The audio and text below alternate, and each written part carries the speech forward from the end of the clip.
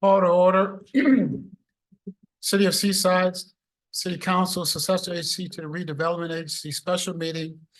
Chambers, council chambers, Wednesday, June 12th, 2024, 5 p.m. Is called to order. Roll call, please. Council Agency Member Miller. Here. Council Agency Member Burks. Here. Council Agency Member Garcia Rosola. Here. Mayor Pro Tem Vice Chair Pacheco. Here. Mayor Chair Oglesby. Here. We have a quorum. Thank you so much. I would ask the city attorney to lead us in the pledge of allegiance, if she would, please. Allegiance to the flag of the United States of America and to the republic for which it stands, one nation, under God, indivisible, with liberty and justice for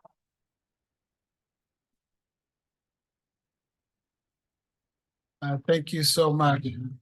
Next, we'll go to item number 4, which is public comments. Members of the public wishing to address the city council on matters underneath the jurisdiction of the city of Seaside, but not on this agenda, may do so for up to 3 minutes. You will also have an opportunity for public comment on those items on the agenda when those items are called. For the benefit of the public, please state your name. Before we get started with that, I'll just have an announcement quickly. I'll make this announcement for the next couple of meetings as it relates to, we're getting back into Zoom. But I won't make it every meeting, but it will stand for every meeting as it relates to conduct. And so just everybody needs to be clear about that. Comments should be respectful and relevant to the agenda items being discussed. Personal attacks on any individual will not be tolerated. Threats, including threats of violence, shall not be tolerated. Derogatory, racial, sexual, ethnic, and similar slurs shall not be tolerated. No person attending a public meeting shall engage in disorderly or boisterous conduct, including but not limited to applause, whistling, stamping of feet, booing, or other loud noises. If a sign, placard, banner, or other similar items disturb, disrupt, or otherwise impedes the orderly conduct of a city council or board or commission or committee meeting, it shall not be permitted. Comment exceeding the time limits may be and will be cut short. And I think the city attorney had a few words in addition to that. Thank you, Mr. Mayor, members of the council, members of the public. Additionally, this applies to Zoom. The city is making Zoom participation as an accommodation and a privilege. And if for any reason the Zoom cuts out, these meetings are here in chambers. We'd encourage any member of the public who's participating on Zoom or on YouTube who wishes to make comments. If there's any technical glitch, please come down to City Hall, and we are not going to be stopping the meetings as a result of a technical glitch on Zoom. And thank you so much. Public comment is open.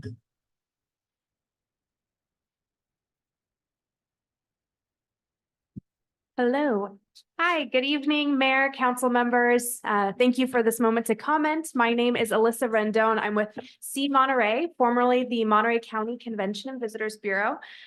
Just here today to provide a little bit of an update. If you weren't aware, 2 years ago, we launched our long-term strategic roadmap plan to help guide us in strengthening economic vitality and quality of life for our residents through what we do, which is sustainable, responsible promotion of our destination. And now it's been a couple years, so we're revisiting this, and we want to give ourselves a little bit of a report card and kind of provide updates to the plan as new opportunities, new challenges have arisen throughout our destination. So in doing this, we're taking a lot of input from our different stakeholders. That includes hospitality businesses, our jurisdiction partners, our residents, and I really encourage everybody here to take our resident sentiment survey. It's been running from May and it'll go through the end of June I'll share again with the city council following this meeting. So please, anything you can do to help spread it throughout to your constituents. And if anybody's watching online, the URL is tinyurl.com/MC survey 24. It's available in English, disponible también en español. And we really encourage everybody to have their say, their voice on towards them across Monterey County. So thank you so much.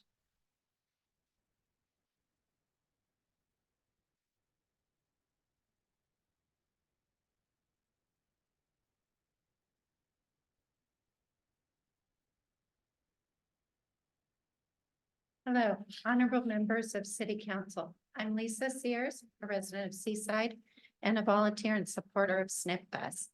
I wish to express my deepest appreciation to the city for their steadfast support and funding of the SNP program. Can I interrupt you? Uh-huh. We're gonna be, I'll do another public comment on the budget in a minute. So if you're talking about support of SNP, then you might want to wait Okay, about 4 or 5 minutes. Public comment remains open on things underneath the jurisdiction of the city Seaside, but not on this agenda.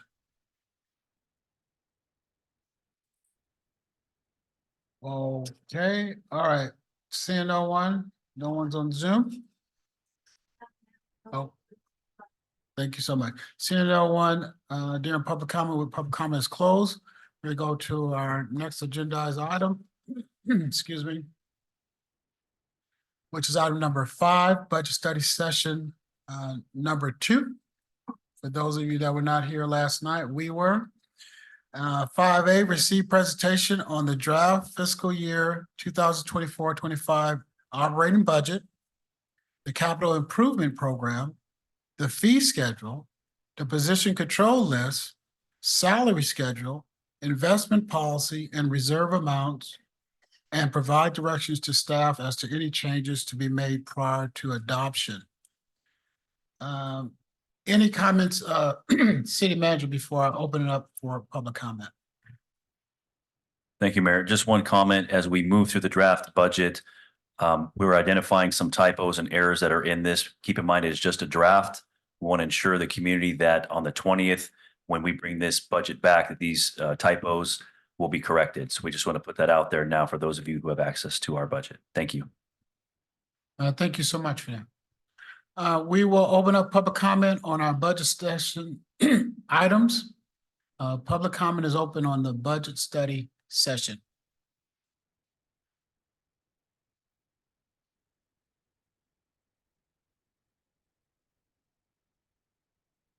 I'm here today to express my deepest appreciation to the city for their steadfast support and funding of the SNP program over the years. Seaside was the first city in Monterey County to step up and see the need and fund clinics in your city. As you are aware, California is facing a critical animal overpopulation problem.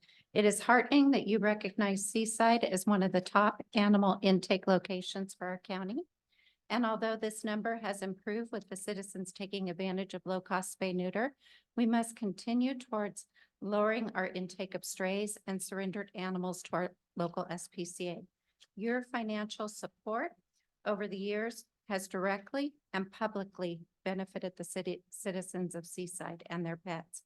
Despite our efforts, the waiting list for Seaside remain consistent and full, especially for large breed dogs such as pit bulls, huskies, and shepherds, breeds which flood our local shelters, and for cats. This underscores the urgent need for accessible and affordable options for pet owners in our community. Not everyone in Seaside is so privileged that they can afford a $500 to $2,000 spay-neuter surgery for their pet at a local vet, and that is where our animal overpopulation problem starts. Today, I humbly request that you fund $24,000 in spay-neuter clinics in the 24-25 fiscal year. It's $4,000 per clinic, and this amount would provide 6 clinics or a clinic every other month for Seaside residents to take advantage of. In conclusion, I reiterate my profound gratitude for your continued support and commitment to the spay-neuter revolution. It has been SNP's privilege to partner with you, serving your communities in need that are underserved. Thank you.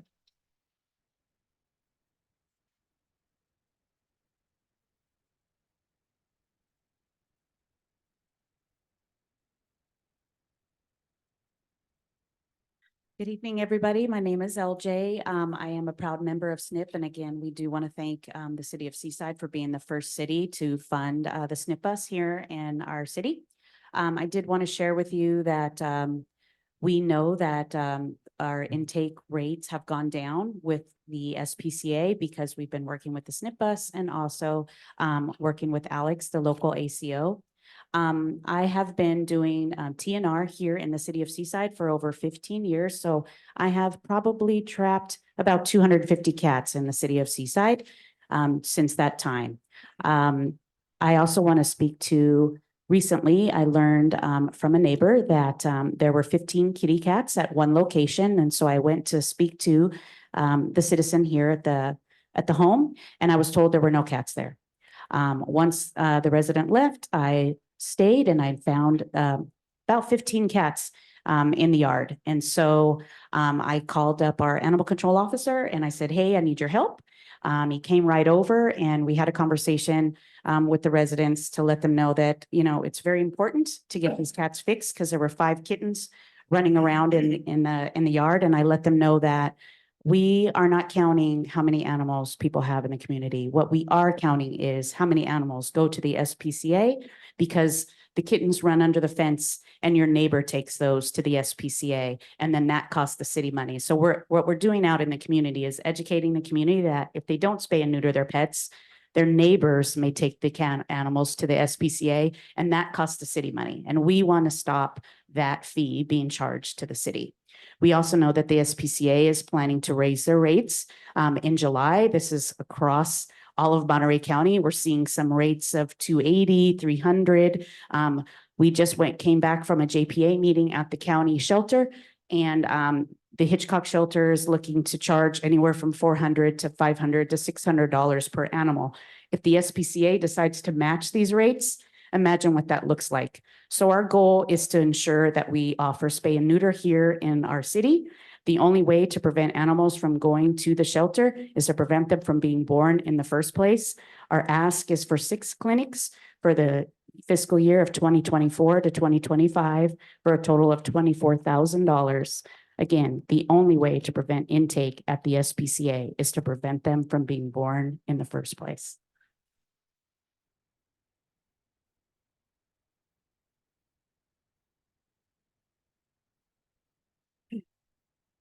Good evening.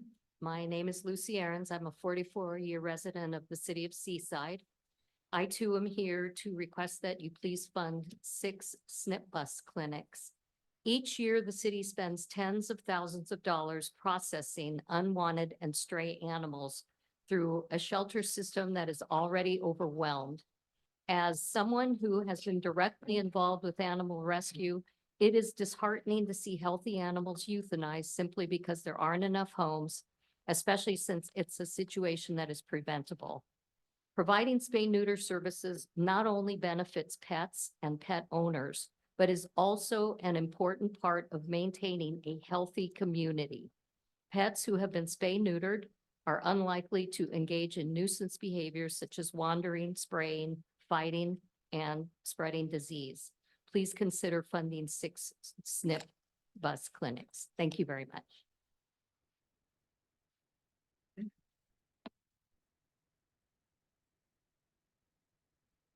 Hi, Linda Cunningham. I'm a member of the Homeless Committee, and I'm here to speak on behalf of our budget. We would like to thank you for the funds that you've provided us in the past.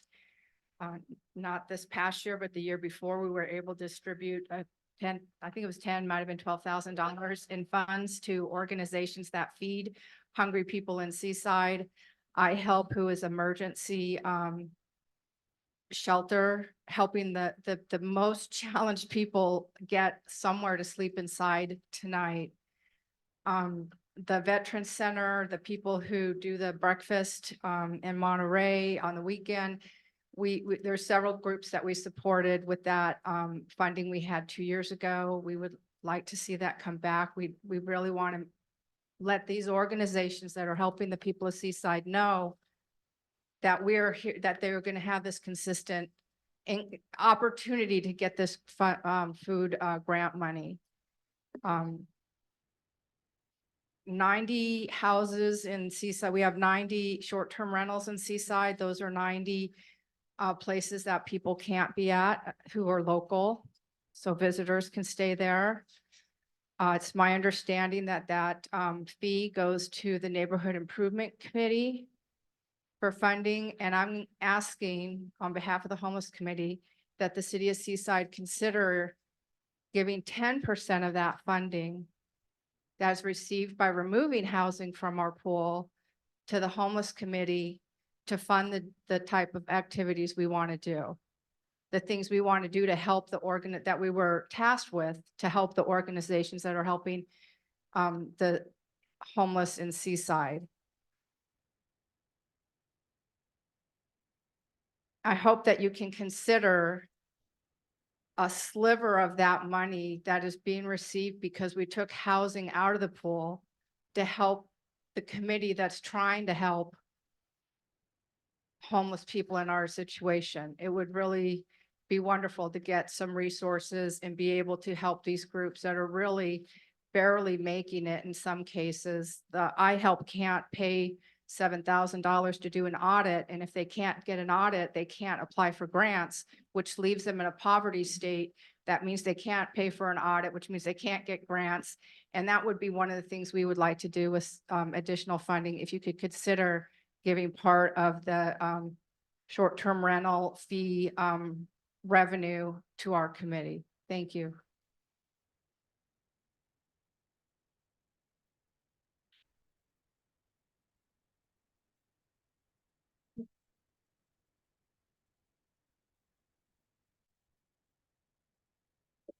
Mayor, City Council.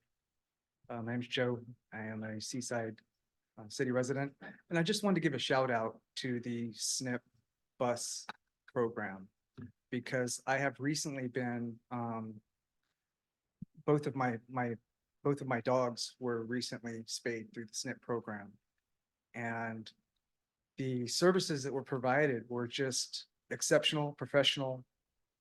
I recall seeing Alex from the Seaside Fire and Police Department down there working with the SNP bus. So the quality and the communication, the teamwork there, as I've heard a couple people before me talking, preventative measures through the SNP bus program, it's very positive for this community. And, like I said, I've personally been a beneficiary of the program. And since in the last month or so since then, I've heard others in the community talking about their experiences with trying to obtain the same services. And I'm hearing numbers over $1,000, $1,400. A friend just went and adopted a dog and went to have the service provided, a neuter service, and was talking something about $1,400. So when I think about people that are retired, people on a fixed income, I think this is a great service to provide, and I'm greatly appreciative of it, and I hope that you continue to support it. Thank you.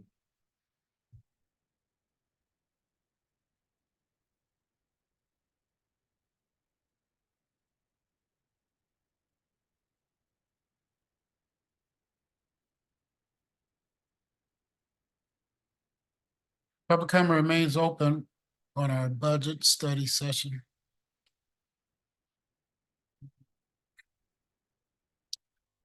Thank you. Seeing no one on Zoom, we will close our public comments. City Manager, I guess we're going to pick up where we left off last night, and so please continue. Thank you, Mayor. I will turn it over to our Acting Finance Director, Jessica Riley. Thank you, Mr. City Manager, Mr. Mayor, members of the council. My name is Jessie Riley. I'm Acting Finance Director, and I'll be walking you through our second study session for our budget development process for fiscal year 24-25. before, the format for today's session is going to include, the final review, of the individual department level, budget summaries. That's going to include the Public Works Department, the Recreation Department, the Fire Department. And then at that time, we may want to take a break or take comment, and then then we'll move right into the capital improvement schedule and the city's fee schedule. Before we get started, I'm going to review some questions that we had about the Neighborhood Improvement Committee. Just give me a moment while I try to get to the correct slide. I'm trying to, what were the questions? Well, I received some questions about how much short-term rental revenue we receive and how it's appropriated to the Neighborhood Improvement Committee, and how it's appropriated to the Affordable Housing Fund. And I also wanted to follow up and clarify a question from Council Member Miller relating to the budget for the NIC in fiscal year 22-23 being 46,000. Right, we'll do that after, Okay, unless they have a direct question now, but I thought we were in the middle of. Huh? Yeah, I thought we were that far. okay. Yeah. Well, Cause I think the council prepared to move forward with the next department. okay. We'll move forward with the next departments, and then I'll come back to the short-term questions about short-term rental revenue at the end of the presentation. Yeah, definitely answered the questions, but, Mhm. okay. Okay, it's just where we need a moment here to make sure we pull up the correct slide.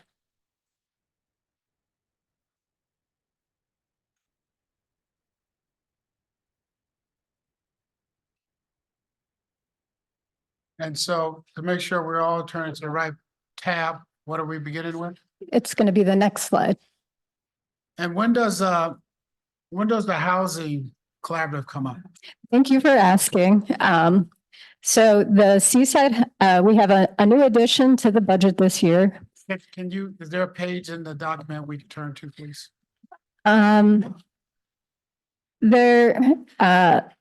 Currently there is, on page 24, Okay. our city's affordable housing funds. One fund is called Fund 297, our Merged Housing Fund. This is the amount we received at the dissolution of the redevelopment agency of the city of Seaside in 2011. And there's one account line item called Housing Nonprofit. And moving forward, we're going to carve out this item into a new fund, Fund 247, that'll be added when the staff brings back a revised budget for consideration for adoption.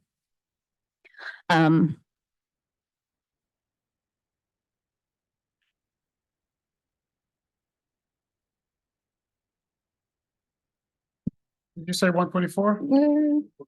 Yeah, I think the budget itself, line item is on 124. I know earlier in the document, it speaks to it. So whichever, It does. hold on a second, Jess. I'm getting the council. Let's get the count. So whatever page you guys want to be on.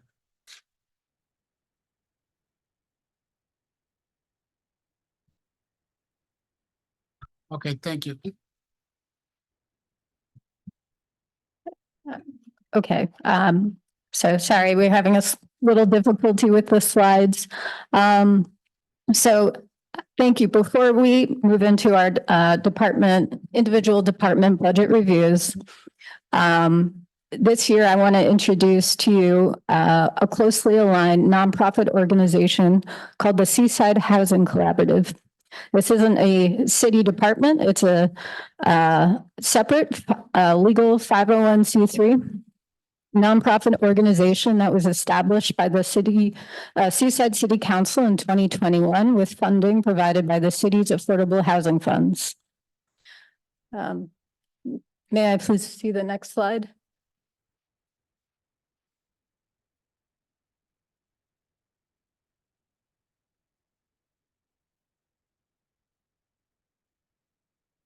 On this slide, you can see a budget summary for this organization.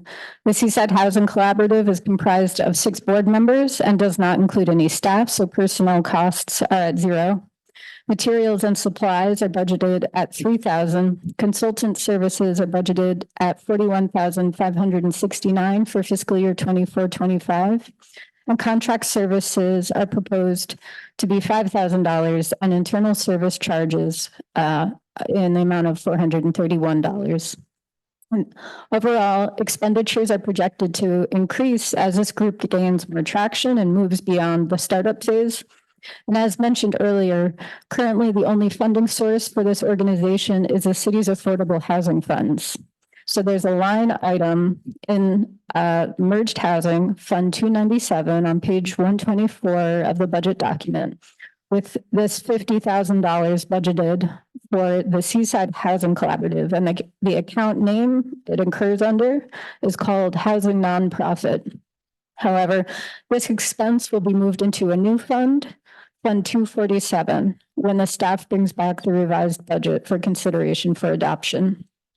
And you'll also see a transfer of all the funds that were spent in Fund 297 for the housing nonprofit in the transfer schedule being transferred to this new fund, Fund 247. And now I would like to introduce Vice Chairman of the Seaside Housing Collaborative Board, Brenda Thomas, who will provide a presentation with more detail about the services the organization performs and the accomplishments that have been achieved and future goals for the organization. Okay, the next slide. Thank you. Can you hear me? Okay. Good evening, Honorable Mayor, council members, residents of Seaside, and the public. Once again, my name is Brenda Thomas, and I'm a proud resident of Seaside and a homeowner. I'm currently the vice chair of the Seaside Housing Collaborative. I'm going to be referring to it as SHC for the rest of my short speech here. SHC is a 501c3 nonprofit established by the City of Seaside Council in 2021. The mission of SHC is to research, develop, and facilitate housing for all for this generation and beyond. The SHC Board of Directors is comprised of 6 members, and meetings are held regularly and are open to the public. More information regarding the organization can be found online at www.seasidehousingcollaborative.org. Our accomplishments for the fiscal year 23-24 are that we continued holding our regular meetings, evaluated potential development or opportunities, and held a strategic retreat. This next fiscal year, 24-25, our goals and budget highlights, we continue meeting and operationalizing. We want to identify and pursue a development opportunity to provide housing to the community, conduct a community forum, and obtain community feedback and expand organizational capacity. I personally think this is a perfect program for this city.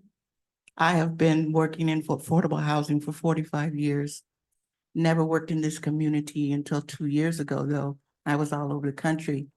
I think Seaside does a wonderful job and hope that this program can continue. Thank you.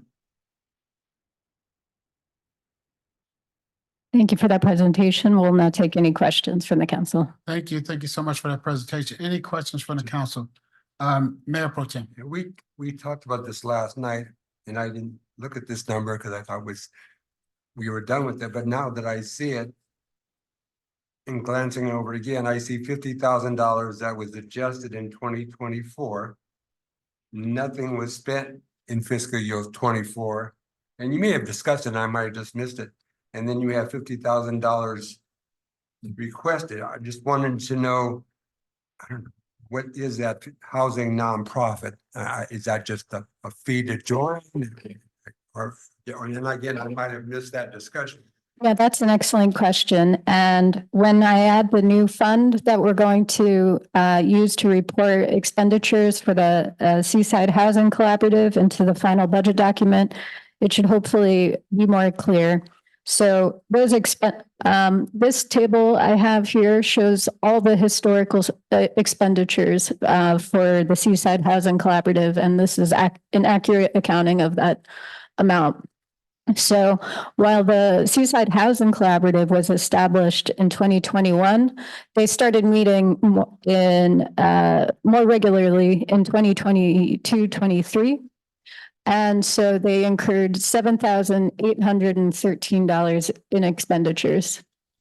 Although I think at that time we budgeted a significant amount more, but the amount they actually spent was $7,813. And broken out in those categories, materials and consultants for, getting the nonprofit organization started. And in fiscal year 23-24, the current fiscal year, as activity increased and the number of meetings increased, expenditures went up to a total, as of, we projected in April of this year to be $16,050. And so the Seaside Housing Collaborative was anticipating continued activity, continued growth to gain more traction. And they proposed a budget of $50,000. This $50,000 amount is the threshold for, I would say, kind of like a threshold between when a 501c3 moves from a startup phase into an independent, functioning nonprofit organization that's self-sustaining. And to mark that transition, there's also a significant federal income tax reporting requirement when they exceed $50,000 in expenditures. One more. Sometimes I think that when you see great presentations such as this, it outlines the information, it makes you ask more questions. Sure. So my only other question, and as you said, this was a startup program. Now you're going into, I guess you're going into second gear, for lack of a better word. I assume you, in the very near future, you're going to be seeking grants and other tools to bring that dollar amount up, and that it said grants and other revenues where it says zero. So I assume you're going to be seeking grants. Is that still that? Yeah, that's the expectation. At the bottom, I'm sorry, I didn't address revenues for the organization. At this startup point, currently the only revenues are essentially grants from the city's affordable housing funds. But the Seaside Housing Collaborative is intending to pursue their own grants, pursue donations, and initiate programs that generate income for the organization. Yeah, that's great. Thank you. Any other questions, Councilman Miller? Yes, sir. Miller? Real quick question, excuse my ignorance on this, but does this have any relevance to half of the short-term rental we receive? I think some of that goes to affordable housing. Is that significant to this group at all?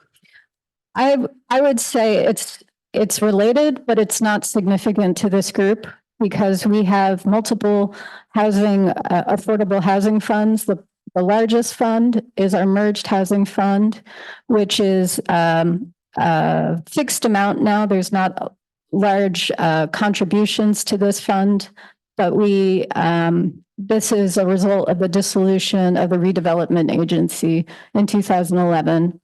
The total funds in that fund are over $6 million. And it's those funds primarily that we would use to support the nonprofit organization. The reason we wouldn't use the Affordable Housing Fund, Fund 246, or give it consideration or significance as far as supporting the housing nonprofit is because that amount, which I'll show on a slide at the end of this presentation, is at a level that almost entirely covers the costs of our housing program. I understand. So if I understand correctly, the 50,000 is not actually coming from our general fund, it's coming from the housing fund. Is that correct? That's correct. Thank you for answering my questions. Councilmember Garcia as well. Thank you for the presentation. I noticed that the consulting fees did increase. And just to piggyback on what Mayor Pro Tem Pacheco mentioned, would the increase in consulting fees be geared towards working on the grants and increasing donations or other types of revenue? Or what would be the role? Our housing program manager, Alexia Rappaport, is here, and she's the liaison as well for the housing nonprofit and children. Thank you. Hi, Alexia Rappaport, Housing Program Manager. And yes, the consulting costs reflect the ambition of the nonprofit and the desire to pursue development. So again, seeking that specialized support in addition to the staff support that's being offered. Perfect. Thank you. Anyone else? Yeah, it's before we move on to something else, I just got a couple comments. Thank you for an excellent presentation and update what's going on. And maybe I'm sure there's some plans to continue to update the council. But it shouldn't be no surprise to the council about this collaborative, seeing though they voted to impanel it.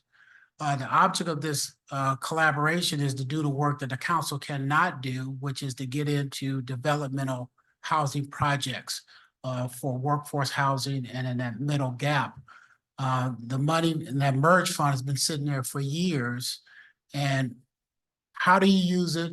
How do you increase it? How do you leverage that to build more workforce units? And I want to be clear, it's not a low-income housing collaborative. That's not the focus. And everybody here should have an understanding with that. But we do need to support this collaborative because they're working on behalf of the council. This is not an independent group. It may work that way one day, but I want to make sure staff is not painting a very rosy picture about, it's standing up on its own, and then all of a sudden the council can step back from its responsibilities, and then this is another so-called nonprofit that just falls or falters. This is for the council to empower and to fund at the levels appropriate so they can go out and leverage some of the land that we have, some of the merged amount of money housing merge fund to get housing built in the city of Seaside. That's what you guys have been saying you've been wanting to do. And that's what we need to be doing. It's not a separate entity. We became a separate entity so we can sign contracts on behalf of the city that cannot do it. So we can spend some of that housing fund money that we cannot do as a council. And so they're working on our behalf. And so that's the frame we should be looking at, is how, to be honest with you, they're asking for a little bit lower, or $50,000, because that's a cutoff line. Because if you go to $50,001, it doubles the paperwork that staff would have to put together, let alone another consultant would have to put that paperwork together for documentation. So we're trying to work with the council on your behalf with the understanding is keeping that money low reduces the overhead until we really make a splash, and it's worth the money to be audited, to have someone do the nonprofit paperwork. It's worth that because we're making a big enough splash as relates to building housing units.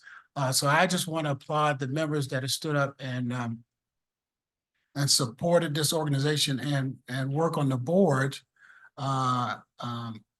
because they have moved the ball forward as it relates to talking about building affordable workforce units in the city of Seaside more than what we have before, because before we always had to wait on a developer and their good graces to do 20% housing repair. And then for the oversight, the city manager and the mayor is appointed to the oversight board because when we first stood it up, that's the way the council wanted it. Right? I wanted the whole council to be the board, but they didn't want to be the board, right? So let's just give some background to it, and then we're gonna move on. If there's a question, I'll take a question. Just a 30-second comment, Yeah, make it- 30-second. I think the mayor is right in the information. I think the count, I can only speak for myself. We are supportive of in general of all this. But when we see donations and grants and other revenue down the road, it assumes that there will be grants to help us facilitate housing. There was no suggestion that the city wasn't going to be the lead agency, but grants and donations makes me hope we'll get other help from other sources to do more, to do better. And that was the reference of the question, not that we weren't going to take a lead role. Okay, thank you. Thank you. Please continue. Thank you very much for your presentation. Okay, and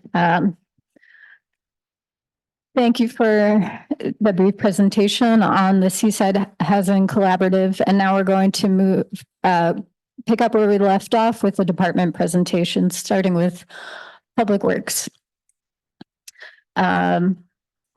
So looking at the top of the next slide, we have the number of full-time employees. The number of employees went down from 47 to 46 in the Public Works Department. Just, can I interrupt you for a second? Sure. Did we want to come back to fire later?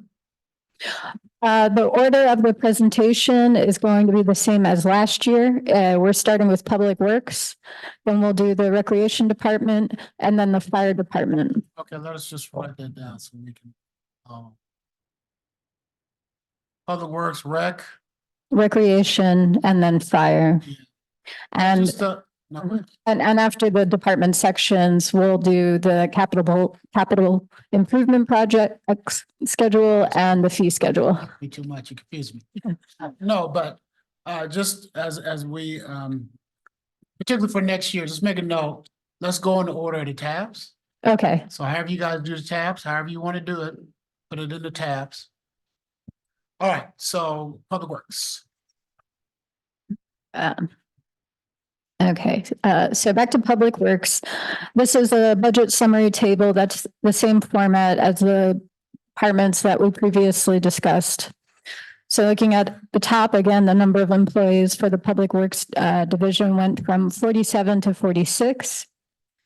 This does include 2 ESCA employees who will in the future budget documents be reported under the city attorney as a managing department.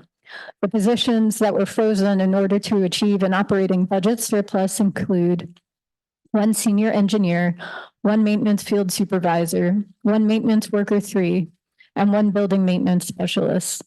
I will point out that the maintenance worker 3 position is assigned to streets operations and was part of the staff's effort to reduce the streets operating costs. Looking at the expenditures, personnel costs were 6.9 million, services and supplies were at 10.8 million. Capital outlay and debt were at 19.2 million, and internal services charges were 1.2 million. The total expenditures were 38.1 million. The increase in personnel costs proposed for fiscal year 24-25 reflects a 4% cost of living adjustment and the city's increased pension costs. The variance in services and supplies include an additional 100,000 for the cost of water for irrigation, $1 million for consultants and subcontracted work budgeted in Fund 332 for a habitat, 1.1 million in subcontracted work. You okay? Budgeted for Fund 336 for a eucalyptus road repairs and 3.5 million for well replacement budgeted in 401 for the Seaside Water Municipal System. The variance in capital outlay and debt is from the 9.5 million budgeted for the Broadway corridor improvements. And I will point out that this project is entirely funded by an ATP grant. 1.5 million for the traffic calming project, and 2.7 million budgeted for the San Pablo Bridge repair, which is another project that utilizes multiple grant funding sources. On the next slide, I'm showing separately the department revenues for Public Works. There is a correction in the budget document for grant revenues. The 1,872,000 grant for the San Pablo Bridge was reported in the Recreation Department, and it's correctly reported in the Public Works Department on this slide. The Public Works Department is funded by fees, fines, and reimbursements in the amount of $2.4 million, special revenue funds in the amount of $16.7 million.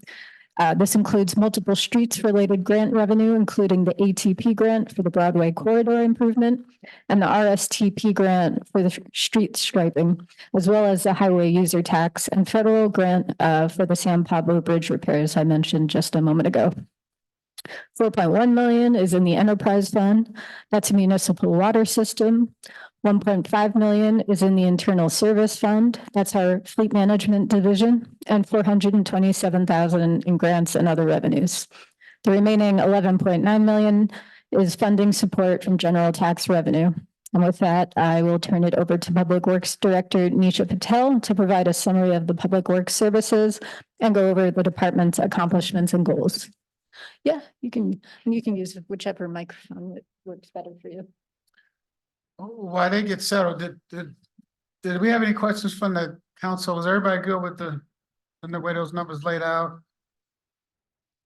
Mr. Mayor, I didn't fully understand this, because wasn't up on the slide. So could we maybe get some clarification? Yeah, is there a slide that better delineates those numbers? I mean, it's in our book. In some of the pages. I think if you're asking about the grant funding sources, revenue sources, there's a better depiction of that in the CIP section of the budget document. Let me get a page number for you.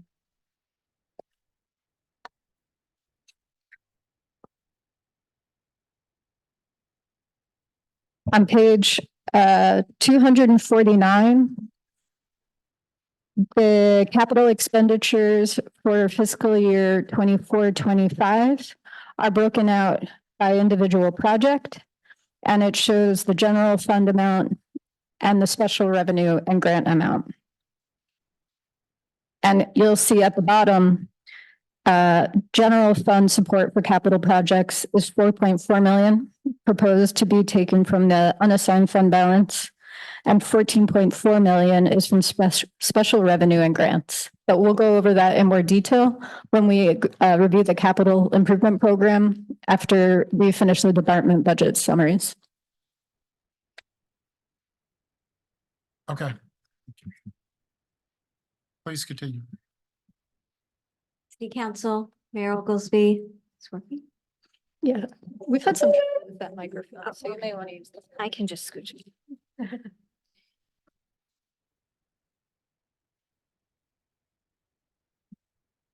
Okay, great, thank you. Okay. Jeez.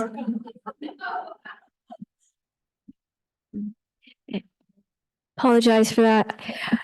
City Council, Mayor Oglesby, Nisha Patel, Public Works Director and City Engineer.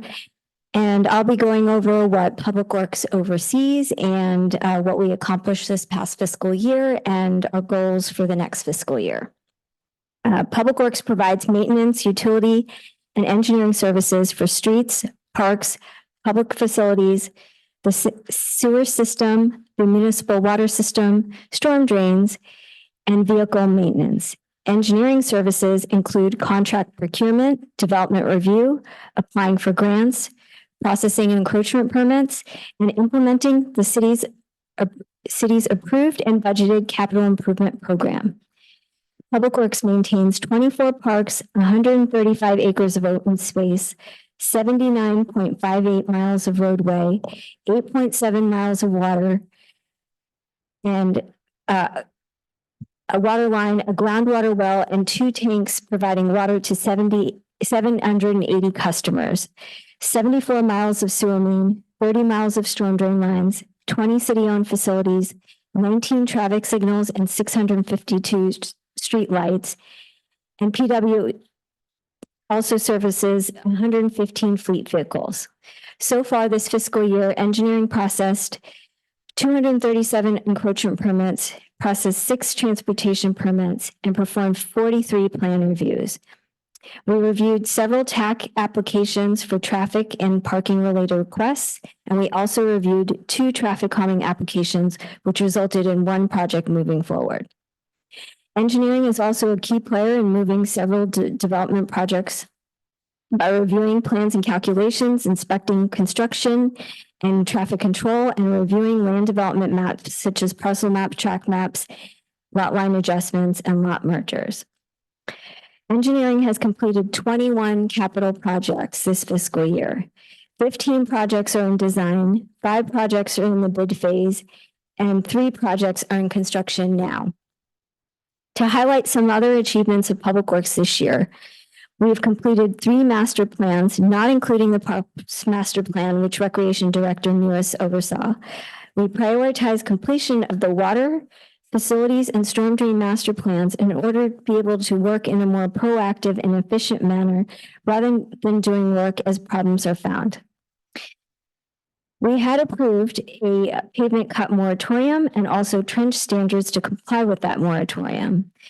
We also had a fog, fats, oils, and grease program developed to ensure regulatory compliance, which we are now executing. In addition, we completed 2 of the 13 Neighborhood Improvement Commission NIC projects and have started the rest of them. As mentioned before, we completed 21 capital improvement projects this fiscal year. The 4 largest, not including the master plans, were the Catino Park Part 2 project, Fernando Park Park project, the Ord Terrace School Crossing project, and the Hotspot Repair project. We plan to complete 32 capital improvement projects this next fiscal year. Some of the more significant projects include the San Pablo Avenue pedestrian bridge, pavement rehabilitation, the 90-inch storm drain outfall repair, the MCWD Intertie project, the Seaside Municipal Backup Well, and the Hilby Avenue storm drain improvement and the Hilby Avenue traffic calming projects. And I'll speak more about these projects during the capital improvement program discussion. Thank you. Thank you so much. Any questions? Sure. Councilmember Garcia Zola, then Mayor Pro Tem. Thank you for that presentation. When we're talking about San Pablo Bridge and we're saying that we have grants, I see on here on the capital, I think it's page 249 with the very small letters. We have accounted here revenue and grants, and I see Fed. Is that a secured grant that we already have? Oh yeah, I was going to speak about that more in detail when we talk about the capital improvement program. It's one of the projects I was going to highlight. But no, we haven't secured the grants. We've applied for 2 grants, an ATP grant for the remaining funding that we need, and also the acting city manager Borges and myself, we requested an earmark through the legislature. And we're waiting to hear back for both of those grants. So we're not planning to move forward with the actual reconstruction until we received a grant. We're not requesting general funds for the construction, other than if there is a match required. If there is a match required for a federal grant, it'll be 11.47%, and I've accounted for that in the CIP detail sheet, which is I think around $467,000. Okay, thank you. Just for my sake, I don't feel very comfortable including these types of grants if we haven't secured them. It just doesn't, it's not responsible for us to be doing that. We need to account for what we currently have and what we're working with. And I do appreciate being optimistic. I really want to be optimistic and say we want those grants, but let's just be very cautious about adding grants that we're not quite sure that we're going to receive, because when we're applying to the feds, they have a lot of applications and the district is very large and they're going to be basing that on shovel-ready projects or what planning is already in place. So we just want to make sure that we're in the best state possible to incorporate that into the budget. That's just my. Okay, we will have the project shovel ready though, because we are going to complete design here very soon. Okay, We have full funding for that and full funding for the demolition. awesome. Thank you. Mayor Pro Tem. And this is on me that I misheard or didn't hear correctly. Based on your numbers earlier, I think it was 48 to 46 positions. If I'm correct. Which positions are those? Yeah, 48 Did you want to? in 23. Okay. 2023 to 46. I know you lost your assistant. I assume that's a civil engineer. And I thought I heard street maintenance, but I'm not sure of that. Can you clarify that for me? And if you can't, that's cool too. Well, maybe no. Well, I'll confirm the positions that are frozen and then I'll turn it back over to the That's cool. Public Works Director Patel to give up more specific numbers about each position. But in order to achieve the operating budget surplus, we froze one senior engineer, one maintenance field supervisor, one maintenance worker 3, and one building maintenance specialist. The maintenance worker 3 is assigned to streets. Then, thank you. I don't think that answers the question. Okay. Now, the question that relates to you, and I didn't pre-warn you, but as you were talking, it helped me out a little bit. I know all the staff crosses over depending on the project. So be it for special events or streets or parks, I know there's a lot of crossover helping one another. But is there numbers, just generally speaking, 12 focusing on parks, 12 focusing on 12 parking on streets, 3 doing building inspection or custodial? Is there numbers of that, like 2, just a generic number if you can, and I apologize for not asking you. Well, for parks, we do try to keep a certain number in each division of the operations and maintenance. Like, so for parks, we try to keep 10 park staff. So then if we need to shift though, then we'll have a reduction in other divisions. So if we reduce park staff, then we take a staff member from streets and then move it over to parks so that we always have 10. So you always have 10 in parks, and how many do you normally have in streets, as you would title it? Well, right now we have 2 in streets, but I don't know if that is what we normally have. I'd have to dig in a little deeper. Only 12 staff over there on the Olympia area? Oh, no, there's other staff for other divisions. There's, what did you say, 43 staff in engineering and, I'm talking about on Olympia where they'll do all the, excuse me? on the area across Seaside near Broadway office over there. And the guys that are in the orange shirts. Yeah. Do you know offhand how many? And if you don't, it's not operations and maintenance? I think it's like 33. Huh? It's 33. And I think it's apologize. 33. Okay, I apologize for not asking you in advance. So I guess this leads to my question, and we briefly talked about this today. You are losing a civil engineer, which I assume that was your assistant. You're doing such a wonderful job with 26, 30 huge projects. And you did a very good job last year and coming this year. And I would also assume that part of that is in the development of the city, directly or indirectly, as far as, I don't know, the main gate or whatever, campus town, you'll have your hands somewhere in there somehow, as well as the Broadway entry. That seems like a significant amount, in losing one staff of a civil engineer is important. Maybe I'm wrong, so maybe correct me how important that role is if we want to move the city forward, if that is the goal as far as development and maintenance.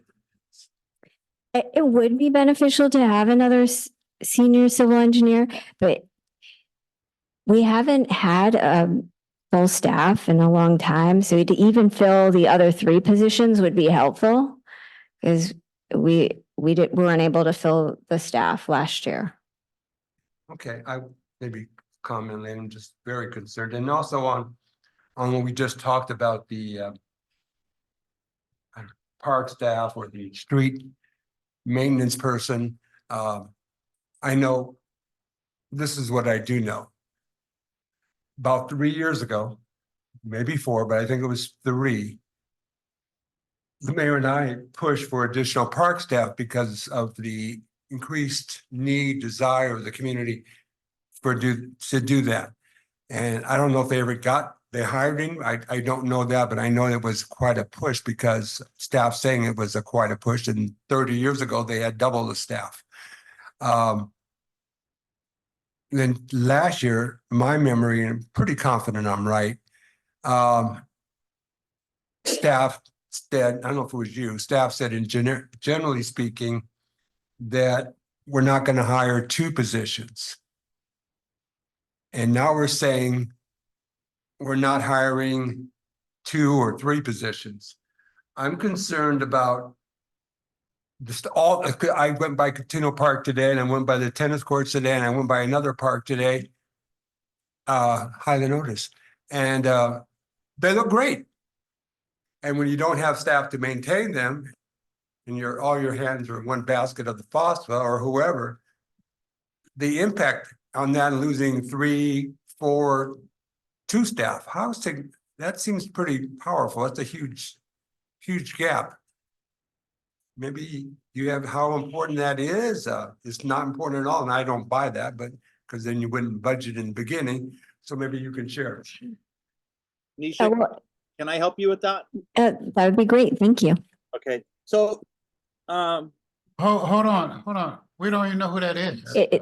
Acting Superintendent Monty Miller, sorry. Okay, let's set it up correctly here. So could you I'm sorry. introduce? Yeah, Acting Superintendent Monty Miller is on the Zoom to participate in this meeting, and so he'll be answering this question. Okay.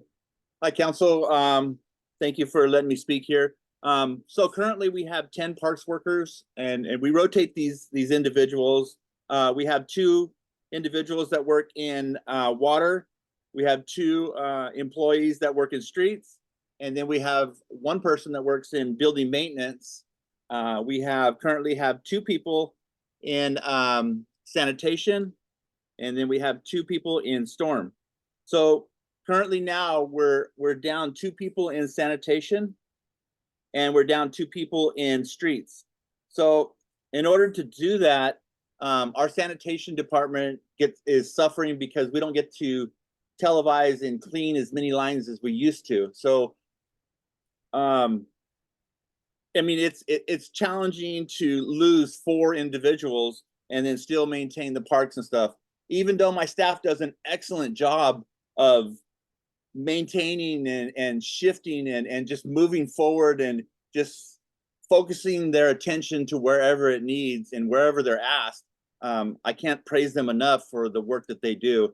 And like Pacheco says, I mean, if you look at all the parks, we have the dead grass down. We have the parks are being mowed. I mean, everything is getting taken care of because of staff is working together and to achieve, to make this city look great. Monty, or you can answer, whoever wants to answer is fine. I realize the impact, but you said something that I don't understand. Sewer, cleaning the pipes. What's the impact if we're not doing it on a regular schedule? So we are cleaning on a regular schedule, but we're not CCTVing on a regular schedule. And those 2 employees, one was a senior maintenance worker that we have a vacancy for, and one of them is a maintenance worker too that runs the CCTV camera. Unfortunately, we run that as needed. If we have a mainline stoppage and we need to do some investigations, then we will run the CCTV. But other than that, it's kind of, until we get additional staff, it's not very common that we use that. Okay, let me try it one more. Okay, that's great. One more way. Okay. The TV, I don't even know what's, now I got it with the CCTV camera is, so I got that. Yeah. How important is it, now you're doing it just as a on need basis? How important is it that we use it more regularly? How's that sound? That sounds awesome. So the CCTV identifies deficiencies in the sewer mains. So if we have a property owner that renews their service lateral and they use a slip liner or a citriform pipe and then they cut it too long, if we don't identify that, what it'll do is it'll start a blockage, and then we have a problem. So it's important for us to CCTV just as it is jetting. So with this cutting positions and being understaffed, we definitely struggle. Thank you. Thank you for your direct answer as well. And then on the same issue, the streets, this council has done a wonderful job in ensuring or doing our very best to maximize street improvements. I think someone said, you're reducing your street staff. Does that impact street improvements? Does that street supervision? Is there a direct correlation? Help me out there, because I know this council has done a lot of pressure to ensure streets are taken care of, or to the best we can. There is. Unfortunately, we reduced our staff in streets, but we can actually pull people out of parks and they can fill in with streets. And then that way we can take care of potholes and the homeless items and painting the red curbs and, all the activities that need to be done. So we're still actively working on it. It takes a lot of coordination to get the same activities taken care of. You're doing, and Amanda, I want to commend you for all your hard work. But bottom line, if you're taking people away from parks to help with streets, then your parks have concerns. Anyway, moving on. I really appreciate your comments on that, though, and the clarity. In the objectives, and we talked about this, and I just want to be clear for the public, it says repairs to 1124 Wheeler Street. That's not repairs to that street, it's repairs to the building or to the house or something, right? I said That's correct, the building. Yeah. Great. And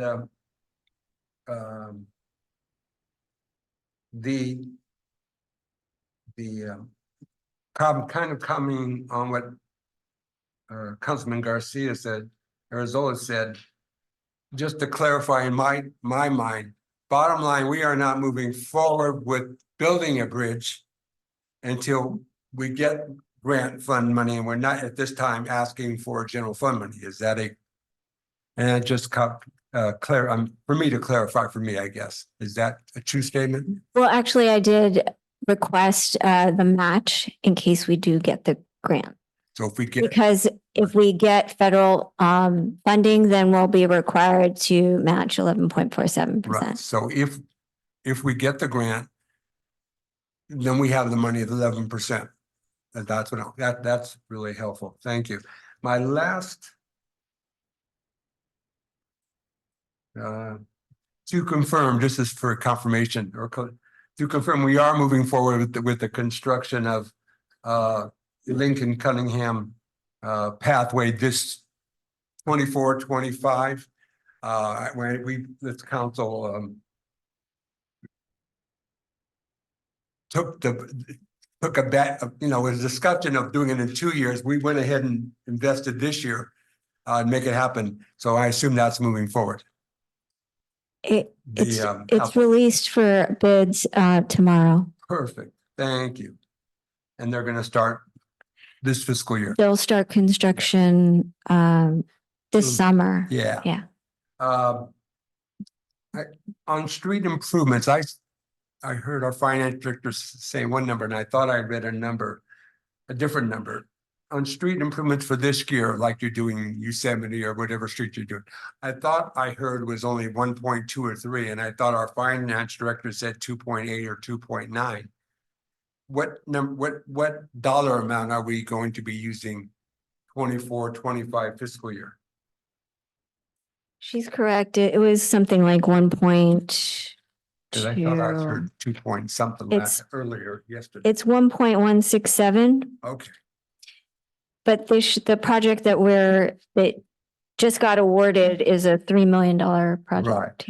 but the dollar amounts that we're investing is 1.16 million For the next project, for the next, the big, which will include hotspots.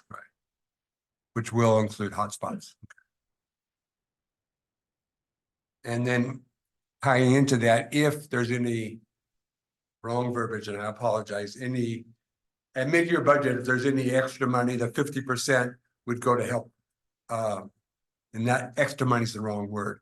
But I hopefully you know what I mean. We'll have 50% rather than 25% to add to that. Is that, if you know what I'm talking, reserve? Yeah, or whatever. the existing fiscal policy allocates 25% of the projected budget surplus at mid-year to streets, hotspot repair. And in this budget, we are proposing a change to that fiscal policy to be 50% and to include street operating And costs. that would help add to the 1.6 if there was. Yes. I think that's it. Thank you so very much. Hopefully I was not too. Anyone else? I think I have a couple questions. I did have a concern, well, to the finance, right? Does it make, is it easier for you or does it make sense? And I guess it makes sense because you did it, right? To put the grant monies in there? You know, because if we don't get it, it's not spent. So I know it zeroes out, but it does look as though, you know, if you don't look at it closely and read possible grants, and it doesn't even say possible grants, it just says grant. And I think Councilman Garcia Arzola said it correctly. You can, if you're not paying attention, you can believe the grant was granted. So, you know, why would we do that? And then I'm thinking about it's a whole bunch of other grants that I know we go for out of recreation, other places. I don't see those in there. So is that a normal thing? I guess that's the basic question. I think it is normal, and I would say it's appropriate when you look at the budget document as a planning and a business guide. And we do have, feel it's very likely that we will receive this grant. And so that's why we put it in, because there's also the fiscal impact on the general fund that we need to plan for in the end that the grant is successful. No, I got the match. Mhm. Right? The match makes sense. You don't want to be able to, you don't want the match to come out of nowhere. But when you say, and you know, you can say what you want, right? But when you add in there that it makes sense to put it in there because we feel certain we're going to get it, then I mean, 9 out of 10, we don't get grants, right? So, but if for a planning document, you think it makes sense, then I support that 100%.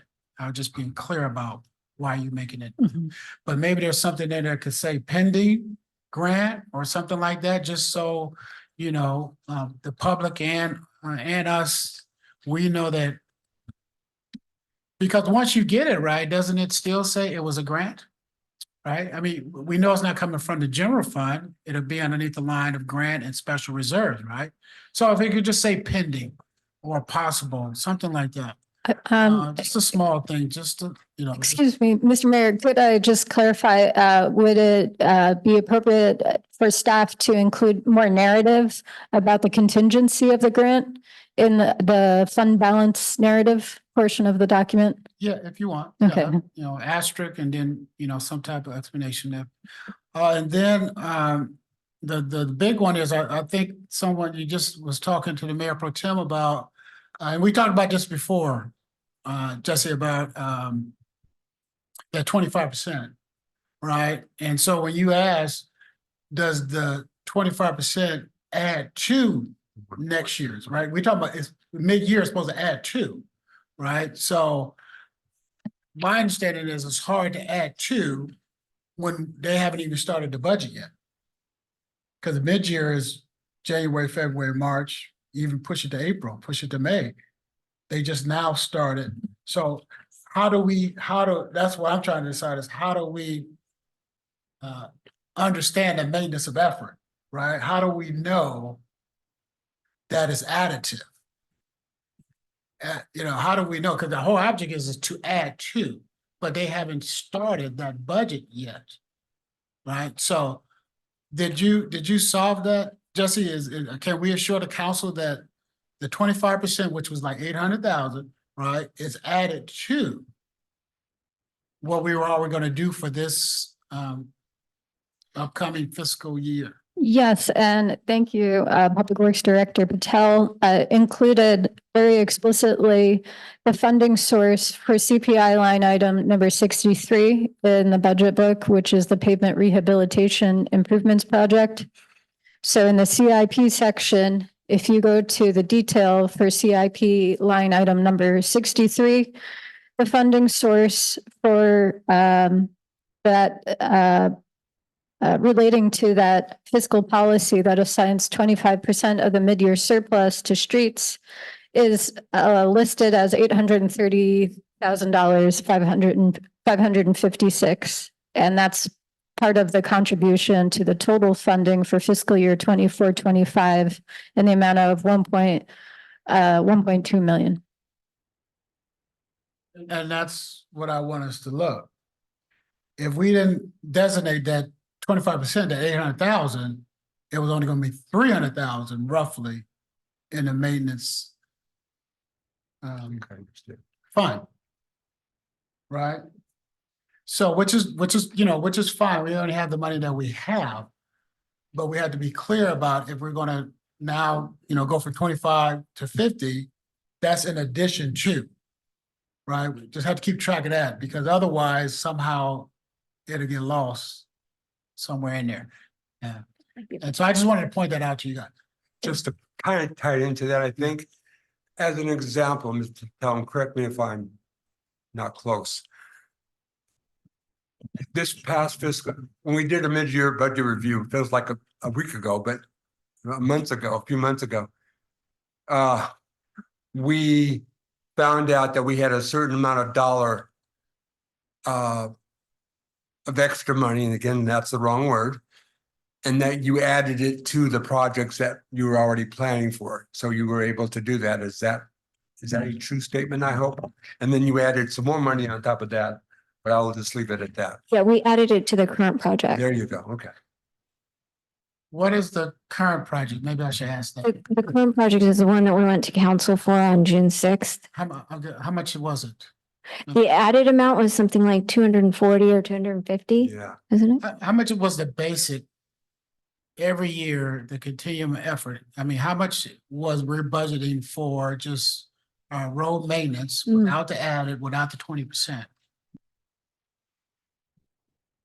Well, assuming we have the Measure X, we were trying to spend $1 million a year without the 25% at mid-year surplus or now 50% mid-year surplus. Don't count the 50%. Yeah, right. $1 million plus 800,000. That's if we had the Measure X available. Measure X is going away. No, I know Measure X is going away, but I thought we had it this year.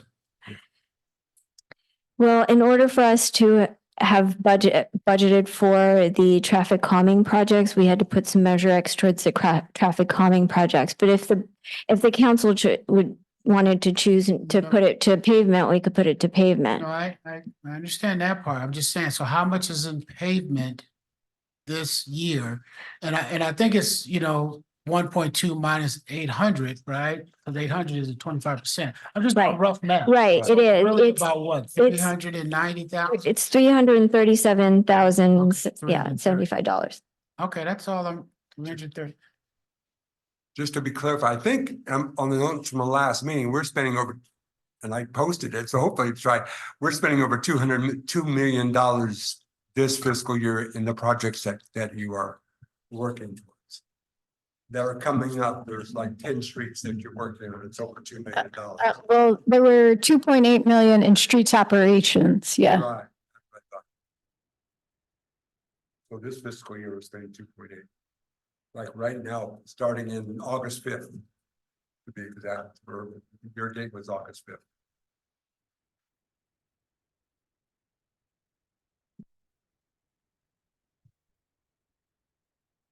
You answered my question, so please continue. All right. Are there any other questions for the Public Works Department? Is that all? Okay, thank you.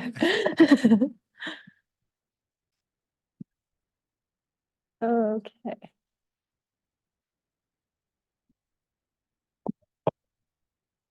Thank you. On the next slide, we're going to go over the Recreation Department budget summary. So starting with the budget summary, authorized positions for the fiscal year 2024-25. Personal services are budgeted at 3.9 million. Services and supplies are budgeted at 1.2 million. Capital outlay and debt are budgeted at 44,000, and internal service charges are at 850,000. Total expenditures for the Recreation Department are $6.1 million. Of that amount, 413,000 is from fees, fines, and reimbursements. 342,000 is from special revenue, with 318,000 coming from the state of California grant for the Recreation Trails Program, leaving 5.3 million of expenditures from general tax revenues. Overall, the department expenditures are relatively flat, with the increase in personnel costs that are normally from the cost of living adjustment and the pension cost increases offset by a reduction in overhead costs. Now I will turn the presentation over to Recreation Director Dan Mewis to discuss the Recreation Department services, accomplishments, and goals. Good evening, Honorable Mayor, members of City Council. I'm Dan Mewis, the Recreation Director. Before I get started, I just want to read two definitions of recreation as it kind of relates to my presentation. Merriam-Webster defines recreation as refreshment of strength and spirits after work. And Wikipedia defines recreation as an activity of leisure, and the need to do something for recreation is an essential element of the human biology and psychology. I say that as because I feel that the Recreation Department for the City of Seaside is a vital department. We provide essential assets that connect people to place, self, and others. We have 10 program areas that provide traditional recreation programs from toddlers to individuals that are in their 90s. We have 12 full-time employees and 120 part-time employees that fit the need of the community as a whole. The department is responsible for the management of 4 major recreation facilities, the Oldemeyer Center, Soper Community Center, and Catino Park, as well as the Petula Swim Center. During the last fiscal year, we implemented multiple new programs. We started our PAL soccer program. We have a drop-in pickleball program at the Oldemeyer Center. We started the HEM after-school program at the HEM Plaza, which provides care and a structured environment for those individuals that cannot attend a school after-school program or one of ours. And the department also provides valuable life skills through swim lessons, CPR classes, and other areas. The department is highly collaborative with every department within the city in one way or another, as well as the multiple nonprofits throughout the community, Blank A Arts, MPUSD, Action Council Building Healthy Community, just to name a few. We are the go-to when it comes to outside special events coming into the city. For example, Exotics on Broadway, we work collaboratively with them, and that event alone brings 30,000+ people to our downtown, which does provide an economic jolt to the community.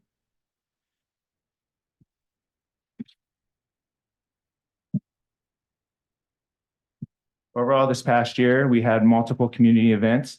We celebrated the 3rd Oaxaca by the Sea annual parent university. We started our first Grandparents' Day. And we even hosted a fentanyl awareness symposium. The Art and History Commission assisted in 2 art-focused projects, the Utility Box Project, and they're currently working on the Catino Park skate mural. The Recreation Department assisted with distributing 140 trees for free to the community, and as well as reinstating the farmers market. The Recreation Department also was instrumental in completing the Parks and Recreation Master Plan, which hasn't been done since 2005. The department also was important in obtaining 3 grants. 1 grant from TAMSI, which included installing bike repair stations at multiple city facilities. We received a grant from Chevron for $10,000 for STEM supplies and to increase our STEM program. And most importantly, we got a $1.6 million grant through California State Parks for the Laguna Grande Trail project. For 2025, we hope to expand our current programs and community services by adding multiple new programs. The department will focus on the following strategic priorities and continue to work towards becoming a Blue Zones Project certified community. And I just got word today that we have met our built environment goal through Blue Zones Project. So we are ever so close to getting that certification. We will continue to work on our marquee project through the Blue Zones Project, which is the trail corridor with Manzanita Stewart, Lincoln Cunningham, and Havana Solis Parks. And we will continue to work with the community to identify the needs of our youth and teens. And finally, we will work in conjunction with the Chevron Foundation for the implementation of our Fab Lab. That concludes my presentation. I'd be happy to answer any questions. Any questions? Councilmember Garcia Zola. Thank you for that presentation, Director Mewis. On page 189, item 0001, there is no requested salary for the for athletic services. Is there a reason why? Yes, that position was formerly in that program area. However, the individual that is currently filling that role has been moved to program area 9100, which is, or I'm sorry, 9200, which is community service or community center. Thank you.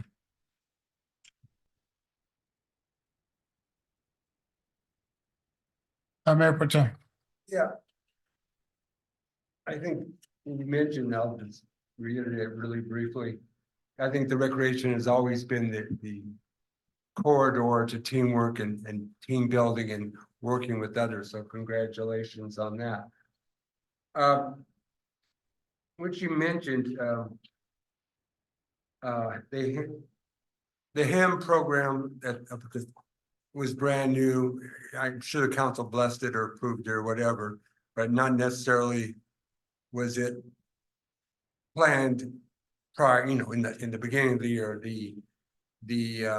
I'm trying to think of it, the pickleball court, not court, but the pickleball indoor facility was an added attraction during the year, not necessarily part of the budget process, but based on the need, you chose to do that. I think there's the phrase that there's countless programs that you have had, not countless, 10, 12, 15 programs, I don't need a number, that you've added to the based on the need of the residents or based on council action or based on other things as such. That is correct. When we put together our biannually activity guide with the plan that we would like to provide the community throughout the year. However, things come up. We try to be innovative. We meet the needs of the community. And if we see that need, we want to try and fit it in as best we can. The pickleball is a prime example of that, and the HEM program as well. And then this is my concern. I had it and I got rid of it, but there's the council's budget has been dramatically reduced, which is fine because it's insignificant dollar. There's only 2 or 3. The city manager's budget's been reduced by a little bit. The human services has been reduced by significant dollars. First, mostly related to staffing. The recreation budget, use an example, is minus 1% based on what I see. But yet, based on comments made earlier, for the other departments, there was a inflation cost things of about 4%. You know, so it should be at the minimum. So it's really took a hit of 5%. If you look at based on inflation cost at 4%, you're at -1. So to me, that's minus 5% based on common sense or based on the numbers laid out by the finance director and based on the -1. What? And I'll go with that one. What's the impact that I'm concerned, not concerned, I am concerned that it impacts the cost of materials and supplies, the amount of them. I'm concerned about the quality of staff we hire. I'm concerned about the number of staff supervising the number of kids. I'm concerned about all those things of the quality that we once had with the cost of a trophy that is gone from $6, I'm making up a number. With inflation, it's going to be $7 next year, as an example. What's the impact? I mean, I think you're taking a minimum of 5% cut based on this. You're absolutely right. The inflation has been, it has been challenging for the department. A lot of our supplies that we do get have the costs have gone up. So we do have to be mindful of the supplies that we need to get that we used to be able to get a variety of. Now we may not be able to get as many dodgeballs or not get as many, new pickleballs, if you will. But we are creative and we can make do with what we have. That's, the nature of recreation. It is being adaptable. And I feel that the department has done a lot with what we have, and we will continue to provide excellent services to the community with what our budget entails. Just make another point. You also took on stars on Seaside River title if you want, as well as the Lincoln Cunningham process as well. Concerns to me is always number of quality staff versus kids. Are we reducing sometimes in the school district when the budget gets cut? And I hate to use you as an example, you increase the number of students, which negatively impacts the quality of learning. Is that a fair? I'm concerned about that. Does that make sense for you? Like when she has to have in summer school 29 or 39 kids in her class, when there's only supposed to be 30, the chances of the teacher being as effective is lower, I would assume. I agree with that 100%. In my original proposal, I did request that I promote 3 of my part-time employees that are kind of my shining stars and make them full-time to provide more stability within the department. Unfortunately, that was one of the first things that had to go. And we will make do with what we have and continue to provide excellent, services with the staff we have at a part-time level. I appreciate it. I'm going to ask it one more way. Will your existing staff, based on this budget, create concerns for safety of children, adults, or seniors? We have seniors that have falls and trips, and they need supervision as well, be it on field trips or whatever it be. I don't necessarily think it will contribute to the lack of safety. What it will contribute is that it will be challenging to fill some roles due to the amount of call outs that we do get with part-time employees and the ability to provide more consistency. We have enough staff where we have to pull from one program area to another, and the consistency that from those that generally work in camps, maybe we got to pull somebody from the kitchen to go work in camps who maybe not have the experience working with children, right? So, or vice versa. we have a little flexibility there, but the consistency is not. So is this a fair statement? Let's phrase it this way. Does consistency relate to quality? Yes. Because I think that's, if I don't know how to cook and you need me in the kitchen, we're in trouble. And the same thing, if you steal someone from the kitchen to help with the recreation program with preschool, there's a concern that may impact other programs if you go down the hill. My other question, and I'm not sure if this is the right time, is this the time, and they're not notes, but is this the time for commission questions? I assume not, as far as the commissions. The next slides will have the three commissions that are managed by the Recreation Department when you're finished with your questions. That's my last questions. Thank you. As Councilmember Miller? Yeah, I just have one brief question. On page 186, you have listed out the events that we have throughout the year, all great events. And our dog park has events as well throughout the year. I don't see them listed. Does the city contribute to anything at the dog park?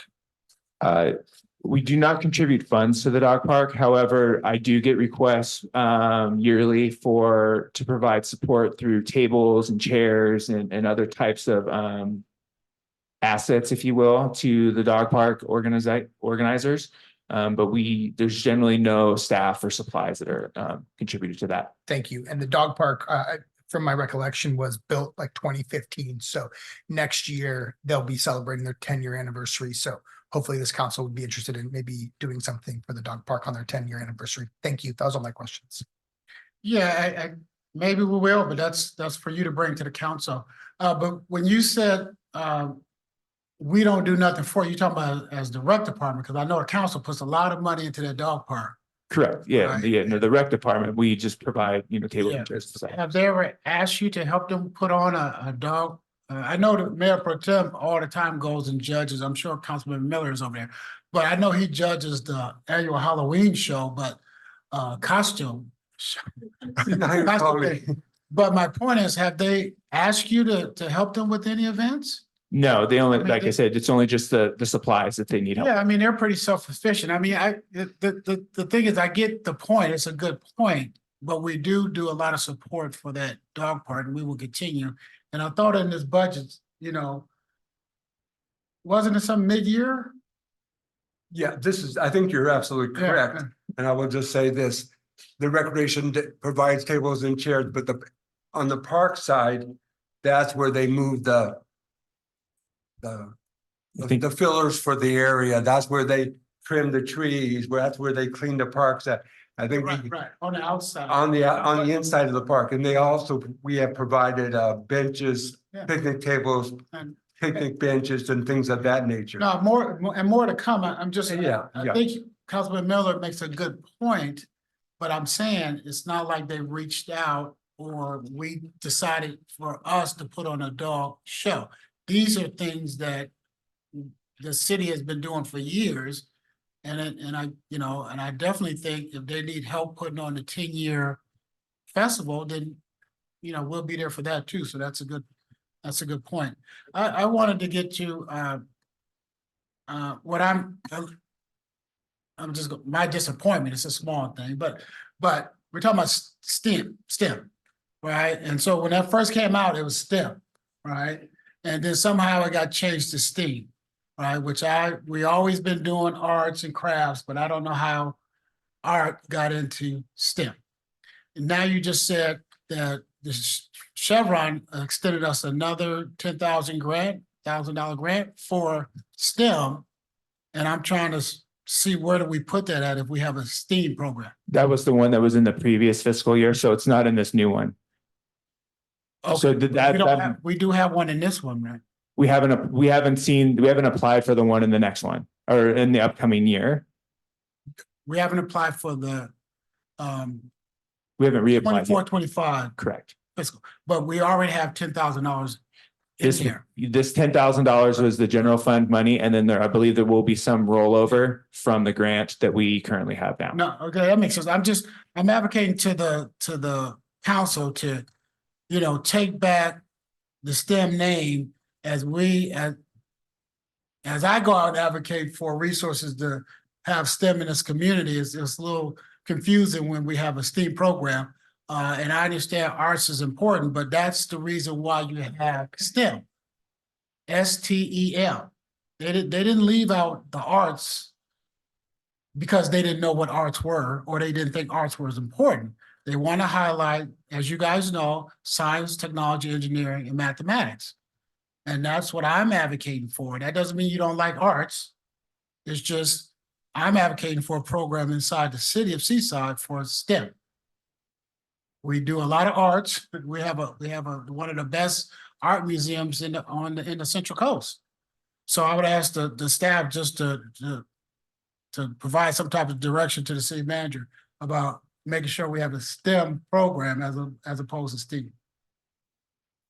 I mentioned that a while before, but it seems as though it wasn't able to get done. So I need to be a little clear about it now at the dais. That's all I had. I told you it was a small thing. Excellent presentation. There's no questions and we will please continue.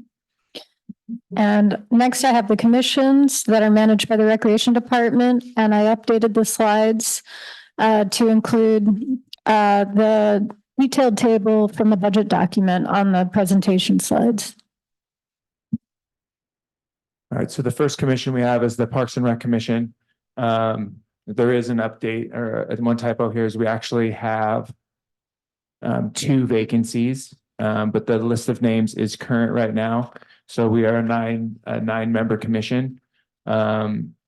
We have the commission has been working very diligently over the past year.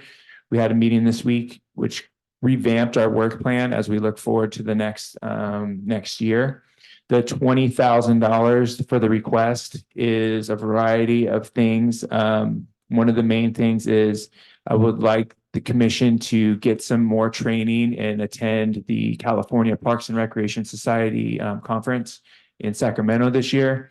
They're highlighting, there's going to be an advocacy section which highlights on commissions itself, and there'll be more focus for them. I think that would be a good opportunity for our commissioners to attend if able to. In addition, there is some funds in there to continue the tree program, which is actually dedicated within the Parks and Recreation Commission budget, with the caveat that it may not happen, come back through the NIC, which it has in the past 2 years. Just want to make sure that there is some funds there for that because it has been pretty successful, as well as one of their work plan goals was to improve the volleyball court is the last piece at Highland Otis Park, which does need some sand and a barrier. And that would really kind of just hone in that one park. And that has been a focus of the commission. Any questions? Mayor Pro Tem. Yeah, I have some. What I see, and this is just me, obviously, is you're saying you're short, I'm saying you're short 5% from your budget. You're saying that programs can be more challenging because you may have to take a person from the kitchen or from the pool to help out with the program. You're saying that there are going to be some more increasing challenges in program services because of the budget things and consistencies you're using.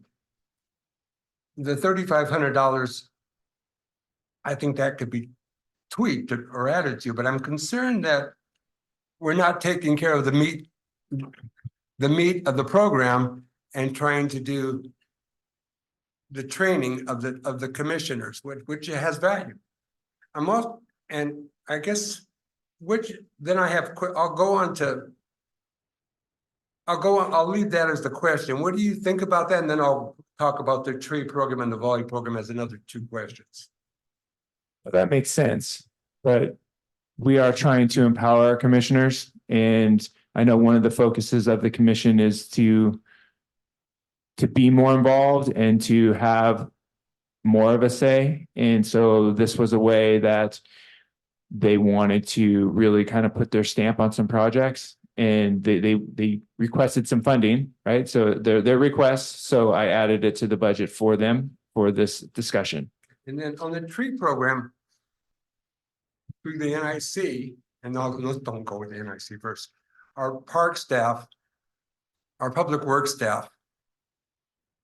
They have a vision of the. Plants, the trees, the bushes, the whatever. FOSFA has their vision of adding more. Natural. Trees, plants, bushes and flowers and whatever they pick. Then who else is there? The NIC gets trees from their 50%, they've allocated trees.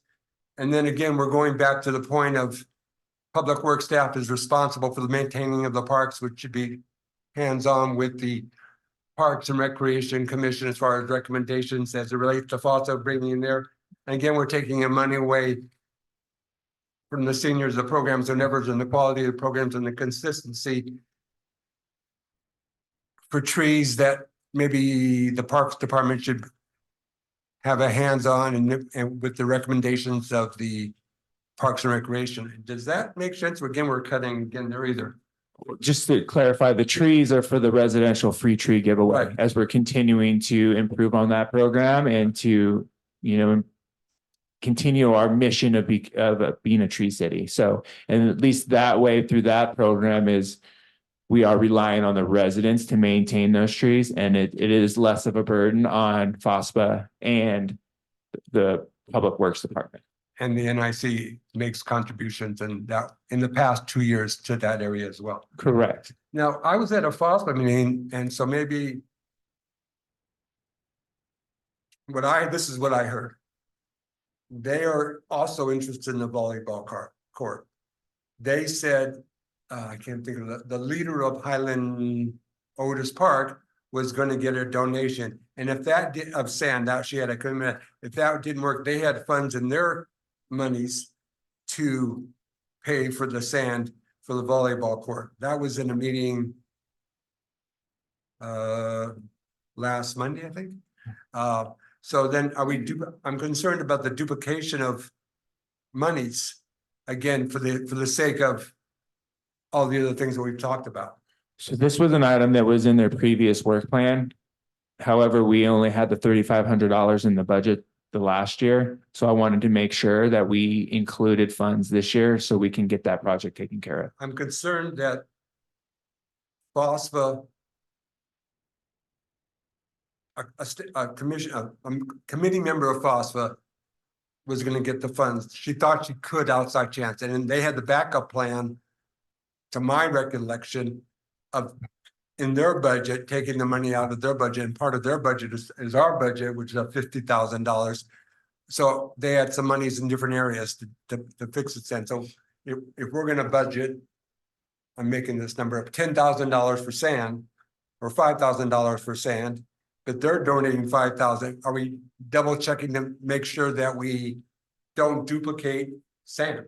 I'm not saying duplicating sand is not bad, but I mean, why spend money that if somebody else is already taking care of it, I guess.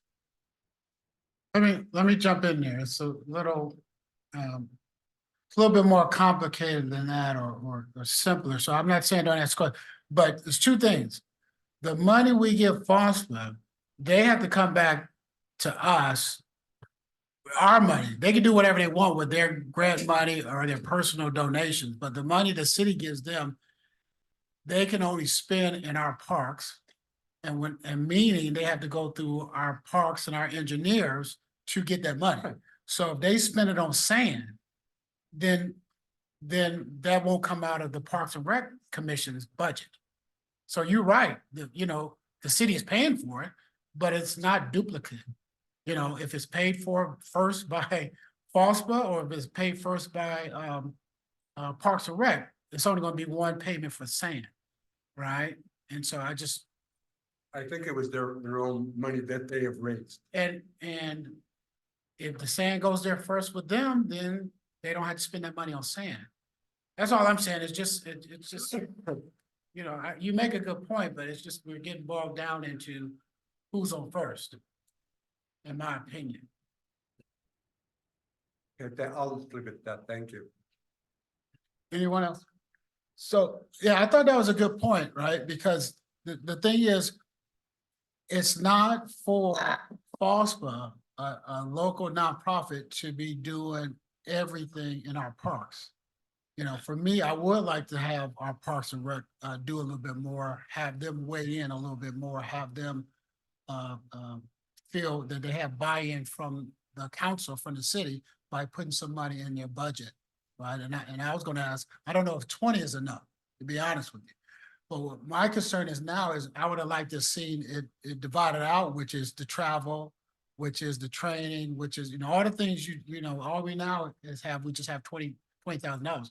And especially, maybe it's somewhere else, right? Maybe it's just not on this slide, but dividing out how much you think you want to spend on the trees so the community can see what they're thinking about doing. You know, I agree in a sense with where the Mayor Pro Tem was going is how do we get you and Recreation more help? But we're talking now about Parks and Rec, so any other questions or comments?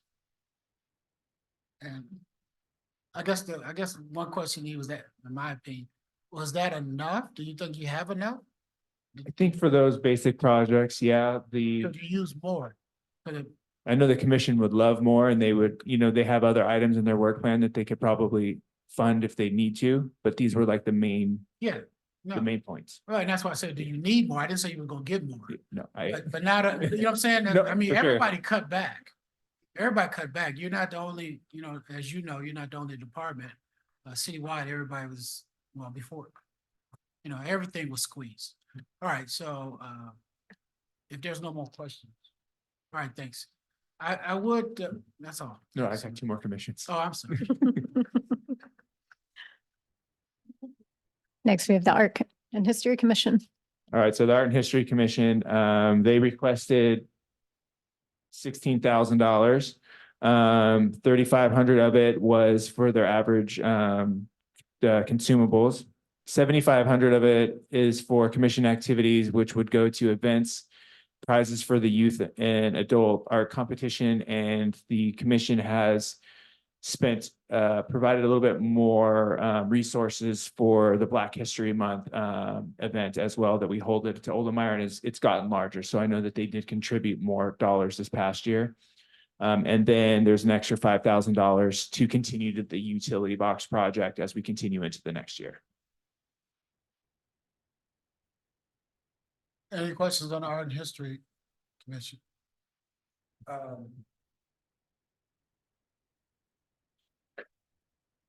Just generically, it's the same question. I forget how much, that's about a $13,000 increase from last year. 12.5, I guess it is. And then we're on the other end of your recreation staff, your senior program, so you're losing significant dollars, minus, like I said, 5%. Personally, I can see some increase, but to that level of increase, I mean, it's hard to manage. Hard to do more with less, and you've done that for the numerous years, and now don't you find you're doing more with less and but just stretching it out more over the top, not over the top, but over consideration? Or is there a balance in dollars that we could make it happen? I guess that's not your decision. I will say though, this past year with the Art and History Commission, there was, I don't want to say significant, but there was roughly probably $7,500 that was subsidized out of the Recreation Department's budget for these types of activities.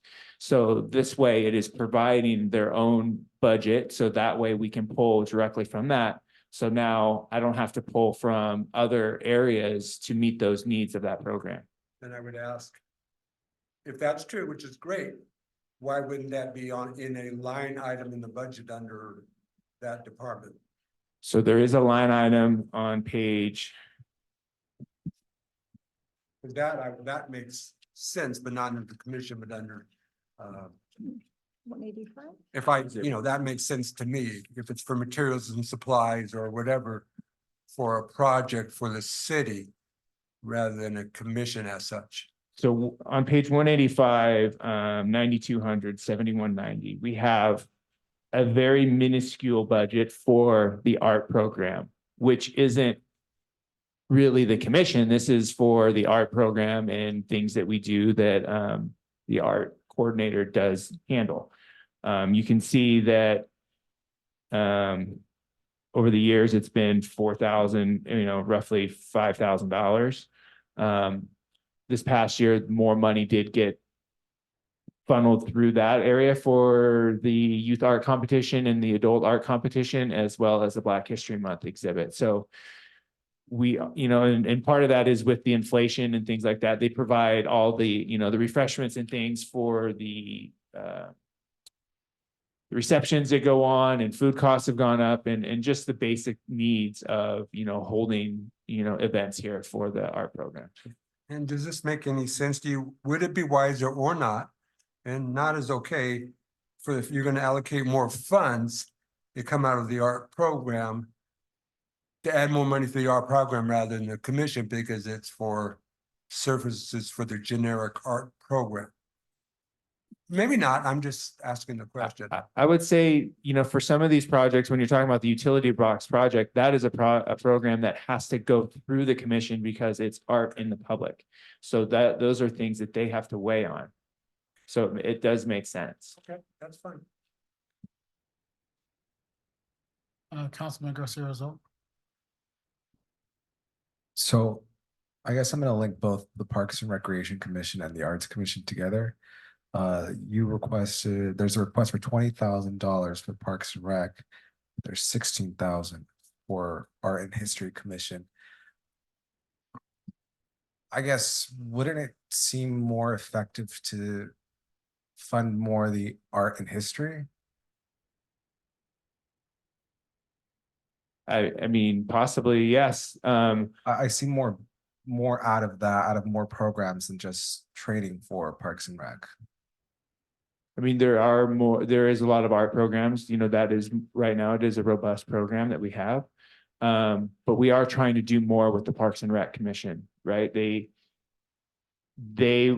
have this passion to continue to do more. And yes, the training is I would say it's probably a quarter of that budget.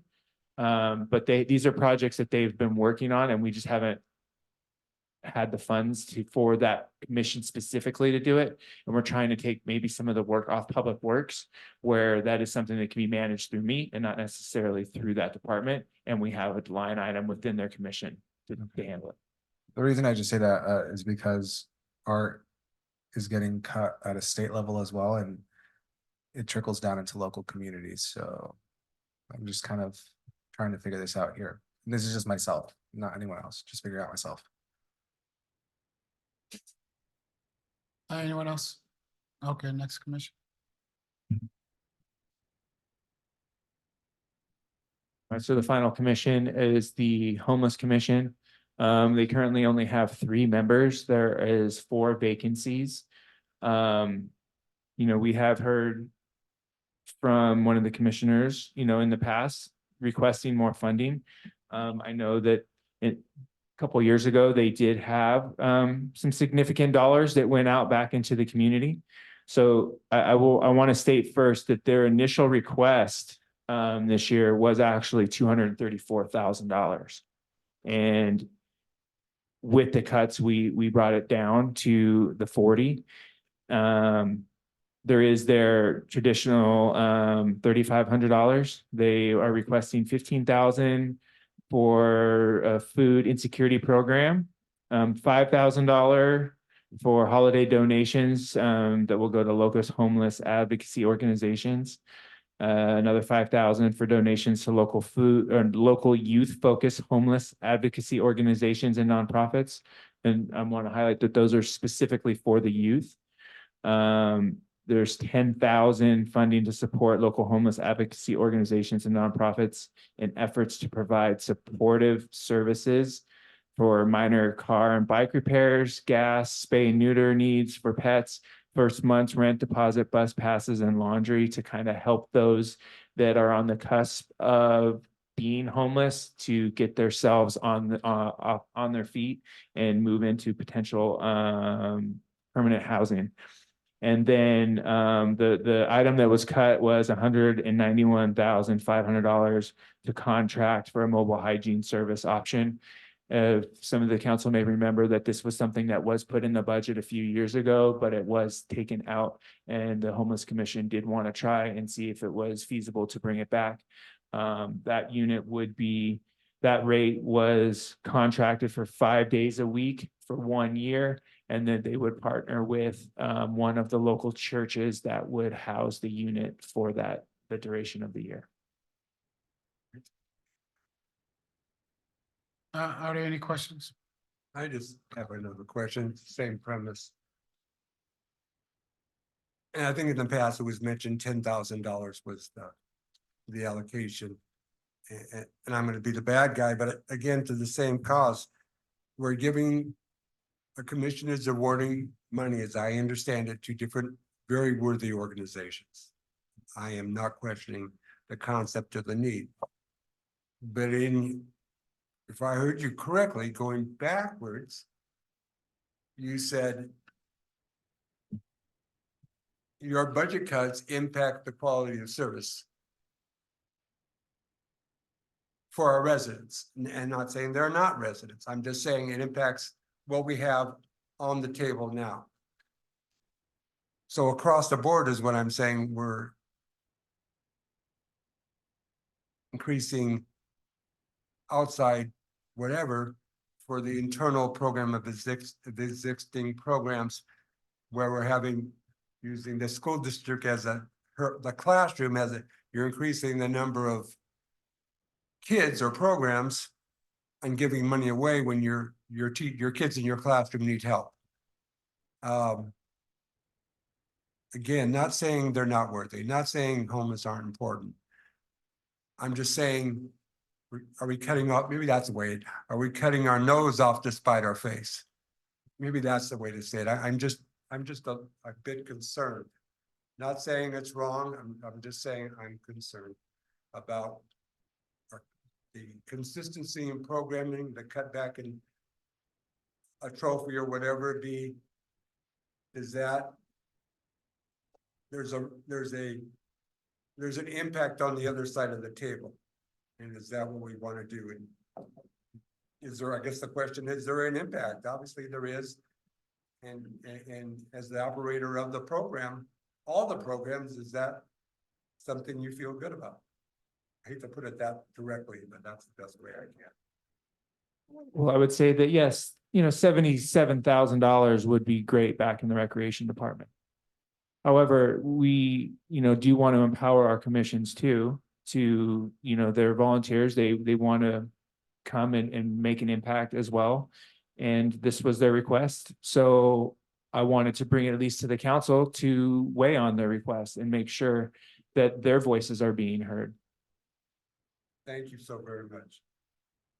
Anyone else? I thought I just heard you say something. I was see if I can understand it. You just said $77,000 or 72? What? 77? Well, whatever number you just said it. Yeah, I'm in recreation, not math. No, whatever number you said. I'm not saying whether it's right or wrong. I'm just saying the number you used was, I think, 77. Right. And you said you wish you would have it back in the recreation. I said it would help. If all of it went back in recreation, went to recreation. Yes. Okay, that's the confusion part, right? That money doesn't belong.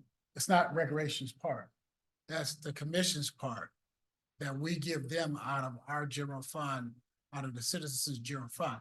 They may be, and I'm not saying you say this, I'm just being clear, right? They may be in different departments, but they advise us, right? So the money we give them is for them to do the work, to advise us and whatever work they do in the community. So any money we save there doesn't go back to if we save money in the Commission for Community Safety and Advisory Commission, that doesn't go back to the police department, right? So it's just, some citizens may have misunderstood what you said. Any savings don't go back to the department. And so when you said it like that, and then the next thing, you mentioned about, this may go back to the parks, but you said, when we were talking about the tree program and every year I get, and me and the city clerk has to fill out a form about Tree City USA, about what we're doing. And so when you talked about the trees that we give away, which I think is a good program to citizens, no, we don't have to worry about the maintenance because those trees to citizens go in their yard, right? So it costs us a little bit of money, but that's something we want to do to plant more trees. Getting to this commission here, you said that they wanted to use some money for, it was one of the things you said they were going to use about $10,000 for. I can remember.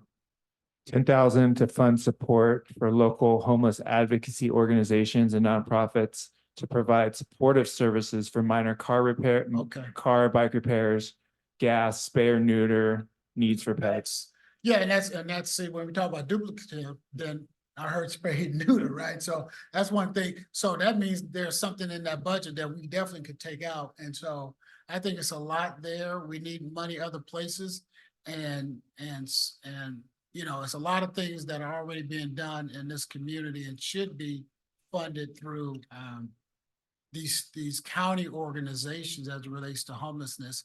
Because I like I said from the beginning, I don't support the taxpayers paying twice. And the dollars that they get from the federal government and they get from the state government stops at the county level. So some things we could do in support of helping people that are homeless or not homeless, but helping people that don't have proper shelter. That's what I call it, right? And try to be more dignified for them. They don't have proper shelter.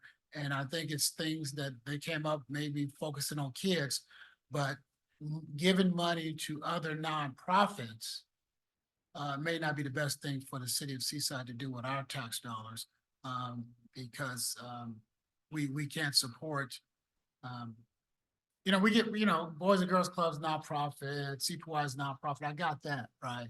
But it's just, what is the right value and where does it go?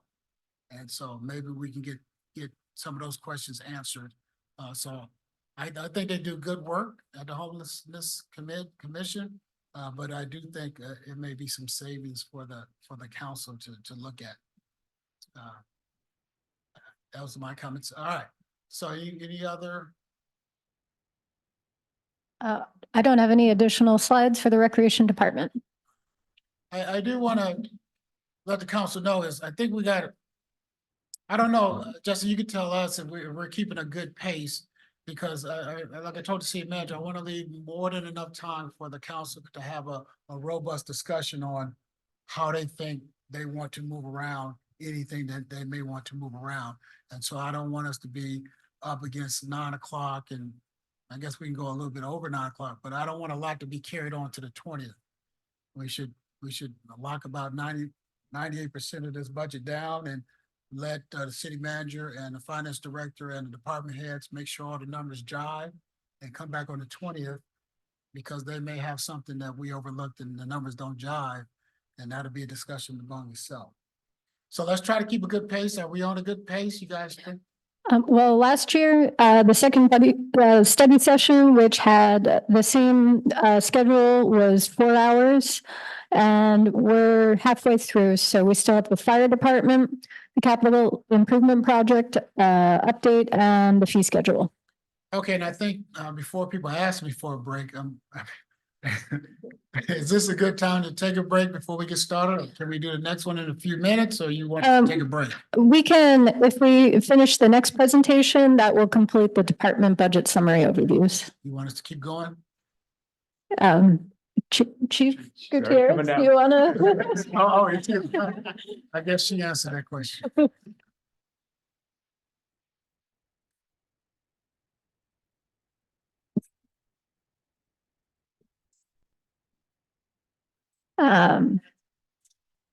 So yeah, our next department is the fire department, and I know there's, this is not in the same order as in the budget book. The reason we change this order is to discuss a CIP item and a request from the staff as it pertains to the fire department before we have our discussion about the capital improvement projects. So the next slide is a presentation for the fire department's budget for fiscal year 24-25. At the top of the budget summary, we're showing the number of full-time employees stable at 28 proposed for fiscal year 24-25. Personnel services are proposed at 8.6 million, services and supplies at 752,000, capital outlay and debt at 532,000, and internal service charges are at 1.4 million. Total expenditures are 11.3 million. Out of this amount, 244,000 was funded by fees, fines, and reimbursements, with the remainder coming from the general revenue taxes. Overall, the fire department is budgeted to increase 368,000 or 4%. Personnel costs are expected to increase by 585,000 as cost of living adjustments take effect. There is a notable decrease in capital outlay and debt, which is attributed to a drop off from an increase in capital expenditures in the previous fiscal year for 3 incident command vehicles and a Pierce fire engine. Service and supplies expenditures includes 100,000 for contract services related to development permits. This cost, however, is offset by reimbursement revenue, which is attributed to the department. And before I turn this over to the Fire Chief Gutierrez, I want to point out an expenditure item that was removed from the fire department budget in order to achieve an operating surplus for the city's operating budget. The fire department has a need to replace a 17-year-old fire engine. And separately, we'll discuss during the capital improvement program a $300,000 request from the unassigned fund balance for fire station improvements, which includes improvements to the dorms and bathrooms. Since engineering needs to prioritize other CIP projects for the fire station that are regulatory requirements and safety requirements, we are requesting council approve, including 300,000 in the fire department operating budget to initiate the lease purchase of a fire engine and remove 300,000 from the CIP that was allocated to dorm and bathroom improvements at the fire station. Now I'll turn it over to Fire Chief Gutierrez, who will provide an overview of the fire department services, accomplishments, and fiscal year 24-25 goals. Good evening, Honorable Mayor, Mayor Pro Tem, City Council, members of the public and city staff, Mary Gutierrez, Fire Chief for the City of Seaside. I want to begin by saying thank you to our council and on behalf of the fire department membership. We're thankful for your leadership, support, vision, and wisdom. Tonight, I want to emphasize all of the incredible firefighters and support staff that work for our fire department. Without their unwavering dedication, hard work, and commitment to the city, we would not be able to deliver the depth of programs and services that support the community. I'm proud to work alongside our team. The fire department command staff has over 130 years of experience, including myself and my 4 deputies. The sacrifice and personal time they use on projects on their days off allow us to improve our response times and emergency service delivery. Our team does not say the word no, but instead we say, what can we do to make it happen? A few of the highlights, and if we can, I'd like to switch to the slide with the incidents. Thank you. Sorry. We ran 3,469 calls for service in 2023. That's an increase of 230 calls. That includes the city of Delray Oaks. We reached 80% design and development of Fire Station 2, and that includes the environmental portion. We hosted our sister city of Oaxaca and provided essential donations of surplus equipment, hired 2 new firefighters, hosted a fire prevention week open house for our community, collected and delivered toys during Christmas to 8 nonprofits and over 500 children in the community. We provided training to 5 reserve firefighters, 3 which were hired full-time, 1 by the city of Seaside, 1 Salinas, and 1 CAL FIRE.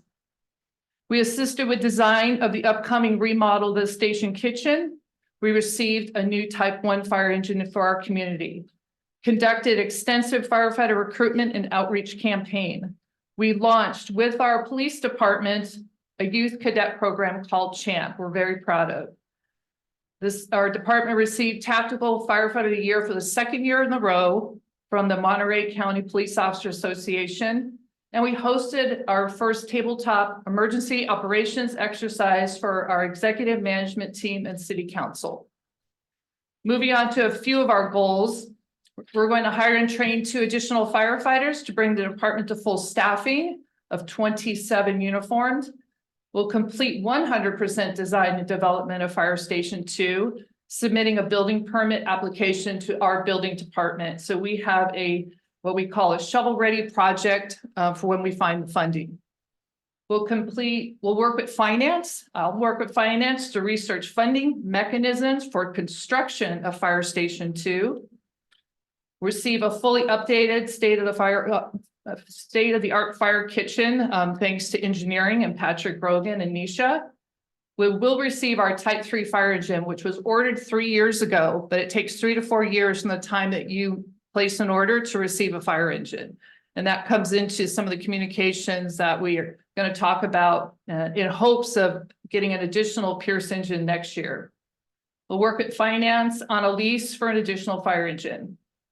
We'll work with engineering to ensure a new fire station alerting system is placed in our fire station. And we work with Monterey County and the fire departments in the county and picked out a system that the entire county is going to move towards. We'll complete outfitting 3 fire command vehicles. And something that's important to our community and the residents of Seaside, we're currently working with the Insurance Service Office to ensure we receive our level 2 ISO rating. So we've been spending the last couple of months going through all our data, which includes our inspections, our training. It includes the number of staffing we have. It's very extensive.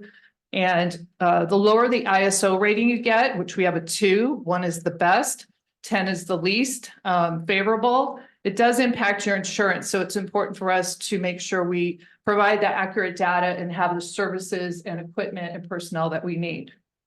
So I just want to close by thanking Jessica for all her hard work and our acting city manager Borges for his support, leadership, communications, and vision over the last few months. I'm available for questions. Any questions? Mayor Pro Tem. This is more for the finance director. I thought you said yesterday, and I probably misheard, that the unassigned fund balance, I think it was 1.7, shouldn't be used because it needs to be reserved for next year. Let's put it that way. And but now I think I'm hearing to spend a suggestion to recommend spending $300,000 of the unassigned fund balance. And then yesterday, I think you said that we shouldn't. So just give me some guidance. Yes, and your understanding is absolutely correct. And the budget that we proposed for 24-25, all of our CIP projects that are supported by the general fund in the amount of 4.4 million are being funded from unassigned fund balance. So we don't have a sufficient operating surplus to fund any of our capital improvement projects for the fiscal year 24-25.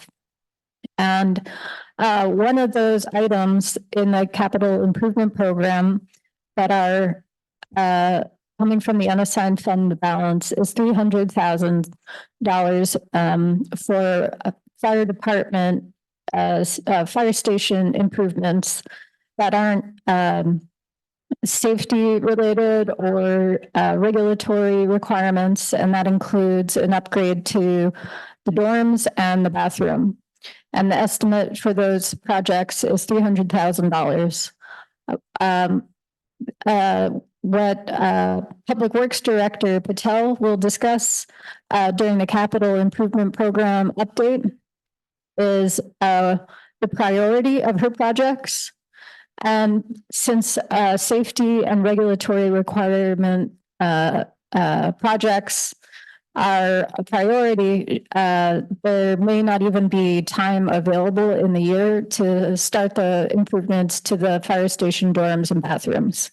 So rather than remove the impact on the unassigned fund balance, we could just say we're not including that project on the capital improvement projects.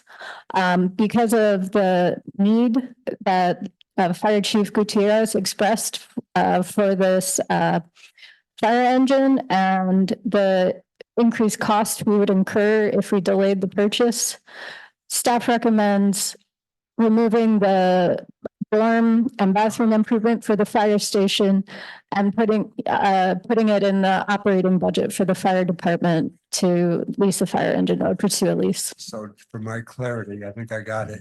Mhm. You're saving $300,000 from over here. You're proving over here because it's a larger need that we can accomplish more now at a more reasonable price. Yes, and it is from the unassigned fund balance, but it's not more than what we've previously reported as being leaving 1.7 million available for the proposed 24-25 budget. So it doesn't impact the 1.7 or does? The fund balance, unassigned fund balance with this change in the proposed 24-25 budget will remain at $1.7 million. That's a good thing. Okay. Thank you for the clarity on that. That goes a long way. So in the planning for your second fire station, there'll be significant increase, I assume, in fire trucks, fire prevention apparatus, clothing, apparatus, et cetera, probably for like millions and millions of dollars. And I know the fire stations out 2 or 3 or 4 years. That hasn't been determined yet, obviously. But $2, $3, $4 million, whatever it may be, is significant dollars for our budget. When do you begin, or have you begun maybe doing it in piecemeal, and phase 1, phase 2, phase 3? Do you do it all at one shot when the building starts going up? How do we handle that? Do we have a plan, a thought associated with any of that as it relates to the new fire station, rather than being hit at one time with the $3 million bill to get this open? Good questions. Thank you. I'm going to let Jesse also address some of the finance items. But several months ago, we were at about 90 to 95% design of the fully engineered fire station, which included our community room, our community parking, and our training grounds, which our council approved several years ago. That came in at $34 million. So I went back to the drawing board with our team, our architects, and we value engineered the fire station down about 2,000 square feet, removed the parking, removed the training center, and removed the community room so that we could focus on the fire station with the personnel to support emergency response in our community, and that's $24 million. So I need to work with finance and our city manager when they come on board regarding how we're going to get that funding just for construction. So that is a year or two out. My goal is to finish with our project manager and our staff to at least get it 100% design and development. So we have a shovel-ready project to present once we get grants or funding. Regarding the cost for staffing, so that's a whole other issue or item. Ideally, we would hire 9 firefighters, and that would be a cost of $2.2 million per year. And that's a fully burdened rate that I received from our former finance director. At a minimum, we would hire 6 firefighters. I have strategies in place to where if we hire a minimum of 6, it's $1.5 million ongoing cost. So that's 1.5 per year ongoing. And yes, we will have additional PPE. That's our personal protective equipment and operating costs, which I come in at about $90,000. So to get these firefighters up and running. A new fire truck, which we will need in the next 4 or 5 years, is $2 million. So we're ordering Pierce engines right now to replace our outdated engines that have to be replaced. Eventually, we'll need to replace our aerial truck, which we need for the embassy suites and some of our high rise and all our development. Those are $2 million. Why it becomes important right now to get that Pierce engine is the longer we wait, it goes up about $100,000 a year, and they're 4 years out. We're in line with other fire departments like San Jose and like Salinas, who are also waiting 4 to 5 years. We're ordering one, they're ordering 10 or 15. So we always get pushed back. So I really want to advocate for that fire engine this year. And I do agree, we would love to have health and safety updated in our dorms upstairs. It's a 1975 fire station. It's outdated. It doesn't really meet our health and safety standards for making sure we have an up-to-date dormitory, but the fire engine is more important for our community at this point, and we'll live with the fact that we'll wait, do what we can to update that area. So yes, I see $29 million in the future. That's what it costs to have a fire station. That's what's going to keep our ISO rating where it is. As our community develops, we're going to need to build another fire station. Otherwise, we're going to pay higher insurance rates and we're not going to be able to meet our response times. So I hate to be a pest. Okay, that's a lot of money. That's $29 million, whatever, in 2, 3, 4, 5 years. Again, my question goes back to, you said 6 officers. And to get them on and train them, takes a bit. Do you look at, rather than getting 6 in 28, 29 or 27, 26, whatever it be, do you do it in phases? Do you have a vision, a thought process, and even the apparatus, even the hoses, even the other stuff associated? That's just a lot of, it's a chunk of change. But absolutely have. I'm gonna jump in. We're going to concentrate on this budget. Okay. And it's unfair to the Okay. council because that's a long drawn out answer. And that you guys can work with the city manager and get a fuller answer, or we can try to put it on the agenda. But talking about the second fire station when we're having problems paying for the one right now, it's good questions, but we have a lot to do. Okay, And so I need to save every minute that I can so we can talk about how to. Then on page 146, fire prevention, what is the temporary contract services? So the temporary contract service for fire prevention are for a consultant that we have under contract, Carmel Fire Protection. They review all our above ground, below ground fire protection systems.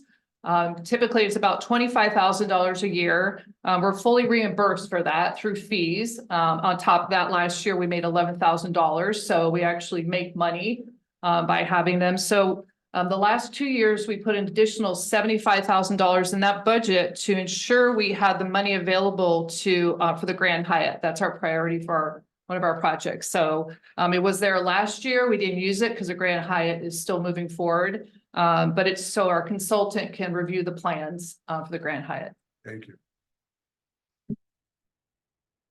So you have a consultant too, huh? We have one consultant, and then all the other consultants. Yeah, but you do have one. And so my point is for everybody, because we got on that consultants and why everybody needs them. And so that's the point. Mine's Everybody, fully reimbursed. You're not helping them. I think other people's consultancy is reimbursed too, but I get the point. My point is that excellent presentation. Are there any other questions as well? Yeah, of course. Mine will be quick. You mentioned that when you were talking at the beginning about the fire engines, we need a new Pierce engine. Did you say that we have one now that we're gonna be getting next year? Or did I misunderstand that? We received a Pierce several weeks ago. It took us 3 years to get that one. It's replacing one of our engines. Then we have a Type 3 wildland engine that was ordered 3 years ago. It still has not even gotten to the line to be built. So we have to be ahead of the building of these. I see. Apparatus. And then so we got one, we have one that's coming hopefully soon. And then now we need another one as well. Yes. And they're all around 2 million, you said? A truck, which is an aerial ladder apparatus, is 2 million. An engine, which is our pumper, is 1 million. 1 million. So the Yes. one we just got a Is couple a- weeks, it yes. was 1 million, Just under 1 million. just under 1 million. Thank you so much. No further questions, please. I guess this is the recess time. Yes, thanks. Okay. All right, we'll move into recess for the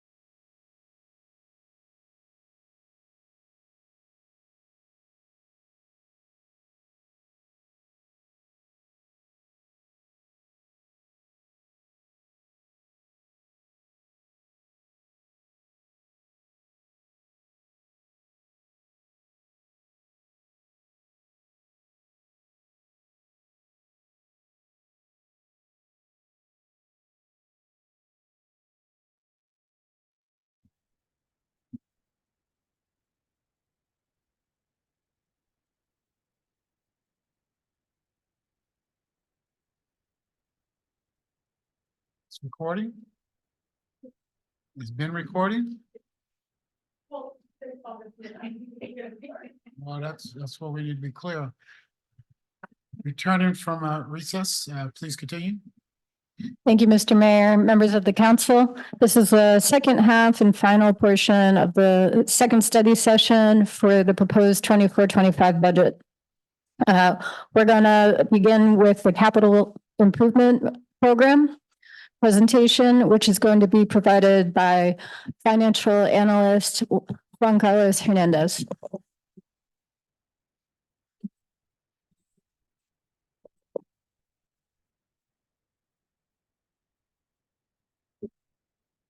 Good evening, Mr. Mayor and members of the council.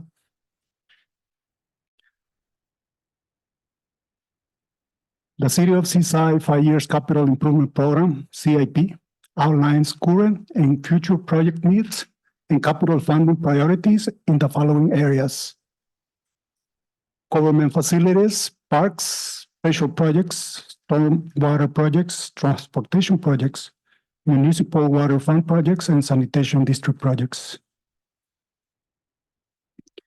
The city's CIP schedule is comprised of 107 projects with a total cost of approximately $206 million across all years. For fiscal year 24-25, 32 projects totaling approximately $22.3 million are recommended for appropriation. The next two slides shows the total CIP breakdown by category and by funding source. As we can see in the first pie, transportation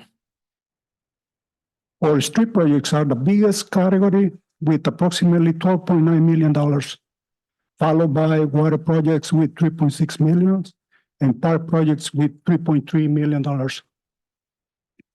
Government facilities chose $1.7 million or 8%. As described before, $300,000 are being proposed to be reallocated from the current CIP Fire Station 1 improvements budget to support the fire department equipment needs.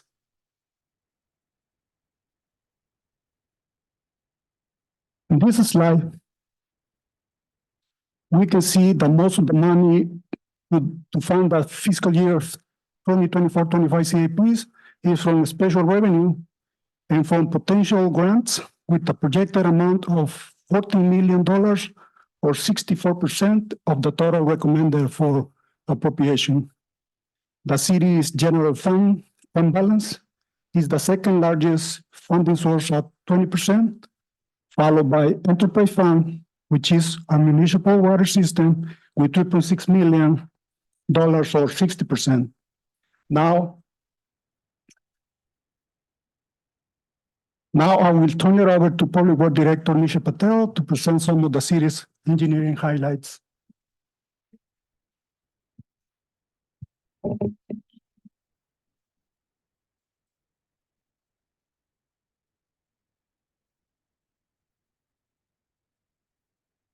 Nisha Patel, Public Works Director and City Engineer.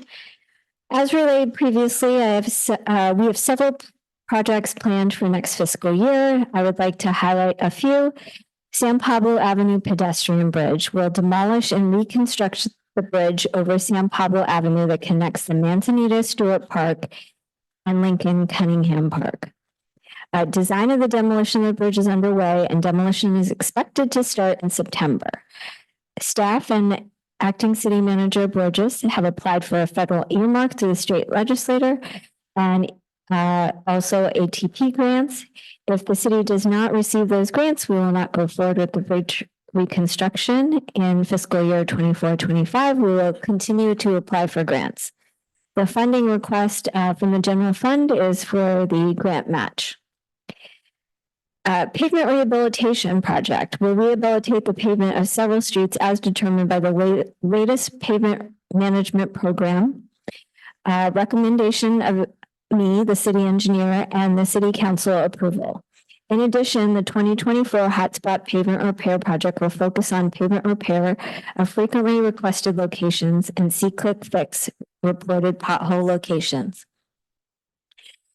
With the 90-inch storm drain outfall repair, currently our consultant is gathering data, surveying, and running hydraulic and hydrologic modeling. We will develop concepts next, and those will be presented to the council. The requested funding for next fiscal year is design improvements related to the 90-inch outfall. The following year, we would construct the improvements. The MCWD Intertie project constructs an interconnection to the MCWD water line in case potable water is needed by the Seaside Municipal Water System in an emergency. Design completed earlier this month. The project goes out to bid tomorrow and construction will start in late summer. This project will allow us to secure water from MCWD when the Seaside Municipal Water System has a problem. And currently we have an intertie with Cal-Am system, but they cannot guarantee water to us in an emergency. So this provides us another backup water source. Seaside Municipal Backup Well. With this project, we will drill a well and install a screen and casing for the well. Currently, we're finishing up the design and we'll be in construction shortly after. The project will also install a pump, discharge piping, appurtenances, transmission main, well site work, and a structure and electrical for the well. Staff and acting city manager Borges have requested an earmark of $3.5 million from the state legislator's office. The request was moved forward to the appropriations committee, so that is a good sign. We're waiting to hear back on the decision, which we expect to hear at the end of next month. Seaside Municipal Water currently does not have the funds to move forward with the project. So if we did not get a grant, we would have to get the funds for the well through our water rates. Hilby Avenue storm drain improvements will construct storm drain on Hilby Avenue from Harding Street to Wheeler Street, connecting the current storm drain system to the existing outfall with a 3,550 feet pipeline of 3-foot diameter. Currently, there's flooding of Hilby east of Fremont because lack of any storm drain inlets or pipes. In the next fiscal year, we'll design the project, and beginning of the following fiscal year, we will construct the improvements if we are funded to do so. The construction cost is unknown at this time, but it could be around $2 million. Hilby Avenue traffic calming will construct traffic calming improvements such as speed cushions, road diet striping, signage, slurry seal, and median islands. This project will be constructed in conjunction with the Hilby Avenue storm drain project because we'll need to address the flooding for safety. And we'll also want to do the underground work so that we don't cut this huge trench into the pavement right after we've made all these traffic calming improvements. Fire station number 1 improvements we talked about and we're proposing to not go forward with the women's and men's restroom and dorm remodel in order to be able to provide those funds to the purchase of the fire engine. And it would be unlikely for us to get to those projects this fiscal year with the staff we have, and even the staff we propose to have, because we have several emergency projects and regulatory required projects to complete before that project. And that completes my highlights. I'm happy to answer any questions on the capital program. Any questions? Just these are more, could we? I'm looking at, to be very blunt with you, we have some shortfalls in different program areas and staffing levels. So I'm wondering, the pump track at $25,000 not started, could we put that on freeze, for lack of a better term, and have that money for other staffing issues or program areas? And also, if that's appropriate, and then could we also, and I shouldn't be the again, because it's so tight, our budget and other staffing and other issues. It says City of Seaside welcome sign, and I even lower that amount to I'm making this up, $40,000 because we haven't started that plan yet, or unless we have, to help in other areas of service. It's just a question, and no is fine. I'm just trying to find ways to shortfalls that are very significant in countless areas. And Yes, the pump track was a project that we hadn't started and it isn't required by for anything regulatory. So that's council's decision if they would want to not go forward with that project. And as far as the welcome sign, we've already issued a consulting contract to start designing it. And we could stop the work and end the contract, but we'd have to pay them what work they've already done. just, thank you. Any other questions? Yeah, I think before the council leaves tonight, we need to talk about how to stop that work. I thought we were kind of clear that we didn't support the $70,000 value sign, welcome sign, when it first came through here. No, it was approved to be on. Different location. On Dairy Oaks, by Dairy Oaks, that's where it was approved. We didn't We didn't stop. In general, like along General Drew Moore, but the consultant hasn't done much work. No, right. I'm sorry. for No, I'm talking, it's me and you talking and you know, to be clear, whether he's done a lot of work or not, we can stop him at any time. And I appreciate what you said is we had to pay him for the work and that's fine. But I was just asking a question about, I thought when it came up, we were a little apprehensive, but maybe we were not clear. That's fine. But I think before we leave here, we should be clear that, either we do support a $70,000 sign or we support something way less than that. So I think you made a good point on that. And then the pump track, I don't even remember where we were talking about putting that, let alone having one. So that may be an area where possibilities. But when I look at the rest of it, I had the same thing about, is there ways where we can squeeze it down or something we can do without?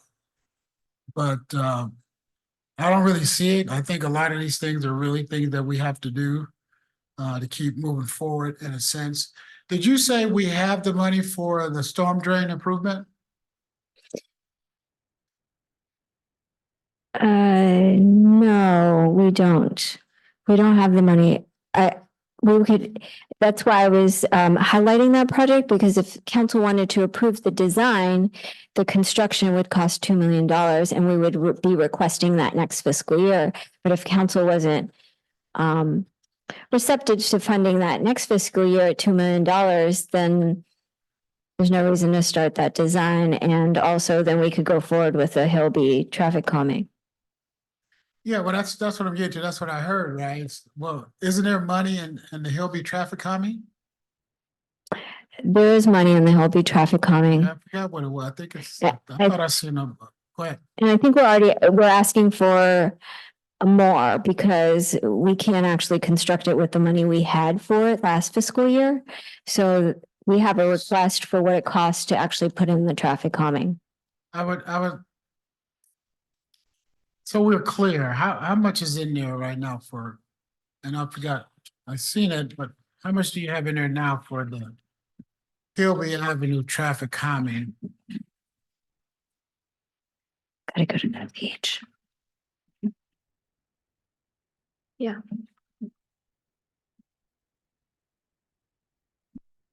Well, that's. I think, well, it just says traffic calming projects. You'll be in San Pedro. Yeah. But, well, how much, what? I don't have the number. Can someone find it? I will find it and want it. I don't think it's here. 249, yeah, 249, but which? Yeah, just on the trap, it's all together, right? Yeah, okay, that's what I was looking at.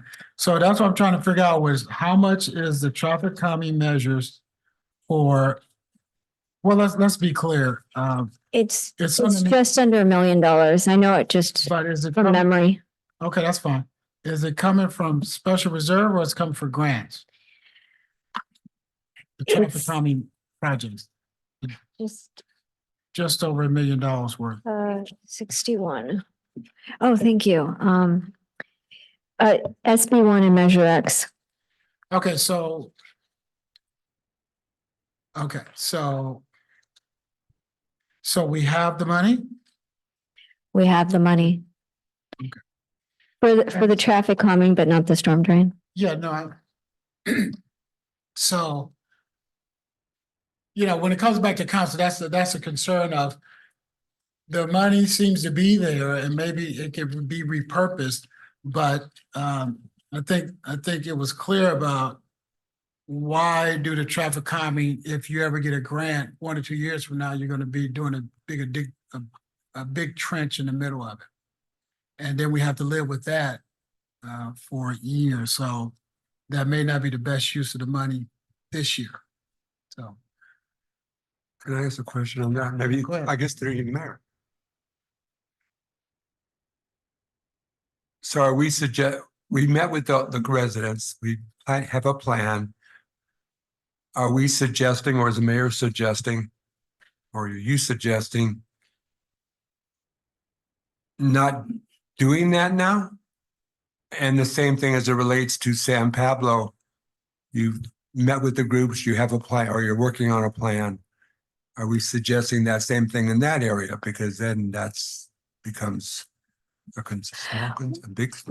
When we completed the storm drain master plan, which was just recently, that's when the consultant identified that we have flooding all along Hillby east of Fremont. And we have no storm drain, no inlets, no storm pipe, and that's why there's flooding. It's all sheet flowing. It's like the road is acting like a channel in between the curves.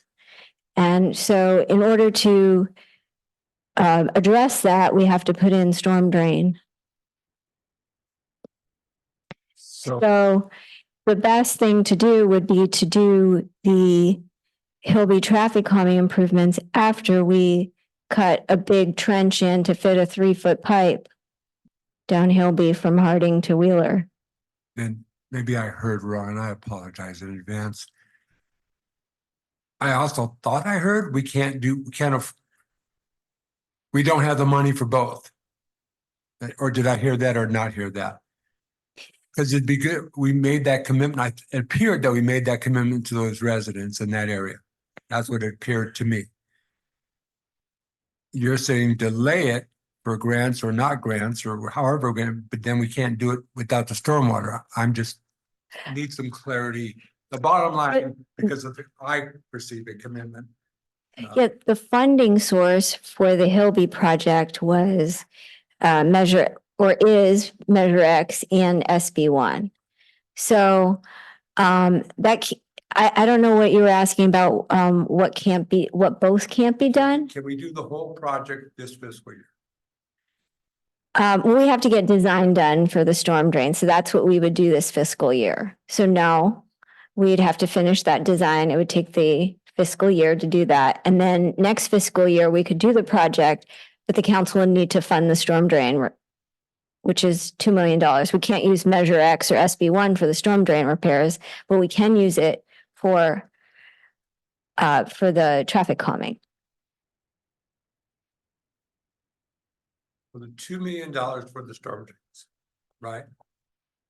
We shouldn't do this Hillby Street without the storm drains. Is that true? And then we can't. Maybe it's just me. Bottom line, we don't have enough money, even though we did all the research and study and applied to residents of the work. To do it in next year or this year, next year's budget doesn't appear to be any greater than this year's budget. But so can just simply. We have to have the storm drains and the study and all that stuff. But we might have money to do the work on the streets.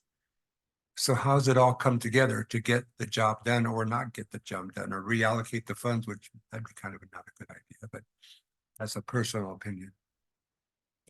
I mean, we're looking for grants for the storm drain project and there's a possibility we could get a grant for the storm drain.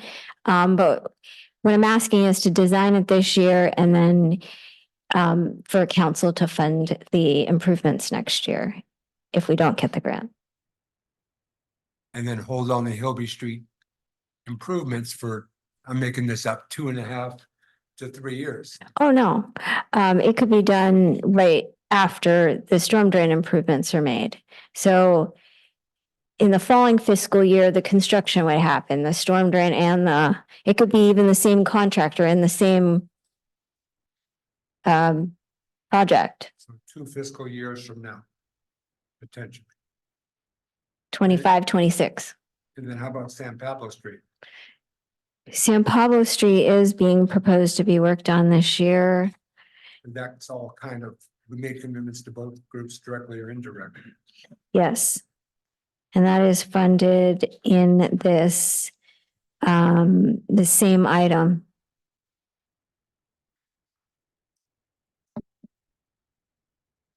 So. I think it's just. I'm just disappointed. I don't, not disappointed. I don't get it. And I'll just wait for others to ask for maybe better explain it to me. And that's my misunderstanding. Okay, anyone else? Please continue.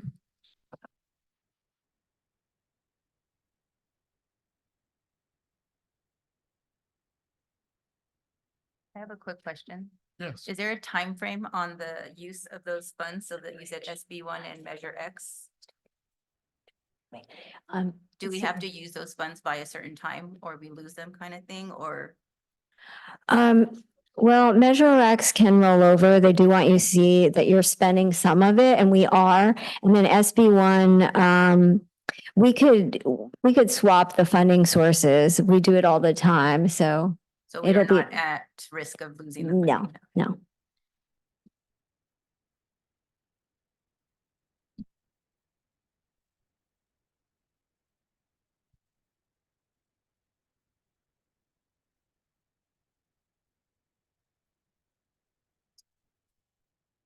Oh, yeah.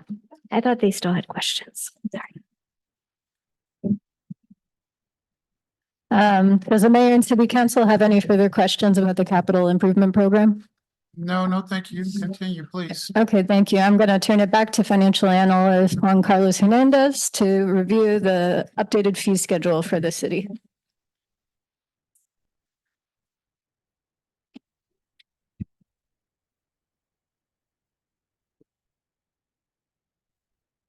Okay. Good evening again.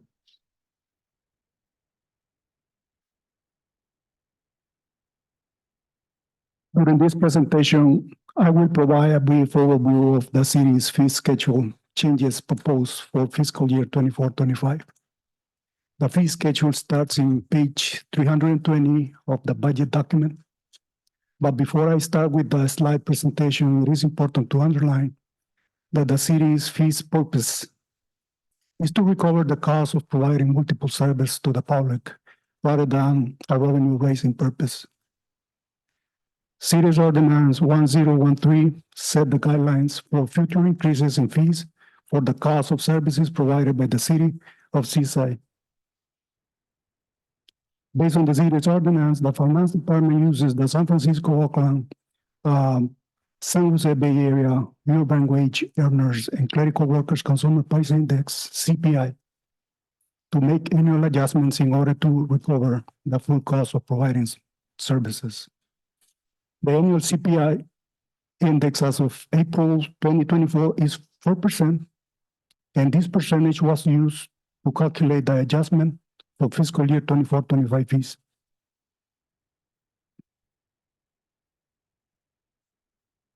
The police department proposed a decrease from accruing $139 to $0 for the U-Visa request fees. I understand this change is because the city no longer charge for those requests. Also, parking citations, admin review and parking citation hearing appeals fees have been removed from the schedule. They are now handled online and there is no city cost to be recovered. The recreation department fees have not been adjusted by CPI for residents. This is in line with the city of Seaside practice to keep fees reasonable to all the residents. Before concluding the presentation, I would like to add that most of fees are based on prior fee studies. And if I'm not wrong, the last study for the city was done in 2013. So these underline the need for a new fee study. This concludes my presentation, and I will be happy to answer if any questions. Are there any questions? Yes, Councilmember Miller. Mr. Mayor, on the short-term rental, we have a $250 application fee and then $250 late fee. So $250 for short-term rental application if it's late. Is there, so there's no late fee or?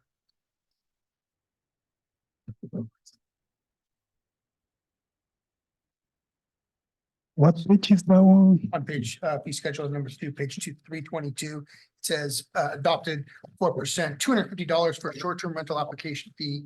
And if you submit that application late short-term rental application fee, will be $250. So is it additional $250 or? The way I would interpret this is if it's late,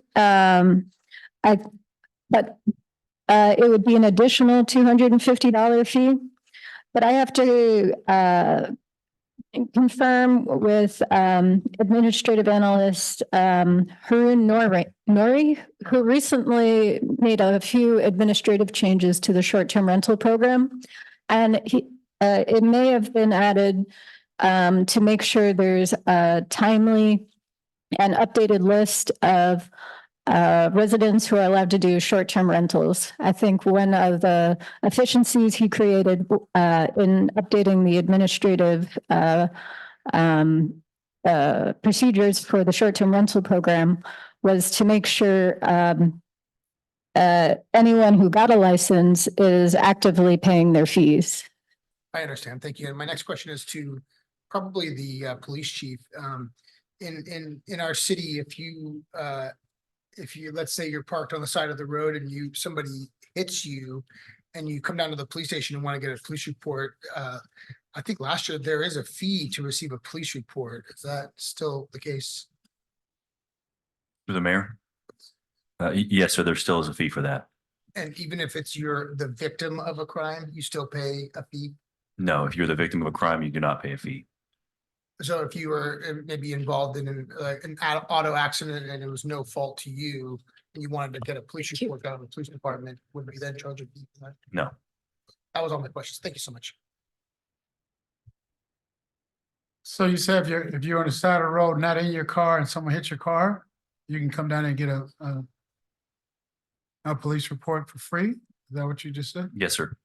Okay. Then, just a question in general. Why is there no increases for the fees as it relates to CIP for the rec program? Am I misreading that? Program fees for residents were not increased by CIP?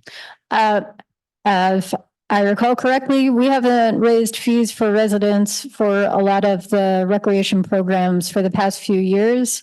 I believe that practice started after COVID, which during that time, the recreation programs, a lot of them just came to a halt.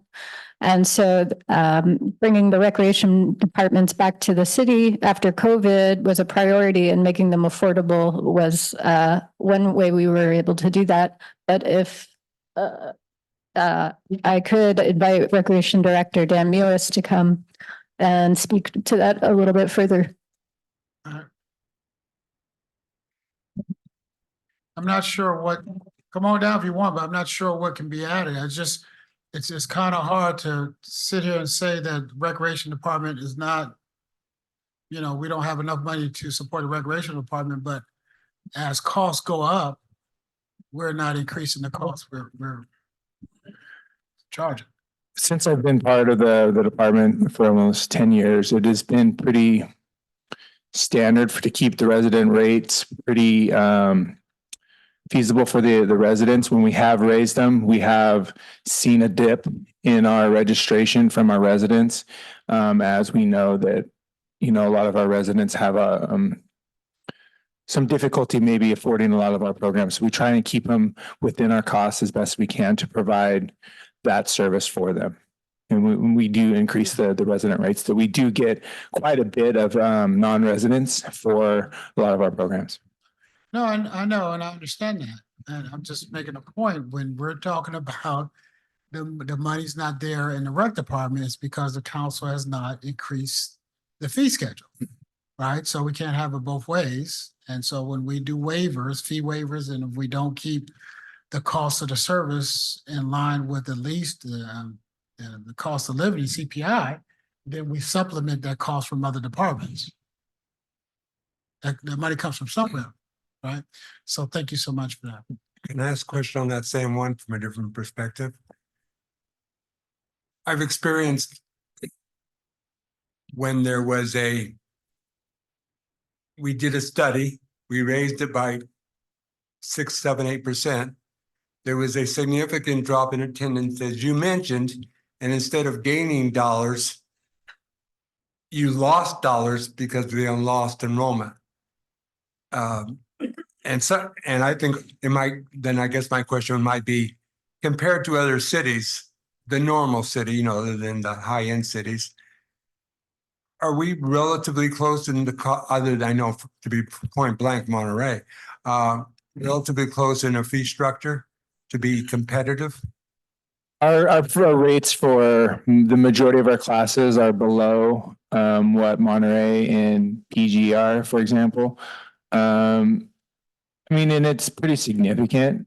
From what I know, PG in particular, their rates are probably a good third higher than what we are for our residents. And would you suggest that our median income of our residents are about a third less too? That is true.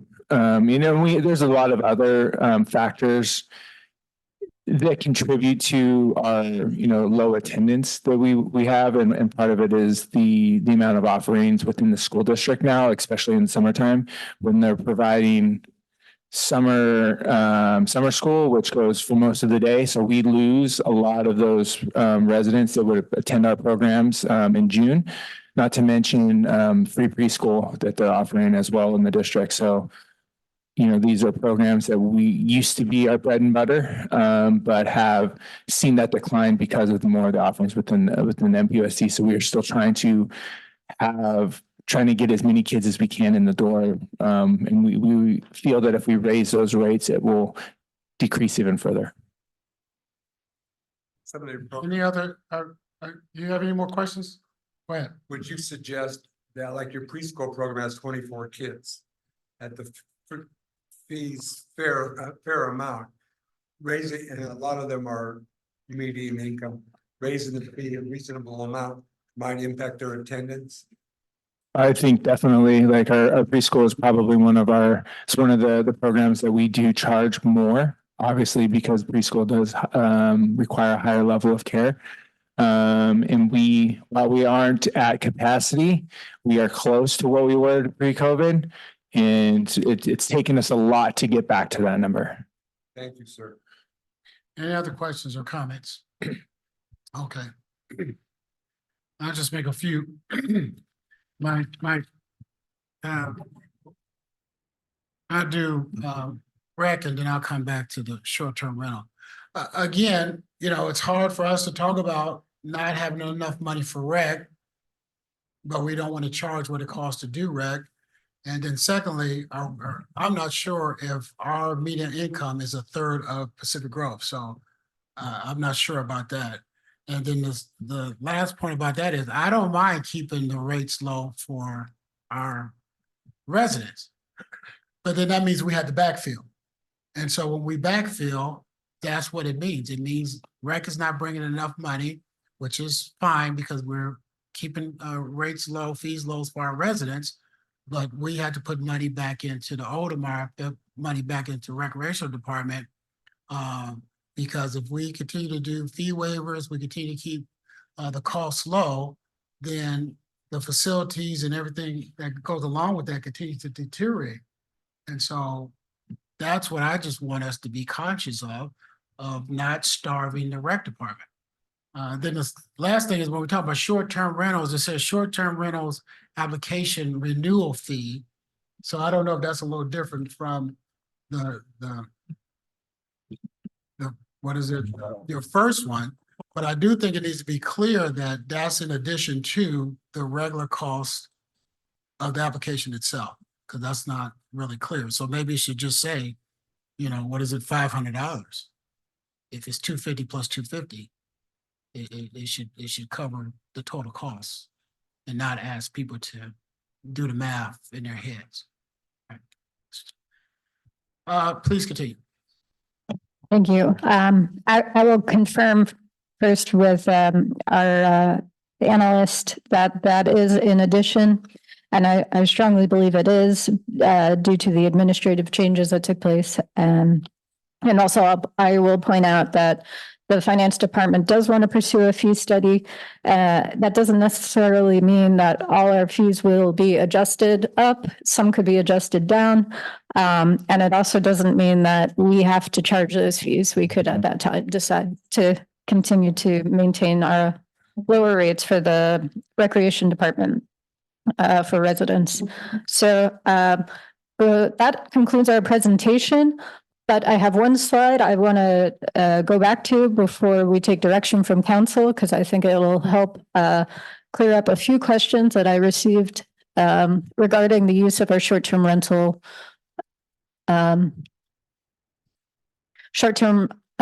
rental TOT tax. So I apologize, this is a lot of numbers for a final slide. But as I walk you through them, it'll kind of clear up a lot. And there's really only one number here that is important for our discussion. So at the top of this slide, I'm showing the historical short-term rental revenue that the city has received since the program began in 2019, 2020. The first year in 1920, we received 376,000 and forecasted for 24-25. So 6 years later, we are expecting about twice that amount, 797,000.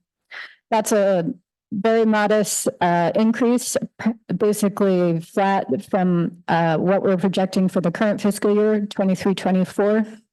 So the main story is we've probably reached a point in our short-term rental revenue program where the expected annual revenue is around $800,000. On the next few rows going down the page, I'm showing what we budgeted for the NIC. The amount we budgeted per city ordinance is 50% of the short-term rental revenue. The implementation of this practice got off to a slow start because we needed to clarify, are we using 50% of the projected amount, or are we waiting a year and going back and seeing what we actually collected and allocating that amount in the amount of 50%. So that's why in 1920, the actual amount budgeted for the NIC was only 50,000, despite 376,000 collected in TOT. But as you go to the right and to see where we are now, the amount we're budgeting for NIC activities for 24-25 is 50% of the projected amount that we want to that we expect in short-term rental revenue.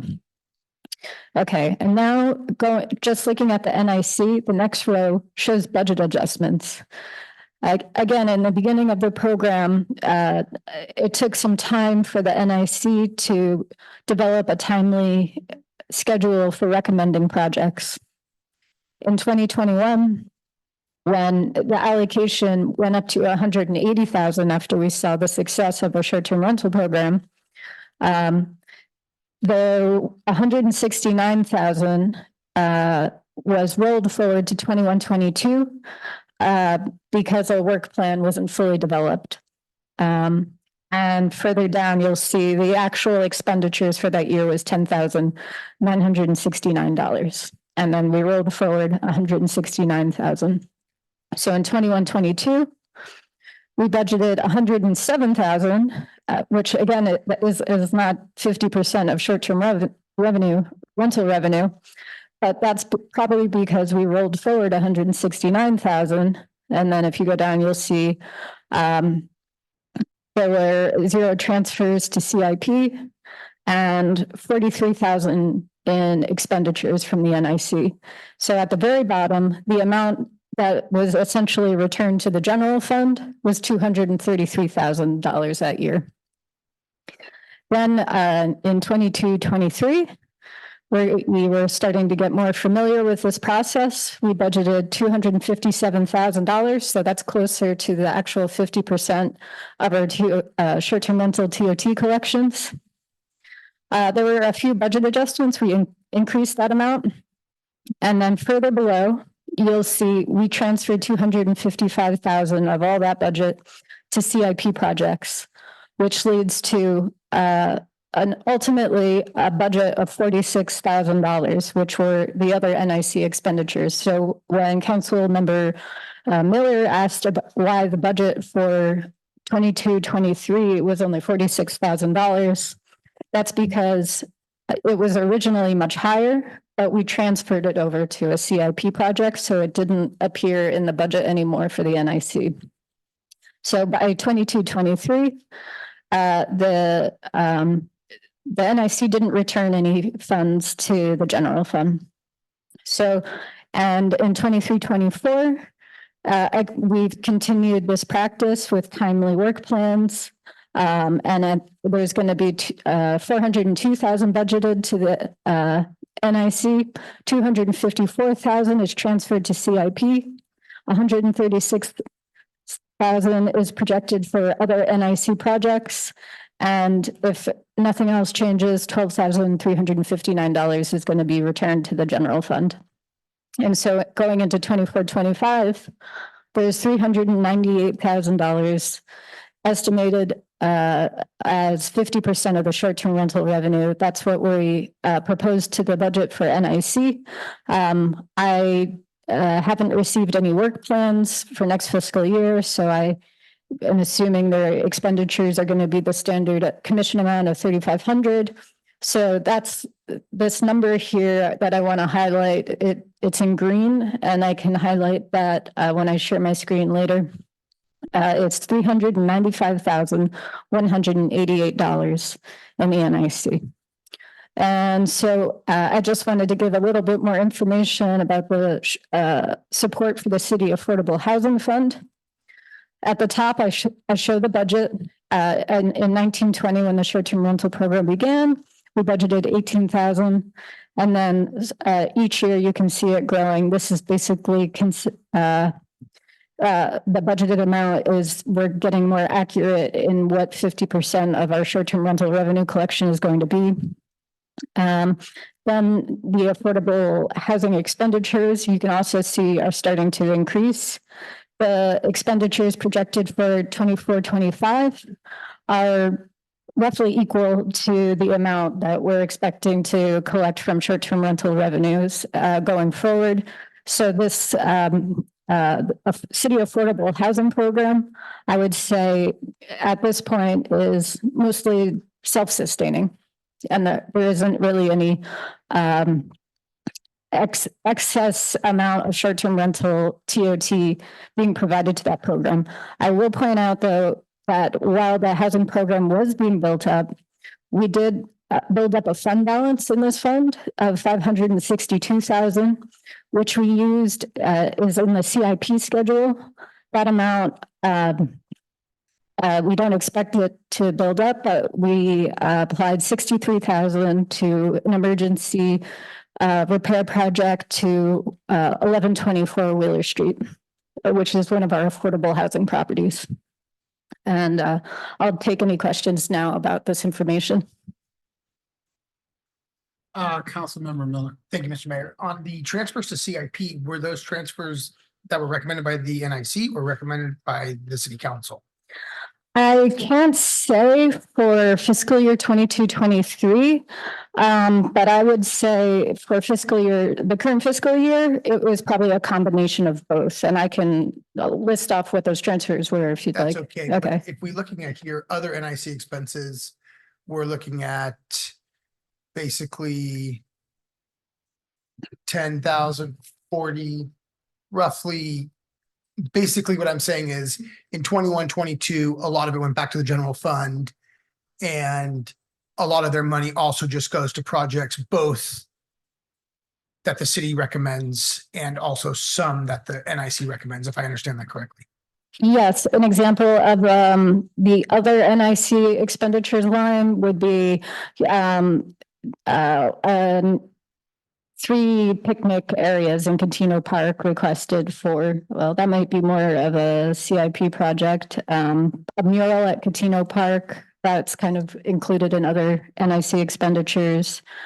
Electric announcement sign at Oldemeyer, Christmas tree lights for North Fremont Boulevard, 2 bike racks. So these would be in the actual NIC committee's budget as expenditures. Okay, I understand. And on the affordable housing expenditures, can you just give me an example? So, I mean, I thought maybe that fund had more money in it than 2,800. So is that what we're saying with the slide, that the fund has 2,800 in that fund right now? So each column is just really the summary for that year. So for forecasted for 24-25, we expect to add $2,839 to the fund balance. So the total fund balance is around $562,000 at this time. And that's what we're using for emergency repairs or emergency work on our affordable housing properties. Okay, I understand. And if you could maybe provide just a quick example of an expenditure, like 2021 has 161,000, 2021, 22, 180,000. Can you give me an example of what those expenditures are? The main examples are personnel costs. The housing department includes 1 housing program manager and 1 administrative assistant. And then all the property related taxes, repairs, and other equipment and department consumables that the housing program needs. And so if NIC has any leftover fund, it goes back into the general fund, but with the affordable housing, if they have any leftover, it doesn't go back to the general fund, it goes into that. Right, it stays in that It stays in that. 246 bucket, exactly. 246, and it's a $562,000 balance. Mhm. Okay, thank you so much. Yes. Any other questions? Mayor, hold on. I'm sorry. Mayor, no, well, Sorry, excuse me. That may be the problem then. So, Mayor Pro Tem, and go ahead, sir. So just for historical knowledge, a lot of in 21, 22, some of the funds that you suggested were, NIC did recommend them to the city council to go to CIP projects. Also, you said there was a learning curve about when to spend it in the projected versus the September timeline. In the first 2 years, they were told not to wait till October before they could look at making recommendations. Therefore, the delay, the last 2 years, especially this past year, they have started their work in July or as soon as they knew when it was approved to get consensus from the commissions on how to proportionally wisdom wisely balance one. Therefore, that's why you see this year to be more flatlined, I guess, or they recommended what they were told based on on early timeline to ensure that would be better. And Public Works was helpful in that as far as the dollar amount. But they could only recommend, the council could only approve. It takes Public Works staff, which is short, to move stuff forward. I'm concerned, I'm concerned that Well, the way I read the numbers, basically over the past 1, 2, 3, 4, 5, 6 years, counting this year, it's over $1 million for the affordable housing. Is that correct? If I count 18, 263, 349, 310, 322, 398, if I were to add that, generically speaking, ballpark, 3, 6, 9, yeah, it's about $1.5 million to be. $1.1 million, including the projected 24-25. And then.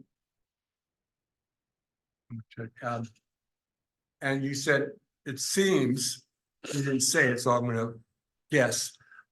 A chunk of that or a good percentage of that is for staff versus for land or apartments. It's for land to do the work, to study, to hopefully get to a place where something is built and people can move in. Is that? Yes, among a lot of other operations. That's the goal of the Seaside Housing Collaborative. Right. But the Affordable Housing Program also manages a lot of existing affordable housing properties. So it's to help in that area with the housing and to bring the pie whole. They add the strawberries to the top of the cake. to Yes. Make it all work. And where the NIC, and this is, the NIC funds are for more, is for, say, for hands-on touchable items such as benches, parks, bicycle lanes, murals, etc. So it's touchy-feely, the residents can see it. The affordable is for they create a plan to pay for the rent or the things that need to be paid for affordable housing, so we can, as soon as possible, have a tool to get affordable housing. Is that a fair statement? They actually do a lot of tangible work. They were the second city in the county to establish the housing element. They supported, they were one out of only 2 recipients of a grant from Calhoun to enable a resident to build an ADU, which they will in turn rent out as affordable housing. So there's actual real affordable housing being added currently from this program. Saying it's the tool there, that is the. And that's there too. To get to the house. Mhm. For people to live in. So it's a mechanism to get, it's a needed mechanism to get. Yes. To the goal. Yes. And where if the NIC doesn't spend money, let's say they only, or sometimes Public Works projects things are gonna cost whatever dollars. And due to the timeliness, they can't get it done for staffing reasons and logical reasons and infrastructure reasons, or whatever the reasons be that are logical. That money, because it can't be spent in a timely fashion, gets rolled over to the general fund back where the affordable housing goes back. It gets spent on that year. So there's significant difference between the two levels of service, both being, I believe, good. Is that a fair? Right, the nature of unspended funds is different for the NIC and affordable housing. Unspent funds for the NIC goes back into the general fund pool, which impacts our unassigned fund balance. That's the council's discretion. Unspent money in the affordable housing department builds up in its own fund balance, its own separate bucket of money that's only used for affordable, future affordable housing funds, operations. I think I got it. Thank you so very much. I really appreciate you putting that slide. That clarifies it. Anyone else? Okay, I got some closing comments. Yeah, that was a great slide. Thanks. I appreciate the questions from the council and appreciate you putting that together. But you know, when you look at it, well, there's a couple of things I want to point out, then we'll move on to the discussions we need to have. Is so I think it was Councilmember Miller suggested somehow when those recommendations from the CI when NIC comes to the council, somehow we, the council, pushes them to CIP. We don't push them nowhere. It appropriate lands where it lands in the engineering department, right? We either accept the recommendations or we add to them or take away, but whoever does them, and however hard they are and where they're at, because some of them is simple as a mural, well, that's in recreation, that's in arts and history, so that's not in engineering. But some of those structures have to go through engineering, which by definition, when you look at the definitions, anything over $50,000, and maybe because of the technicality of it, it goes through engineering CIP. And that's the difficulty of having those type of recommendations come in the middle of the flow of the year, because we already established our CIP and we already established the engineering department, all the other departments already established their workflow. And then in the middle of that, you have 4 or 5 projects and spread out through, 15 projects, I think last year, spread out in different departments that we asked them to work in the middle of the fiscal year with only 6-7 months to go. And what I want the council to understand in the public, then something else probably get moved off the plate. And if it doesn't get moved off the plate, then lo and behold, it rolls over to another year. And so then it may get done that year. So that's the nature of the beast when those type of complex projects are supported through the NIC and come up to the council, and the council signs off on it. And then my last thing about this rollover or not rollover, I don't know about anyone else, but I get a lot of people saying, well, why, I think we need to go back and ask, what was the budget for the NIC before we started this 50-50 split? Because I get a lot of people that are struggling to pay their rent telling me why the affordable housing, why they only getting 50%. They should be getting 90%. They should get 100%. But this council made a decision that the short-term rentals have an impact in the community. And so some funds should go to do nice things, fix up stuff within the communities. But I think you said yesterday, Jessica, where we had no clue that half of that would be $300,000-$400,000. And that's the money the council should be directly controlling. And so, at a certain point, and I'm not talking about the commissioners. Commissioners are volunteers and they're doing a great job. But at a certain point, this council has to realize it's your responsibility to spend that type of money. And if you think they need more, that's one thing of saying it. But it's other people in this community thinking they're having too much. And we need to look at everybody. And so if it's not being spent, if you guys want to change the policy and keep it in that fund and don't have it roll over, that's fine. But that's the policy the way it is. So you have anything, what else do we have to accomplish? I'm trying to get us to. I don't have anything further to present on the 24-25 budget, but I'll take any additional questions and then direction from council. Well, ask the city manager, does he have any closing comments? And then, how do you want us to wrap it up or give further direction? Of course, I got my ideas, but go ahead. Thank you, Mayor. Yes, I just want to again thank our acting finance director, Jessica Riley, for all her hard work. I know we're a little bit late this year in the budget by causes that do not involve our staff, but here we are. And you did an incredible job, as well as our department head. So we thank you. And we presented this as best as we could for our council to get some guidance. And we look forward to input from council so we can provide a complete budget draft on our 20th meeting. Thank you, Mayor. Thank you. Like I said before, I was gonna, after we complete the budget discussion, that's part of the study session, I will open up for public comment before the council weighs in on what they want to do as it relates to any directions to staff. Public comment is open.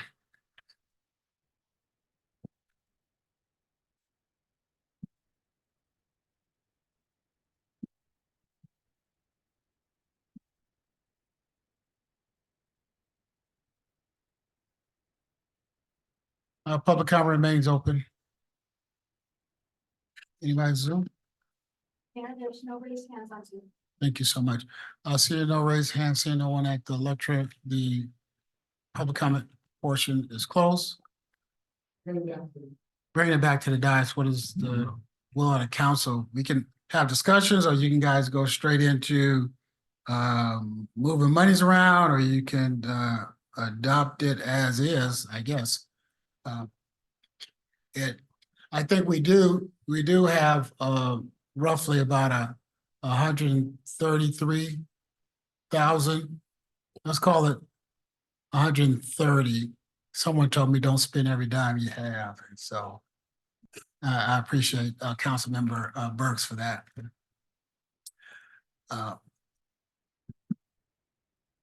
You ready? I know you got something. I just have some So ideas. start us off. I mean, just, and I want to be very blunt, and you're not, some of these aren't gonna be appreciated at all, but I think we are such a challenging year budgetarily, and I think that everything's on the table. I think we need to work together as a unified team if we're gonna move this forward. So like I want to be really clear, some of them that I have a hard time saying, but I think everybody has to take a bit of the bite of the apple in order to everybody to enjoy a little bit piece of the pie. I think we should look at, and I just noticed, anyway, look at the $500,000 for community projects, be it CPY and all those groups. Look at that, because that's a significant dollar when we're cutting 11 positions. Just think about it. And I think we should look at the $70,000 for a study for increasing the fees. Because not saying it's not necessary, but I see shortfalls in so many different areas and gap in the budget that hurts the city and hurts our residents. And again, this is just notes that I took down. I think we should look at, and this is the wrong, pump track. I think we should look at the pump track if we're not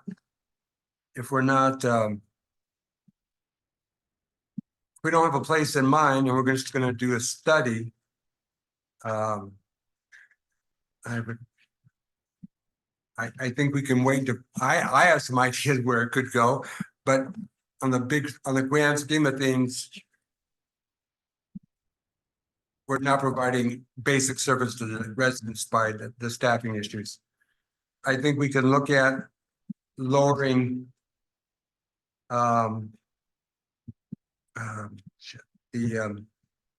the Broadway sign from the Broadway sign, that's the wrong word.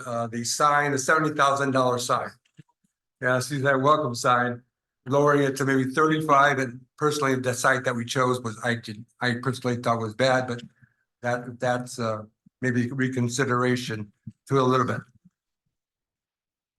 Yeah.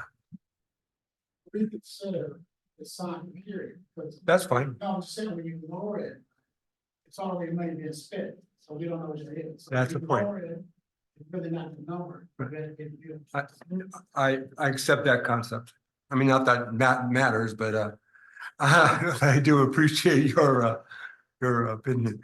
And then I don't, the discussion, and I forgot, but there was significant dollars in what's it called, economic development and all that area, like $700,000 for consultants. We might want to look at, I won't throw a number out there, lowering that a tad bit.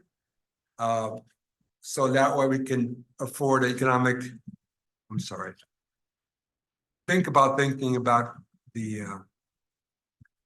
engineer person, there's 3 park staff or streets parks that we're emphasizing.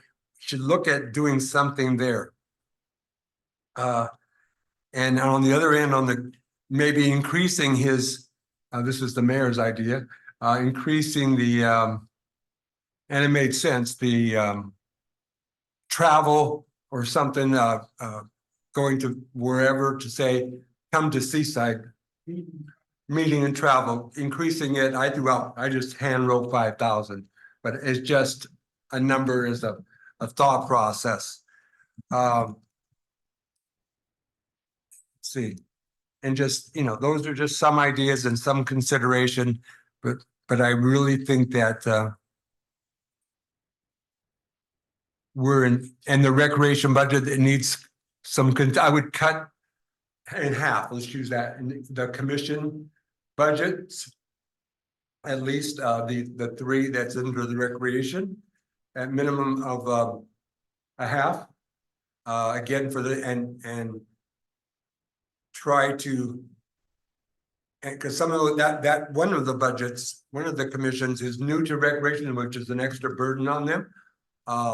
Other programs, an extra burden that they have a reduction of approximately 5% in their overall budget, which is concerning because he also mentioned we are not consistent in services, therefore the quality of the effort provided to the youth is lower, is what I heard. Maybe that's on me. So that's very important to me. So the three commissions should be cut maybe in half or 3/4 or whatever. And again, those are just 5 minutes after discussion that I scribbled some notes as a starting point for conversation and hopefully some good dialogue, I guess, or at least some considerations of any above or whatever. Right, yeah, we just stopped. We just completed the briefing 5 minutes ago, but we've been thinking about this. You guys have been thinking about this for months, and I know you have, but I'm just, you know, you guys had quite a lot of time to get some of these thoughts together, because some of them just didn't come tonight. And I appreciate all of you thinking about it. I just go quickly. I'm not gonna weigh in just yet about my thinking, but I do want to add to the discussion about, you know, cutting the commission's budget by half. That doesn't mean it flows back into recreation. And we should not be talking that way, because the commissions are us out of the general fund, and they should not be losing any of their money because the department that they happen to be in is short.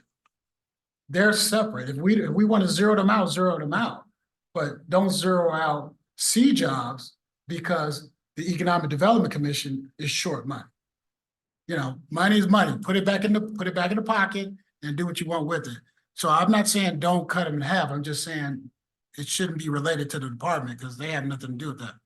And then, so anybody else, he had a good list, and talk about his list, take away from it, add to it, add to your stuff. That's right. Yes. Thank you. One of the attributes of our city is our location to a pretty big tourist industry. And although we've had very good discussions for the last 2 days regarding our budget and how we're going to spend our budget, personally, I think that one of the things we should be worried about or focused on is increasing our budget and steps that we can achieve more sales tax revenue into our city through businesses. We can accomplish getting more money so that we do have services to provide to fix the parks and of course the streets. So I hope that in the future we could have discussion on ways to improve into having more money that are, of course, all cities want to have more money, but we are unique. We're in a great geographical location to maximize our dollars. And I think if we spend some money on trying to explore ways that our city can bring up our revenue, I think those are dollars well spent. In regards to Mr. Mayor Pro Tem's comments and you know, one thing that I have seen is throughout the budget in the last 2 days is a high number of consultants. I hear both sides of the argument. I hear that the argument that we need the consultants for because we don't have the staff, or we don't want to hire one staff member for one specific niche type of education or experience. I understand that, but when we have staff instead of consultants, we have more control over the process. And so I look at the consultants and, you know, over 2 million in consultants. It's not, it's a little concerning, but at the same time, I understand the need for it. The pump track, of course, I mean, is that we invested 3.8 plus into Catino. We have a skate park over there. I see it highly used. I'm not sure that right now is the right time to be investing into a pump track and of course, you know, the commissions, we can look at the amounts. I did hear from the public today, several speakers spoke up about the animals and hearing that the SPCA is going to be charging $250 moving forward is of great concern. So of course, I would support increasing the SNP budget. They do $4,000 as we heard today. So $10,000 would only be 2.5. And so if we could, you know, look at possibly exploring increasing that number in multiples of 4 so that they're able to do the work. So I think that they're doing good work in Seaside and the public made those statements today. So and in regards to the sign as well, I'm greatly concerned.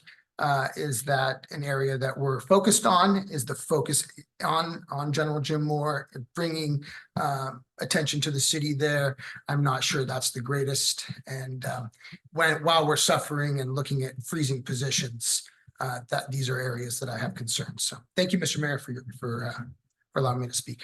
No problem. You talked about SNP, but you didn't throw any money out there. Oh, okay. Well, I mean, if they propose 6 at 4,000 each, so I would propose 24,000. That's my ask. Thank you, Mr. Mayor. Can I ask for one more thing? Yeah. Just, well, I forgot to ask for something. Did We you? have a, Did it just sound like? no, I cut, but I didn't add. Oh, right. If we can look at, we have the, this is the Safe Routes to School program. We were talking, there's been discussion of increased speed bumps on Sonoma and potentially Plumas. Maybe as a dollar amount, $30,000 as a starting point for the safe route speed bumps at, not because you're there, just because that was a concern by the superintendent. For speed bumps on Sonoma, as in to increase safety.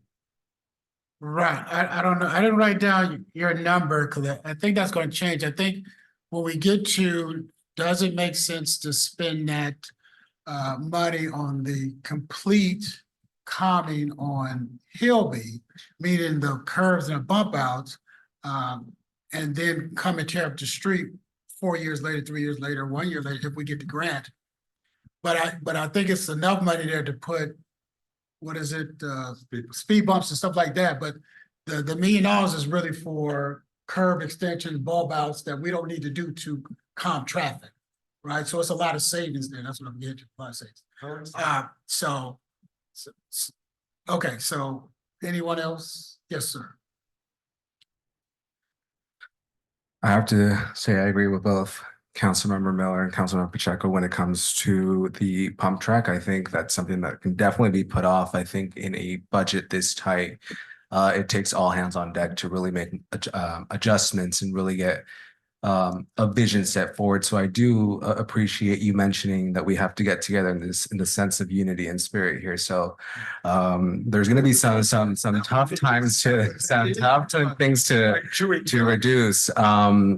But definitely get pause or reconfigure how I would say pause the pump track. I think one of the things that did come out or stood out to me was one of the consultant fees for the economic development planning and zoning. It hasn't been, it's now just being requested for 125. I mentioned that yesterday, and I think that's something that we definitely need to look into. If staff can do it, we definitely should take that into consideration. It takes all. What we don't want to do is push it back to them for them if staff can do it. So what I would like to do is, if you guys are looking at economic development, what is the total consultancy? And if you want to cut a number from that, and then they go back and divide it up. Okay, well, But to send it back to them and say, well, if staff can do it or they can't do it, we don't have the 9 to 8 days to be, you won't get an answer until Let me just, so it should be a total in the economic development area of the consultancy, right? Is that what you're looking at? The one that I was looking at was for planning and zoning, item 1030 on page 120, the one that I brought up yesterday, the $125,000 of consultant fees that hadn't been requested or hadn't even been thought of before. Well, we don't know what they plan on using them for. You wanted to call down and see if it's a good enough answer? Well, I think yesterday I did ask and I didn't get that much of a Do clear we have a answer. better answer on what, if that consultant, when we say consultant, well, come on down, we're not gonna answer from there. Is it one or two, or, is it a full contract, or if it's something shaved off of them?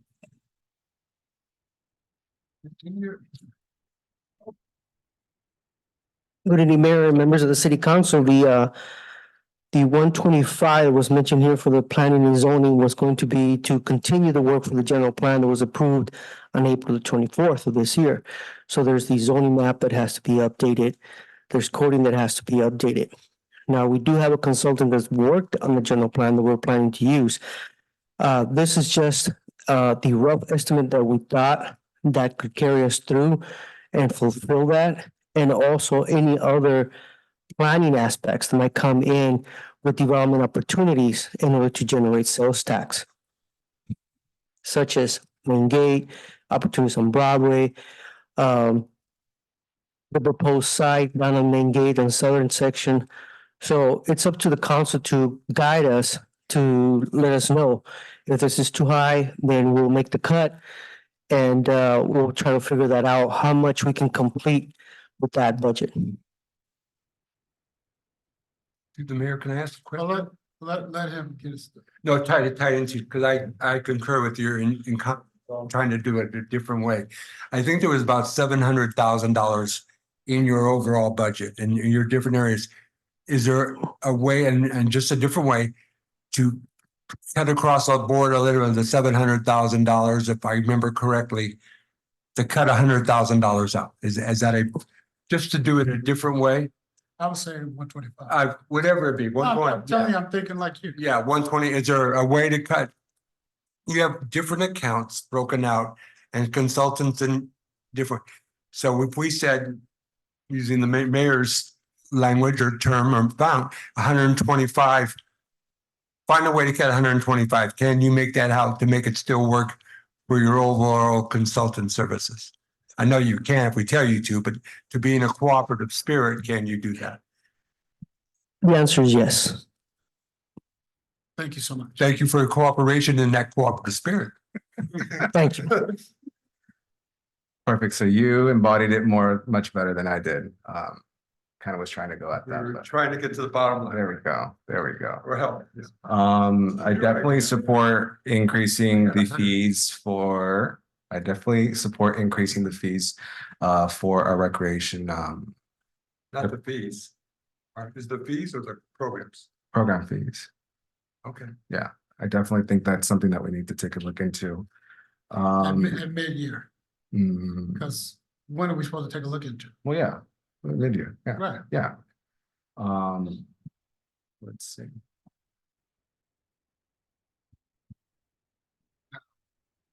And right now, that is all I can read from my writing, but leave it at that. Oh, my goodness.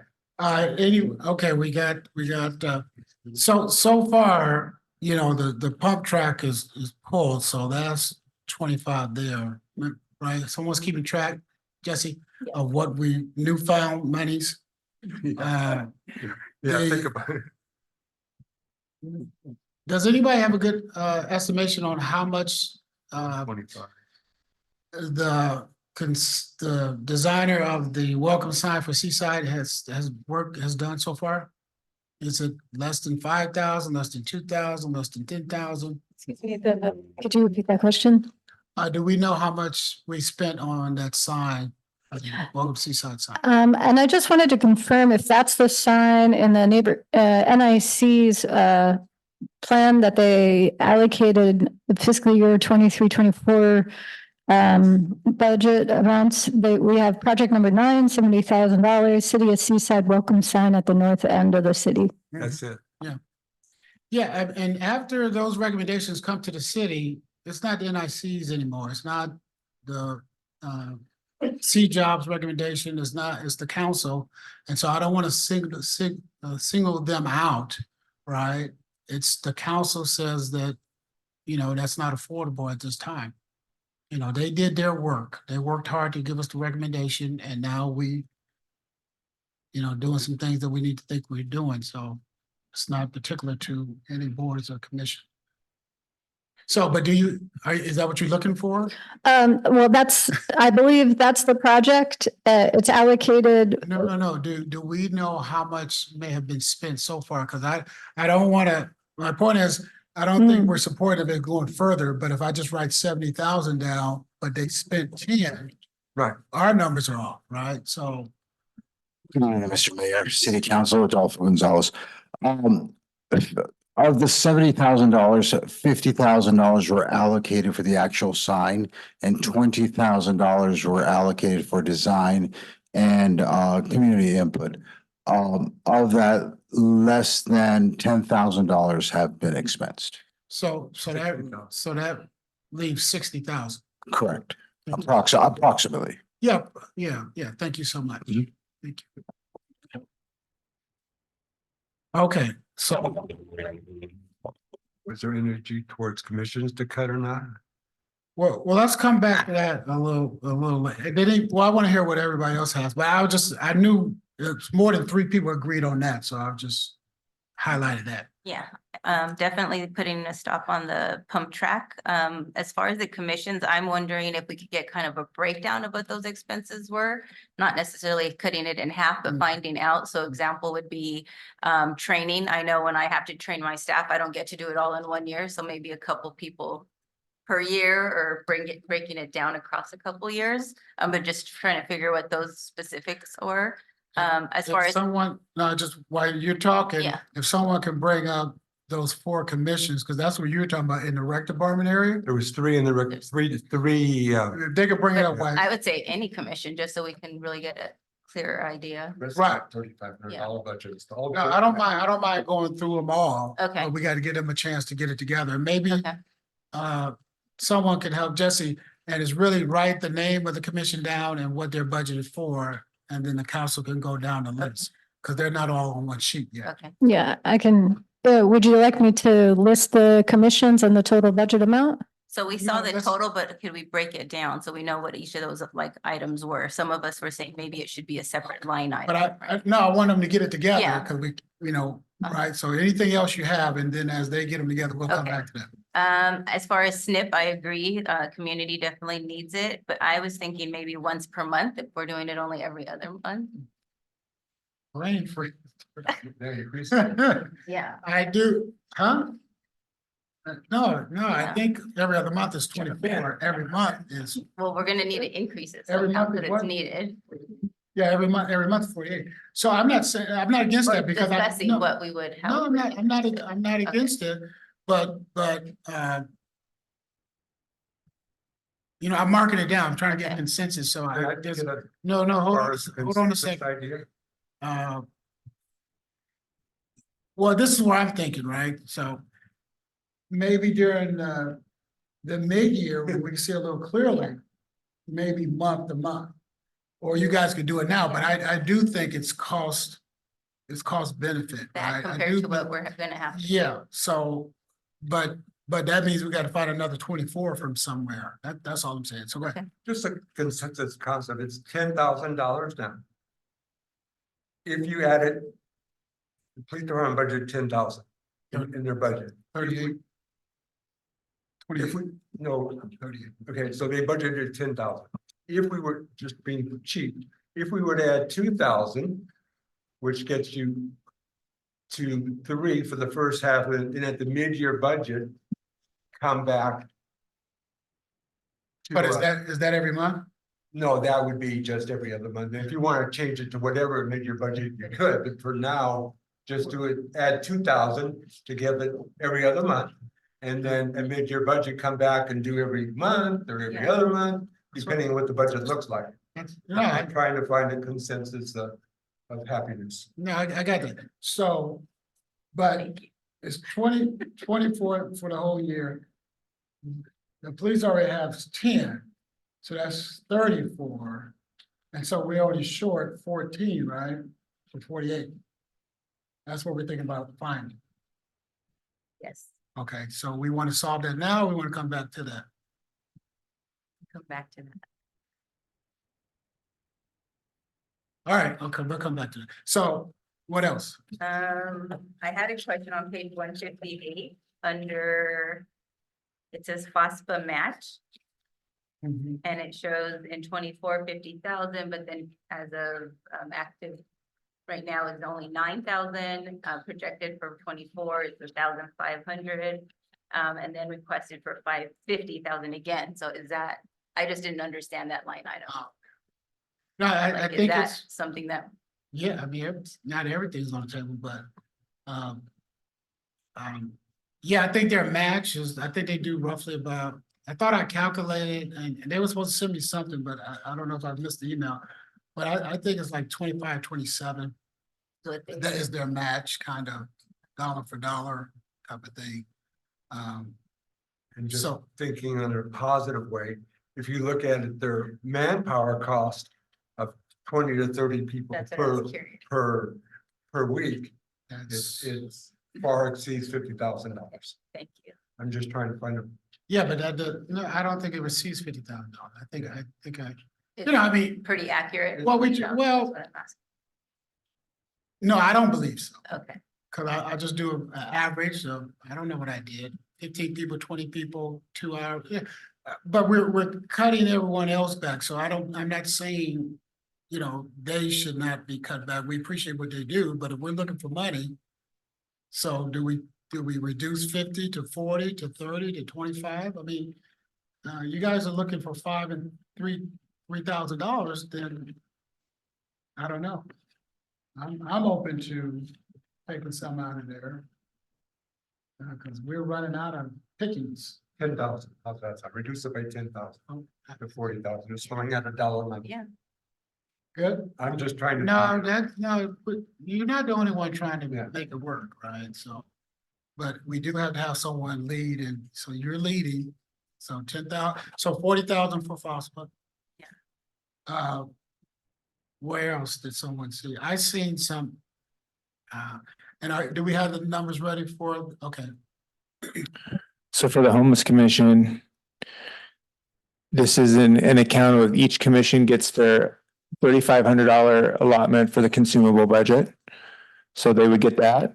There's 16,500 for food insecurity programs, 5,000 for holiday donations, 16, what group were we talking about again? I'm sorry. homeless commission. Oh, I'm sorry, okay.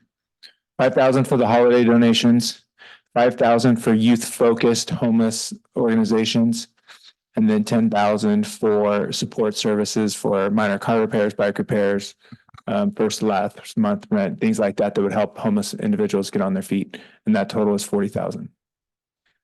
And that was 10,000. What was the other one? The first one you mentioned?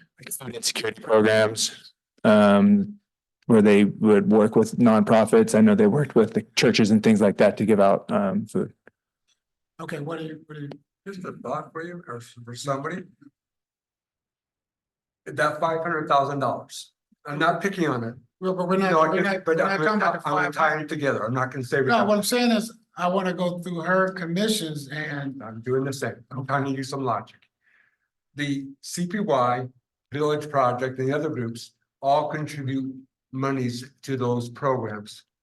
To the homeless issues, especially CPY and the Village Project. So I think by giving money to that's significant dollars to those groups when we're already giving money for services. For that way, are we Not duplicating it? And well, I'm just saying, just trying to. yeah, but what I'm saying, so at the end though, what are you willing to cut out of that? That's, 40,000, I would say 30, I'd cut 30. personally, and that's being nice. Not that they had that one year. There is support for that high level of reduction. Might be supported. I'd say cut it half. They didn't get anything from NIC budget last year, so they got only 3,500 last year, right? So they've been running on very little money, but I mean, I'd be more comfortable with half, but if 30,000 is the will, then. Well, no, I support half. I mean, but I do think we have to have a conversation about where the rest of that goes, right? Because there's some things that, you know, this council don't support them spending the money on. And that's why we're comfortable cutting it by 30. But so can we get it? Yes, sir. How about we reduce it to 25? I could do that. I could do that. So how much we say? That's what I want. 15? Yeah, it's 15. 15. Yeah, it's 15, man. Come on. It ain't that late. Yeah. Okay, somebody should be keeping up. I got 25, 70, chief, If, assistant city manager, 125, 60, 10, and 15. Question on that, for the homeless commission budget. Well, yes, If you're cutting 15, are there specific program areas that you would like them to not necessarily focus on? this one is the 10 giveaway for, what was the last one, Carl repaid? Up that one. What is that called? Support services. You make sure we don't, okay, what else? Okay, and then there was 5 for youth-focused organizations, 5 for holiday donations, and then the 16.5 for food insecurity programs. So 5 out of the 65. Okay.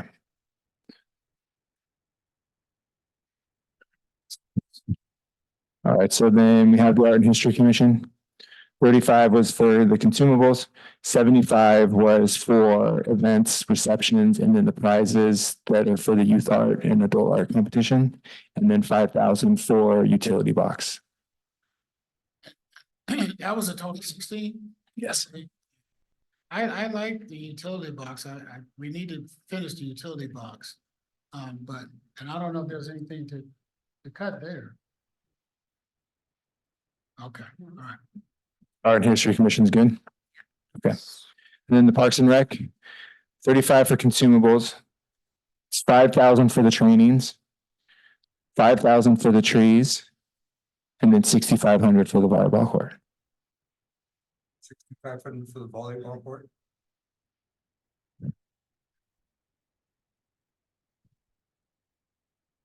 I would say, I'll throw out a number. Well, I mean, is there something to cut? We need to put sand in that volleyball court, right? So it's not really shouldn't be in their budget anyway, but that's just goodwill on their part. But they do want to start training and it may be I'm talking about putting a little bit more money in there. I mean, I think we need to help the Park and Rec a little bit more and not leave it up to FOSPA to do all the work in the parks and you know, we need those guys to do some thinking, put some skin in the game. So training makes sense. So that's where I'm at. I'm thinking about how do we. Go ahead. Yeah. Yeah, my thought is going with part of your concept, cut the what do you call it, training in half to 2,500. And I believe that FOSTA made a commitment to pay for the sand in their budget as of last week. So I would cut that because they already, from what I heard, already recommended to do that if they couldn't get the donation from the coordinator of that program through Granite. That's why I'm saying $9.65. Yeah. If they're gonna do that, then I want those guys to go to training. So it's just, I'm not, you know, like I said, we're not gonna agree on squeezing every issue, right? So if FOSPA I don't believe FOSPA should be paying for the sand, but if they want to volunteer and they already voted it out, right? But can we leave the money in there? Leave that money in there for training and take out the 3? I guess we cut training by 3. Sand was 6. 65, I think you said. 65. So cut 3,500? Does that make sense? Huh? Yeah, from the SNF. Yeah. Okay. And then the rest goes back, yeah. Does that make sense? Yeah. Yeah. Right, training is full, And so we're basically, in theory, 35, 3,500 from either the consumables or the volleyball court. yeah, however. Yeah, okay. Yeah. Okay, thank you, guys. What else? That's the three commissions, so. And I guess we'll give them time to upload the other commissions. All right, so while you guys are doing that, I have, my thoughts were, we took care. We didn't put nothing, we just did Park and Rec, right? I wanted to put more Park and Recs, but I lost that one. I think it's money from next year's Seaside Stars program. I think we're doing 6 stars next year, and I think it's 55,000. I think we can cut that down to 5 stars. We may be able to save $5,000 or $6,000. You know, so I don't know exactly Dan what the division is. And out of the 55, you're paying for like the VIP luncheon, you know what I'm saying? Remember we had the little tents out there and stuff. So is that included in that, or because it's not just the squares itself? Some of it is, and then some of it's also included in my budget under Broadway events. Well, so we'll just cut 5. Does that make sense? Does that make sense? Cut 5, 5,000 and reduce the number to 5 stars. Okay. Next year. And that's We know we got one coming up now, right? Yeah, but so. This is for next fiscal year. 2024, 25. Correct, and we're meeting now for the I'm program. saying you have the money for that. That's all I'm just saying. We want to be clear. You have the money for that. No, this is the money in this next fiscal year is for this current one that we're meeting for. Oh, you didn't spend this money already? Yeah, this last year. Or- No.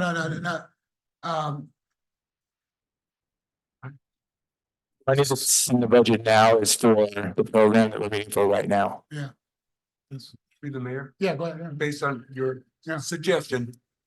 You guys just started meeting 2 weeks ago, right? Yes. So instead of is it possible, instead of just doing 6 this fiscal year as such, reduce it to 5? Yes.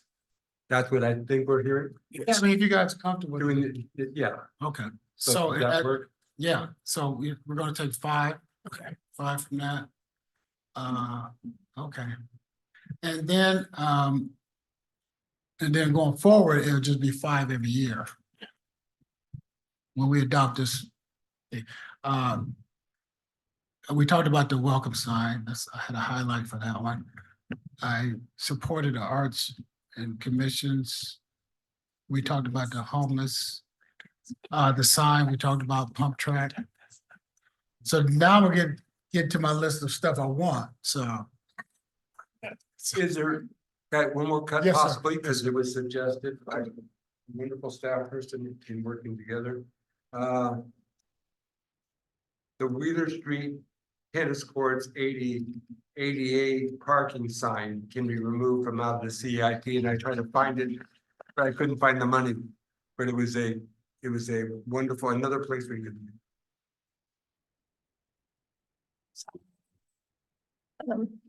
I did speak with Public Works Director Patel about general fund projects that we could 60,000. cut. It's 60,000, and she said that we could, that's one project we could cut. Well, no, I don't disagree, but we talking about now you don't want no 88 parking over there? No, it's a sign. And it's It's a sign. well, I mean, you need to have signs, but if there's more than. That's what I'm trying to do. It's maybe a lot of money, but should we have a handicap over there and then it needs to have a sign? So, Yeah, the 60K was for the parking spot itself, not a sign, that's right. Yeah. but we can defer that. Mhm. Yeah, but do we want to? I mean, that's the thing is when will if we're not talking about I mean, it's up to, we, you know, they don't have it over there now, but My gut feeling, it's just mine. yes. That tennis court had been there for 40 years. 4 years ago, they put parking spots. It has not been an issue. It's also gonna be hard to get an ADA path of travel to. So you put an ADA parking spot and not have a very accessible path of travel. So I think that ties together, so we're leaving it off. For the, Could save us dollars, and there's parking. hold on on, the hold side of on. the street. Hold on, no, we got it, Mayor Pro Tem, it's just, now we're hearing that it would impact the path of travel. I mean, you know, so, what are you asking us to consider that? It's a signal, it's, Well, no, are you asking us to yeah, consider? excited. Is there any? Yes, to remove it. not to remove, it, but not to fund it at this time. Huh? Yeah, Ask a question of the attorney. Is this some kind of legal requirement for us to have this? Not at this time.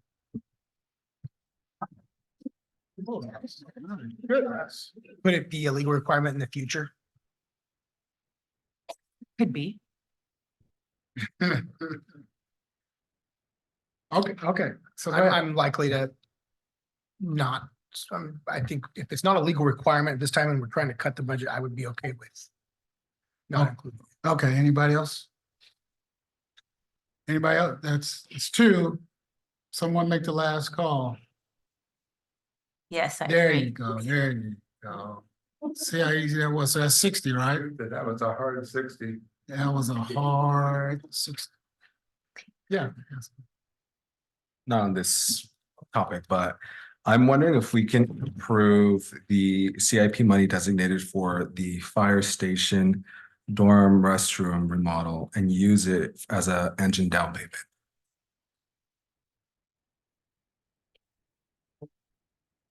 Was already suggested. Yes, but what, like, is it in there? That's already, yeah. Well, thank you. I appreciate having your formal authorization though to use about 300,000 of unassigned fund balance for the fire department operating budget. But it wasn't. Oh, what we're saying is that's your recommendation in the budget. The switch you guys already made in the budget. So when we adopt the budget, that's our switch is already made, Okay. right? And But no, that's a good point. yeah. Right. And then plastic ordinance for small business support. I don't see anything on there. I know I forgot to ask that. So you want, I want at least some support for small businesses. What is is, someone are we keeping track of the wants now? Cause I kind of like support that too, but I'm not, that's item I don't know 8185 on page it 121. was, yeah, it was like 10,000. But they can find it, Alexis. So what else did you have any thoughts on? Those were only 2 months. Oh, that was it? Okay. Someone keeping the list of the wants? Yes, I'm keeping a list of all the cuts and some of the wants, and I can share my screen with you at this time or Well, we'll bring wait it till up we at have the a, end. yeah. 'Cause I think we got a couple more commissions to go through if you guys want to go through all the commissions. Can I ask about staffing, or is that the wrong? Well, let's time? get all the money first, Okay, unless you cut, you want to cut some stuff? I wish I could, no, add, as I was Okay. thinking. Well, before, let's try to find all the pennies we can find, and then we'll make the hard decisions about how to divide them up. So, was there any other, well, we're waiting on the commissions, right? Is someone here to help her out? The other commissions are just $3,500. City manager? Jesse, you need some help? Um, Now, No, none of the other commissions had any work plans and just requested the standard $3,500. and there's no other areas that someone wanted to look at to cut? I suggested it, and not to be any criticism, just to try to find money to hold off on the on the increased fees study. I'm not saying it's a good idea, I'm just saying It's an idea. We can let the city council weigh in on that, but I think legally you have to have the study if you want to charge the fees. So that's my understanding, that you have to have proof that these things, the fees are in relationship to what the cost is, but you can help me, correct me if I don't remember after 14 years here. You're the mayor. Correct? After 14 years, you are correct. No problem. So what else? Anybody else see any areas? I mean, it's pretty tight, so. What, economic director, if you can answer this one, it's, I guess, page 122, it's 42,000 for a satellite office. I just want to make sure I understand where that's at. I'm not necessarily against it, just.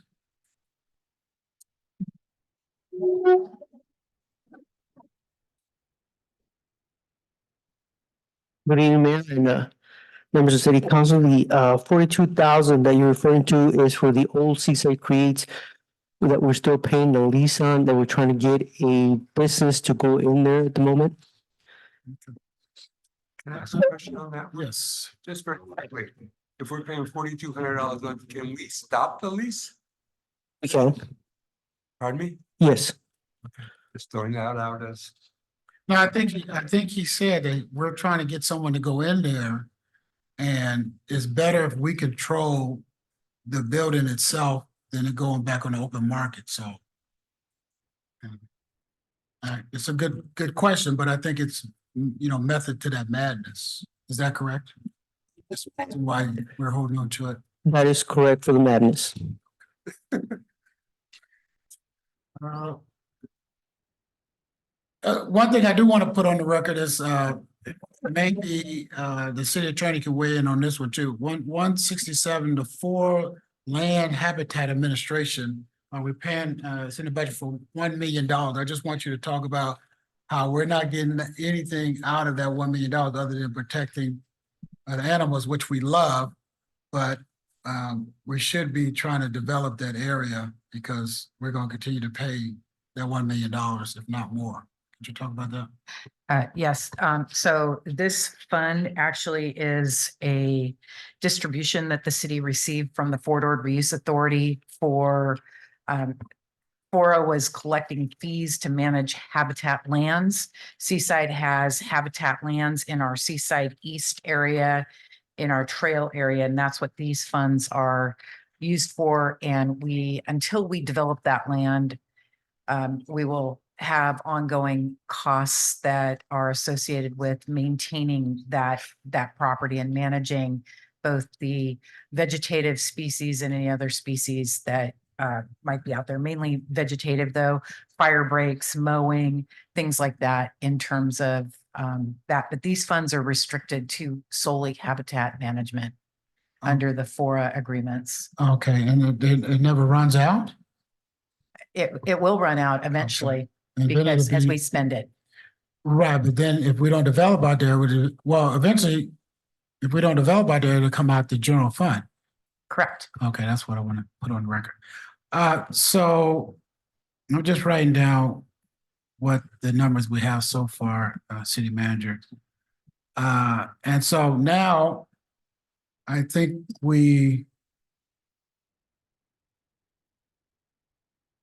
okay, now let's talk about, I think, was there anything we wanted to talk about as relates to the funding of NIC? Councilman Burks? Definitely, sorry, never mind. Okay. No, just, I know both of you mentioned it earlier, so we're wrapping up where savings, and then we'll go into where you guys wanna. So as far as the NIC, I had requested, we discussed that before coming to budget, and unfortunate events have happened. And so I just think that's something we definitely should discuss, not for this year, but moving forward, right? Is that what exactly would be the ideal for them to still get what they need, and to support our community, right? Because they're dealing with these short-term rentals, but also what our affordable housing, just, is it really balanced is what I'm concerned about, I guess. I agree. I think everyone's making budget cuts. Every other commission is making budget cuts. Like there's no exception here, I think, in my eyes. And we need to really look forward at how we're gonna review how that fund is allocated and how much is allocated. So I definitely support you on that. Just on that, I totally disagree. I think they've made significant improvement. And beyond that, there is an ordinance that's 50-50. It's a written ordinance that has divided the monies 50-50. Beyond that, and I'm not trying, well, I strongly feel I was gonna go in the same direction as you all prior to this fiscal year and prior to seeing the efforts that Nick put forth in trying to reach a timetable that the city hall recommended or city staff recommended. They met that timetable. They worked collaboratively with all the other commissions.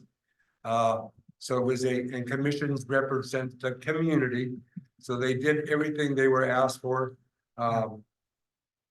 So for all those reasons, for all these significant improvements, they've added to the parks budget. They've added to the community ideas. They added to sustainable seaside ideas.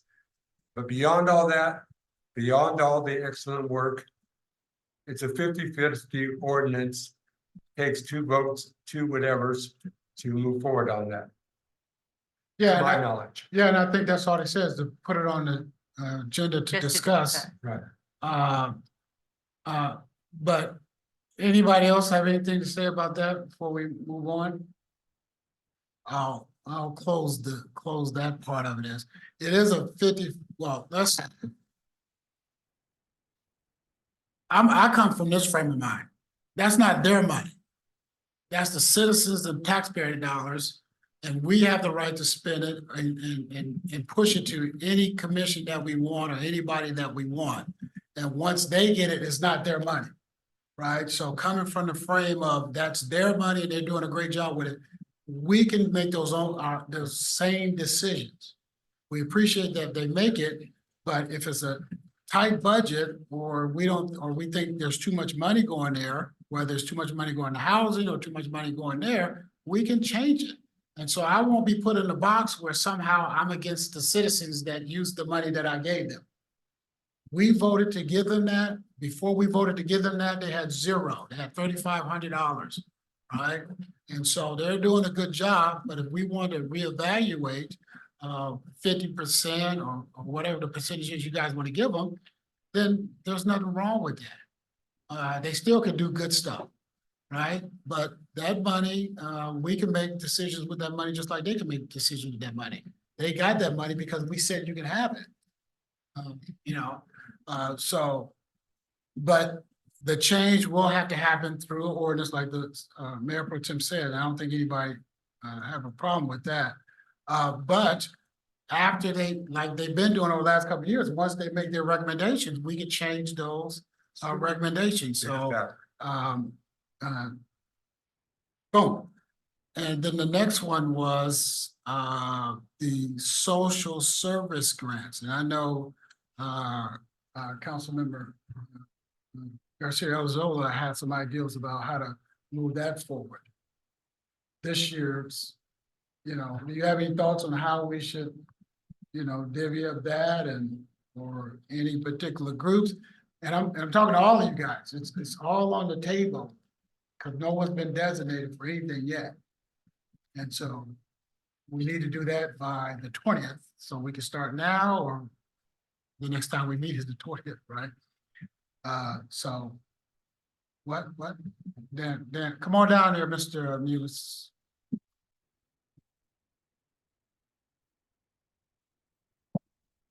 Just want to point out one thing with the social services grant. Given the time frame of when the contracts were in place, they run from January 1 through December 31, which is, it technically falls within 2 fiscal years. So when you think about the way this one works right now, $250,000 of this budget right now is still part of the current contract that's in place. So Hold on, just stop a minute. We're talking, right, but what he said was part of this money. What money are you talking about? You're not talking about fiscal 24-25. I'm talking, yes, because what the $500,000, which is in the new fiscal year, is still allocated for the contract that went in place the last fiscal year. Because of the way the program started, it didn't align with the fiscal year, it aligned with the calendar year. What did we do with last year's? The same thing. So there's this constant overlap that's happening. I remember that coming about, but I don't know how they could eat into a budget that we haven't adopted yet. How do we say we were gonna give them to fund them for two? I mean, but is that what you're saying? We said we did? Yes, so while it was 1 year, it's really, it is a bit confusing as I've taken it over. Let me understand this, we're short on time. So all we have is 250 left. Correct. 50 to deal with. Like given if this is, yes, 250. There you go. That's no problem. So it's 250 and that cuts in half the ideals that we had, but that's a true number. And so again, I guess we can, all right. So yes, Would that save us 250,000? Is that what I'm hearing or hoping? I'm asking, I guess. yeah, but but it's in the mix now. It's in the pot to spend. The 250, not 500. Yeah, not 500. So that would be a reduction of 250 on the, Yes, yes. that's a good thing. That's kind what of. it- yeah, Yes, yeah, that's but all I'm we- saying. I knew he said it a couple of years ago, how we were out of whack. Remember Right. when it first started, we got late and they didn't get they didn't get the contracts until like the 7 months into. So that's 250 savings. Okay, that's great. It is what it is. Yeah. So, let me go over my list of things I would,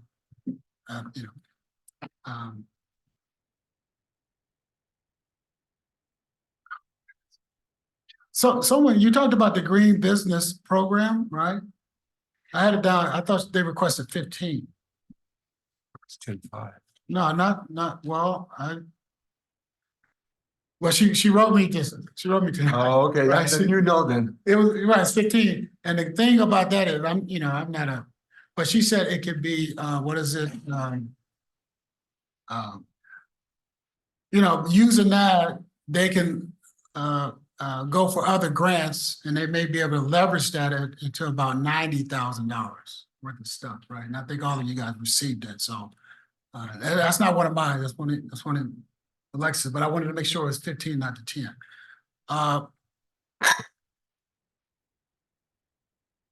Did we do the, did we already put money into the, business development program? Or no? Did we? Okay, well, I'm gonna go through mine and you guys tell me what you want to do or not. The business development, I think I put 5 in there. And so someone is minusing, right? Okay. We did the SNP. Oh, now we're at SNP bus, right? I'm just going down my list. So the SNP bus, did we want to? I don't know what the total was. Jesse, do you have the total of everything? You don't need to tell us. Computer just. Oh, it just crashed it. So the chief is up here. The chief is up here. So. Well, do you have a total? No, not that. I'm talking about the running total of all of what we saved. Yeah, okay, let me just make sure. 25, 70.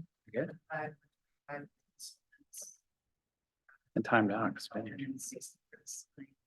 15 from the commission. And offset by 10, stars 5, ADA parking space 60, and 250 savings from the. Well, and I'm not saying you were supposed to keep track, but I didn't hear 3.5 from the sand. So let me give you my numbers, right? 25, 70, 125, 60, 10, 15, 3.5, 5, 60, 250. I believe that's it. Let's someone could, no, 60 is the 60. sign. Okay, so, you know, mine's is not SNP, but I got a SNP listed, so I just want to go in order. So what do you guys think about SNP? That makes sense. Every other month, or we want to start with every month and then continue on at the end of at the fiscal, mid-budget? Councilwoman Burks just stepped out, so she recommended once a month. I'm asking you. For me, I'm okay with once every other month. You okay with that? We can do Yes. once a month and see if we got more, no, once a month and see if we got enough money to do that at the mid-year review. I think that's a very good plan, yes. So Just disagreeable.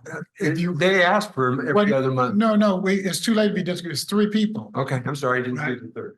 Well, yeah, I think I believe the cost benefit is there. So I think, and then we're only looking for 14, right? That's the only difference we're looking for. And if we're, like I was telling someone earlier, right, if they take, what is it, 6, 7, 10 kittens down there, you're talking about $5,000 or $6,000 already, I think, right? Something like, okay.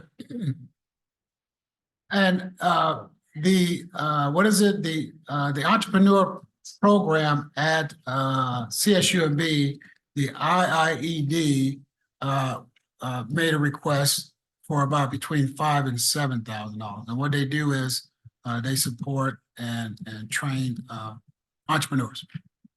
So we're trying to grow our relationship with CSUMB. I think that'll be a good. We've funded them in the past, so I think it'll be a good thing to fund them at 7,000 this year. It is okay. Got agreement on that one? Yeah. Then I had Parks and Recs, but I think we already did them, right? Cut them back or whatever. I had more for the arts and history. Then just one more now. For me, I just want to put on record, I may not have support for that, but I think the bathrooms at City Hall really need to be updated. And I think it's kind of harsh to ask our citizens and guests and visitors and well, more importantly, our employees to keep putting up with that year after year. And I think the information I got from the city clerk was roughly about $50,000 to update those bathrooms, and I think 10 is already in the budget. So I think additional 50 would cover it. That's my little ask right there on personal. I do support it. I just have a question on those bathrooms. Are they even ADA compliant? Well, I don't remember too many bars. They got that little shelf, that little, but that's not really. It may have bars, yeah, it does. It does. Well, I support They it. had to be. Huh? I support it. Well, does anyone else support it? Okay, so 50 to the updating of the city bathrooms. Yeah, I think that's it for right now. And I'm concerned on this, and I don't understand it because I think you have an idea, Mayor. Yeah. On Hilby Street. Yeah.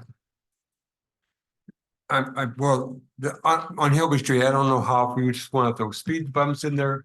I don't know if we want to do this, stay throughout the school. I don't know. I just know we made a commitment to the residents in that area, and I just don't know how we can, whatever we need to do to move forward with that, be just generic speed bumps. If that works, I'm fine with it. I think we could do, excuse me, I think we could do more than generic speed bumps.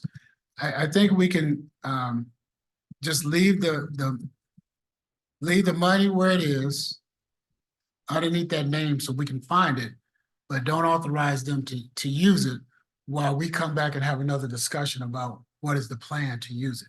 But Cause tonight, right, we can't say how much to use on the speed bumps. It's like $1 million in there and the speed bumps may only be 60,000 and other stuff that you guys may want. Right. So I'm agreeing with you. We'll revisit it. The money's in the budget, Okay, but I don't think it'll take as much because we're not gonna do the curves and the bump outs. thank you. That Yeah, clarifies it for me.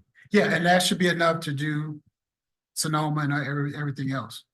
So so just to clarify, you're potentially taking the bump outs, et cetera, out.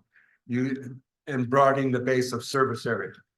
No, that's very expensive too. It's just put it in the speed bumps and the other things that they have. You know, I don't know what else they have. But the cost is laying down this cement for the bump outs and the bike lanes and all that. We just want vehicles to slow down.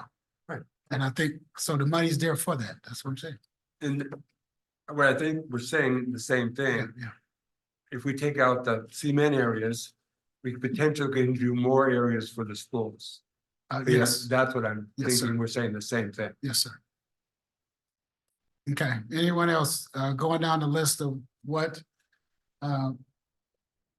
you know, I do, oh, that's right, I do, I know the group, Seaside Rising, really doing some good work. I would like for them to receive some money, and I guess that really has to come out of, well, it could come out the whole pool, but it's the 250. That way we can really signify that we're using the social service grants. Only 250 left, but, and I'm not saying, you know, knock them down to 20,000 or $20 just because we only have 250. They still need to deserve to be funded at a significant level to complete the work and continue the work that they're doing. And I don't know if that's, you know, 80 to 100, you know, whatever you guys may think is the best number there. Last time, I'm just asking Yeah, again. yeah. Last time we had 5,000, but 500,000, we just picked 5 different groups and divided it equally. Is that what you're looking at or not? No, I'm not looking at doing it equal. We don't have enough money. And the money is really for what you guys think you want to send money to. Somebody can get 25, someone can get 15, someone can get 30. I mean, So I would suggest on that issue, 50,000, I'll throw out one name, 50,000 for CPY. well, I Is just, that what you're doing or? well, yeah, I said Seaside Rising first. I mean, Yeah, but, and then I'll throw in, well, why don't you, let's take care of this one before we try to get. oh, okay, I was fine with that. No, I got you, but I want to make sure we can wait till Alice get back too, but if we got 3, it doesn't make a difference. But he may want to weigh in on. You, huh? Okay. Yeah, that's what it is. And so. Excuse me, Mr. Mayor, can I please just confirm for the community social services grant, is that staying at 500,000? No, I think we only have 250 in there, Okay, right? So we don't want to throw your numbers off. But I'm suggesting between 80 and 100. So is it 100 or 80? 80. Yeah, you. Do we want a list of what we want? Like, do you want us to generate? Well, yeah, you- Besides yours, and then that can Well, help us see- determine the amounts? Well, no, well, I don't want, I'm not supportive of just everybody, you know, you just got a list and then to be fair, everybody gets an even amount. No, not saying even, but if Okay, you well, look come at up- the, and yeah, what their list. resource or what they're providing, then we could determine. Well, that's why I started off with Seaside so it's- Rising, So Seaside Rising, CPY, is there any other community group that were? you know, because why? Okay, Well, that's what Dave said. And then I would advocate for Palenque. Yes. okay, Palenque's out there. We got anybody for the Village Project? I could support the village. I'd support Bill about it too. Okay. Well, I mean, okay, so what are we doing for Seaside Rising? I say, now that you guys got a list, I'm comfortable with 80. But I'm not supportive I of, can do 80 for Seaside Rising. Dave, how much, what did you think about CPY? Well, there ain't a lot left. I know, that's what I'm saying, I'll say 50. CPY. They've been around forever. And then how much But is, they're also that's stable. I'll say Palenque at 60 So it's- like 60 and Village? Village Project at 60. at 60? How much is that? That's more than two. So that's 250. Yeah. What's it been? But how much is it? 250. Look at you. Oh, you saved the day with that. So what, It comes up to 250. Oh. So you did good when you started off with CPY 50. Thank you guys for being. All right, I so, get that. oh, okay. All right, so, If- yes, sir. Are all the other groups getting 60? They're all getting 50 to balance it out? No, it's Seaside Rising 80, CPY is 50, Blanky is 60, Village is 60. All right. Now, well, but see, that's what I'm saying. If I'm not, we have to get over, hey, everybody gets the exact same amount every year. Right? Because we have money, so we could even it out if you want. Everybody can get 80 if you want. But then when you're talking about, was there anything else you guys wanted to do? Because we can even them out. And then if there's any special programs that you may want to see in the community. I think I would like to see CPY go to 60 and you just go 10,000 over because they've been. No, it's not. They're good. They're a good thing, right? So, I mean, all of them are good. All of them are good, but at a certain point, I'm just saying for me, we have to support other organizations, and we should not feel bad because we are supporting other organizations. That doesn't mean the other ones that we know are not good. So how much do we have left? Yeah, go ahead. Does the council want to confirm the budget reductions that were proposed before we have a better idea of how much fund balance we're working Oh, we with? did. So yeah, give me the correct number then. Okay, so I have pump track removed from CIP, $25,000. Welcome sign, remove welcome sign from the NIC's project list, but only saving $60,000. I wasn't clear how much of a SNP allocation we, well, let me just focus on the reductions. So FOSPA match was reduced from 50,000 to 40,000. The Seaside Stars, So how much was the savings though? That's. well, I want to confirm that these were actual cuts that the council. From FOSPA, right? Yeah, Yeah, we only cut 10,000? Okay. Okay, all right. and I'll give you the total shortly. Seaside Stars, reduced from 55,000 to 50,000 by 5,000. We removed Wheeler Tennis Court improvements to the ADA parking space from the CIP for a savings of 60,000. Oh, I see what you're saying. Department reduce homeless committee budget by 15,000 with 5,000 from the food insecurity program and 10,000 from support activities. Reduce the Parks and Recreation committee by $3,500 related to the volleyball project. I wasn't sure if we were going to confirm a reduction in $100,000 of consultant services for the Community Housing and Economic Development Department. It was 125.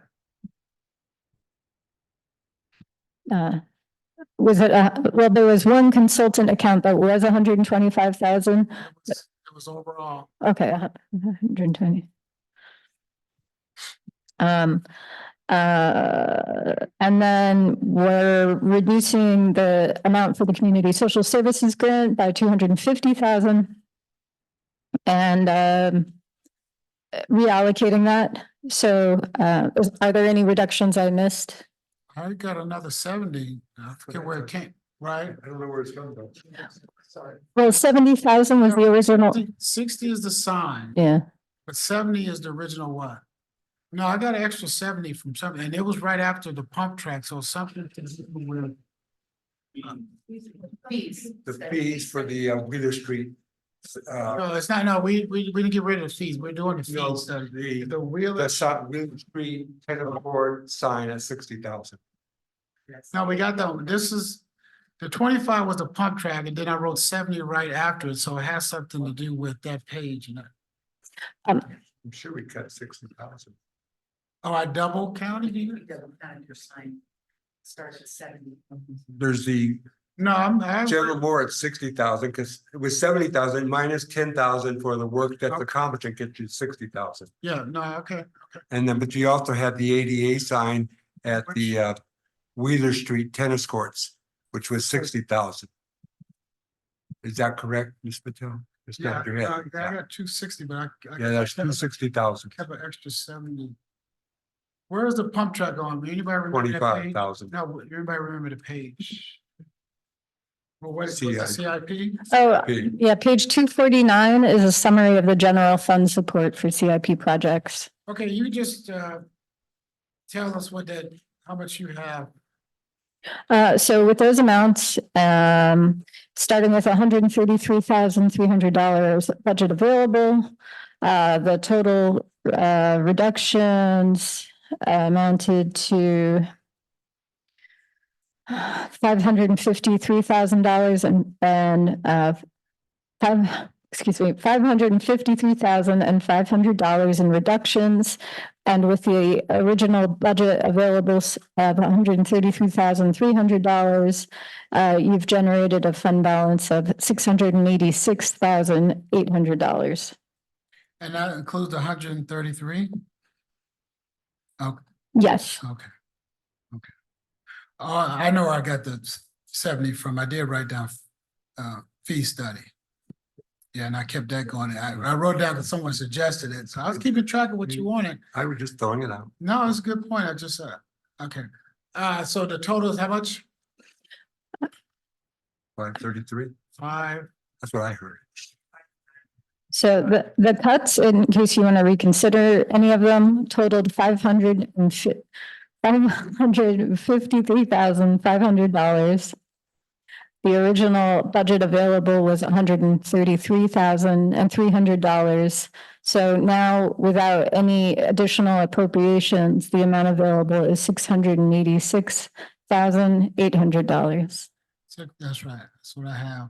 Okay, and so we talked about what we wanted to spend it on, right? So do you have that list? Yes. You can go over that list and then we'll ask you for how much is remaining. Okay, so for the SNP bus allocation, there's currently 10,000 in the budget. And I wasn't clear on the amount the council wanted to add to that.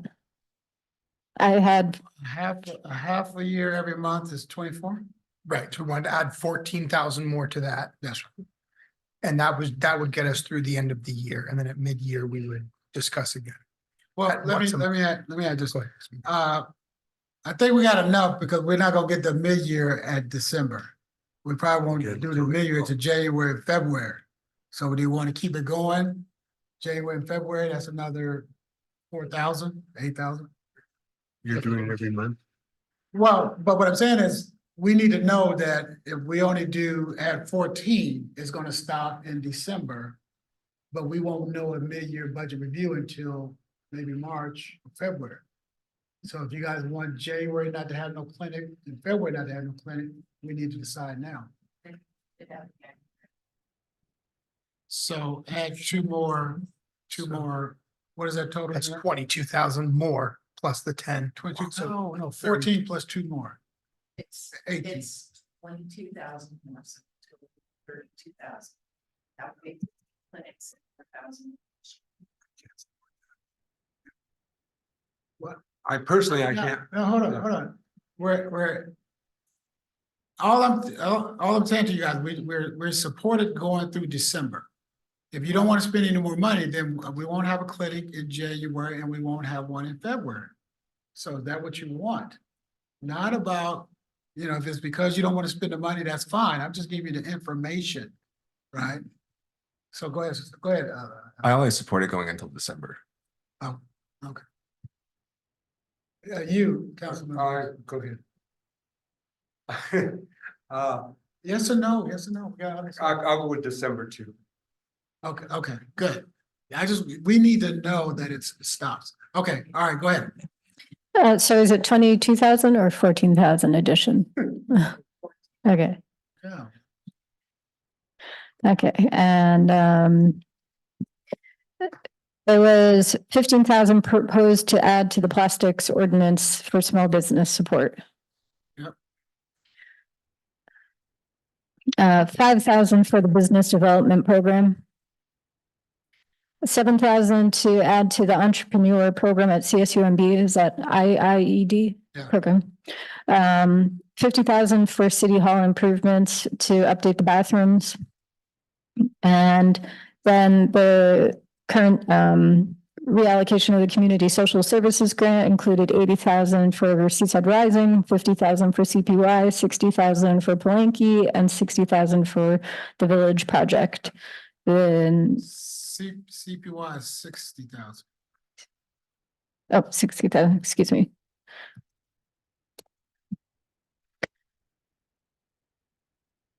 Okay, I think I have our totals here, our fund balance available with the reductions and the new appropriations is $335,800. Okay, how much is left? It's $335,800. Before we can add, well, the social services, are we good? Everybody's comfortable, or do anybody want to do more of social services? We're comfortable? You sure? Positive, yeah. Huh? I got you.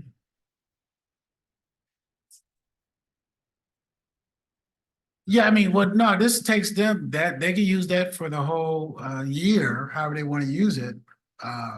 So no, we shouldn't add any more at the mid-year. Okay, so this is the time, if we're all comfortable, we don't want to add no more, no 5, no 10. Okay, all right, that's all I can only ask. All right, now we got 330. Is there? I do. It's, yes, sir.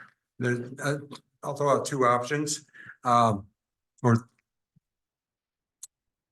either the civil engineer and a street maintenance person. Either that or the civil engineer because of development and a street maintenance person. I think some of those are already in the budget. No, they were frozen. Those are, but they're, so you want them unfrozen? I want them unfrozen for those because we're short No. at least 3 positions in public works, civil engineer, and 3 parks staff, and then you're so No, you're that's- short there and then. No, that's fine. First we got to see if there's any support for unfreezing them, because it's not an easy thing to do, because they already plan on not having those guys there. So what do you guys think? Let's keep moving here. Which one is your priority? Because I would, if I had to make one position, I would make it the street maintenance. If we're focusing on, we're focusing a lot of our energy on streets, I think street yeah, that's fine. maintenance would be a logical. Yeah. If I have one choice, that would be it. Street maintenance position. Do we know how much roughly that is, so we can discuss that?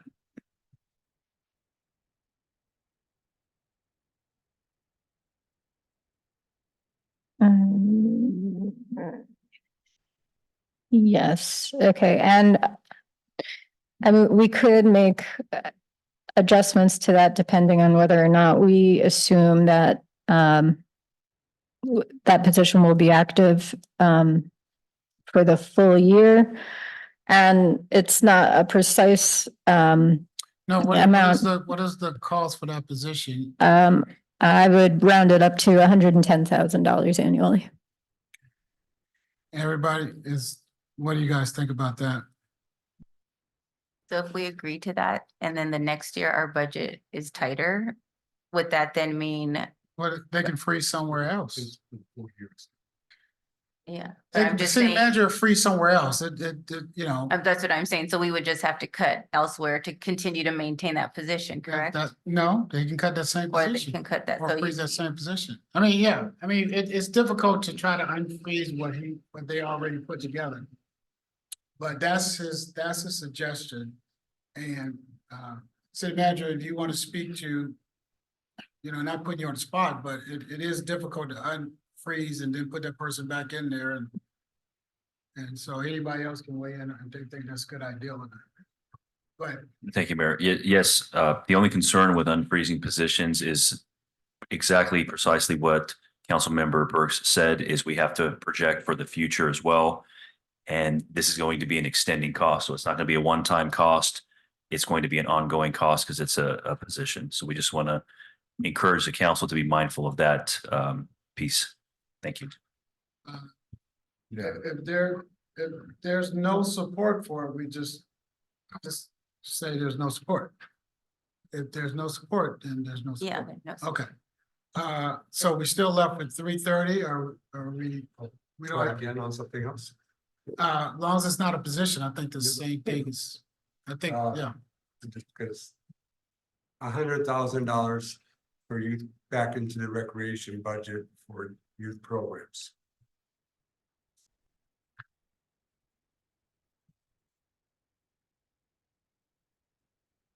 Mr. Mayor, Yes. can I ask some clarifying questions on that? Is there any kind of program that you had in mind or? was No, there- because it's so, not my own, I'm just saying they got cut by 1% across the board.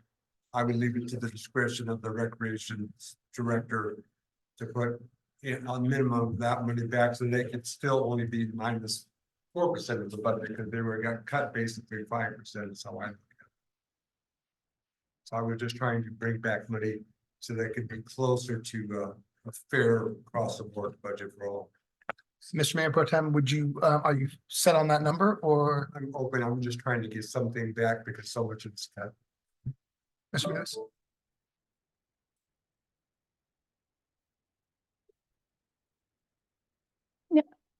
Excuse me, my computer went down again, but Regards to council member, or excuse me, Mayor Pro Tem's suggestion, is there a need or somewhere that you could see that we could help you with some youth programs? Ideally, I think it would probably be best served to go back into the part-time budget, part-time salaries, because that was cut about 300,000. So we were going to have to limit, the program areas and, the hours that staff would be working. And were any of those positions were not frozen, right? There's no positions frozen, but we basically we're cutting, part-time staff can work up to 999 hours a year. So overall, over the course of the year, we were cutting most of the staff back to roughly around 960 hours, 970 to kind of get to that number. Thank you. And just because, I really think that helping our youth is a really worthy cause, I would recommend somewhere in the range of $25,000 or $30,000 to help augment some of those costs. If Mayor Pro Tem would be interested in reducing that 100,000. So I agree with Mayor Pro Tem, the 100,000, and definitely towards the part-time, because those aren't necessarily consistent year after year. A lot of them are college kiddos or they grow up and move on. So I can support the 100,000 going towards part-time employees for Parks and Rec. I support it as well. Okay, I'll support that as well. All right. So that's 2:35.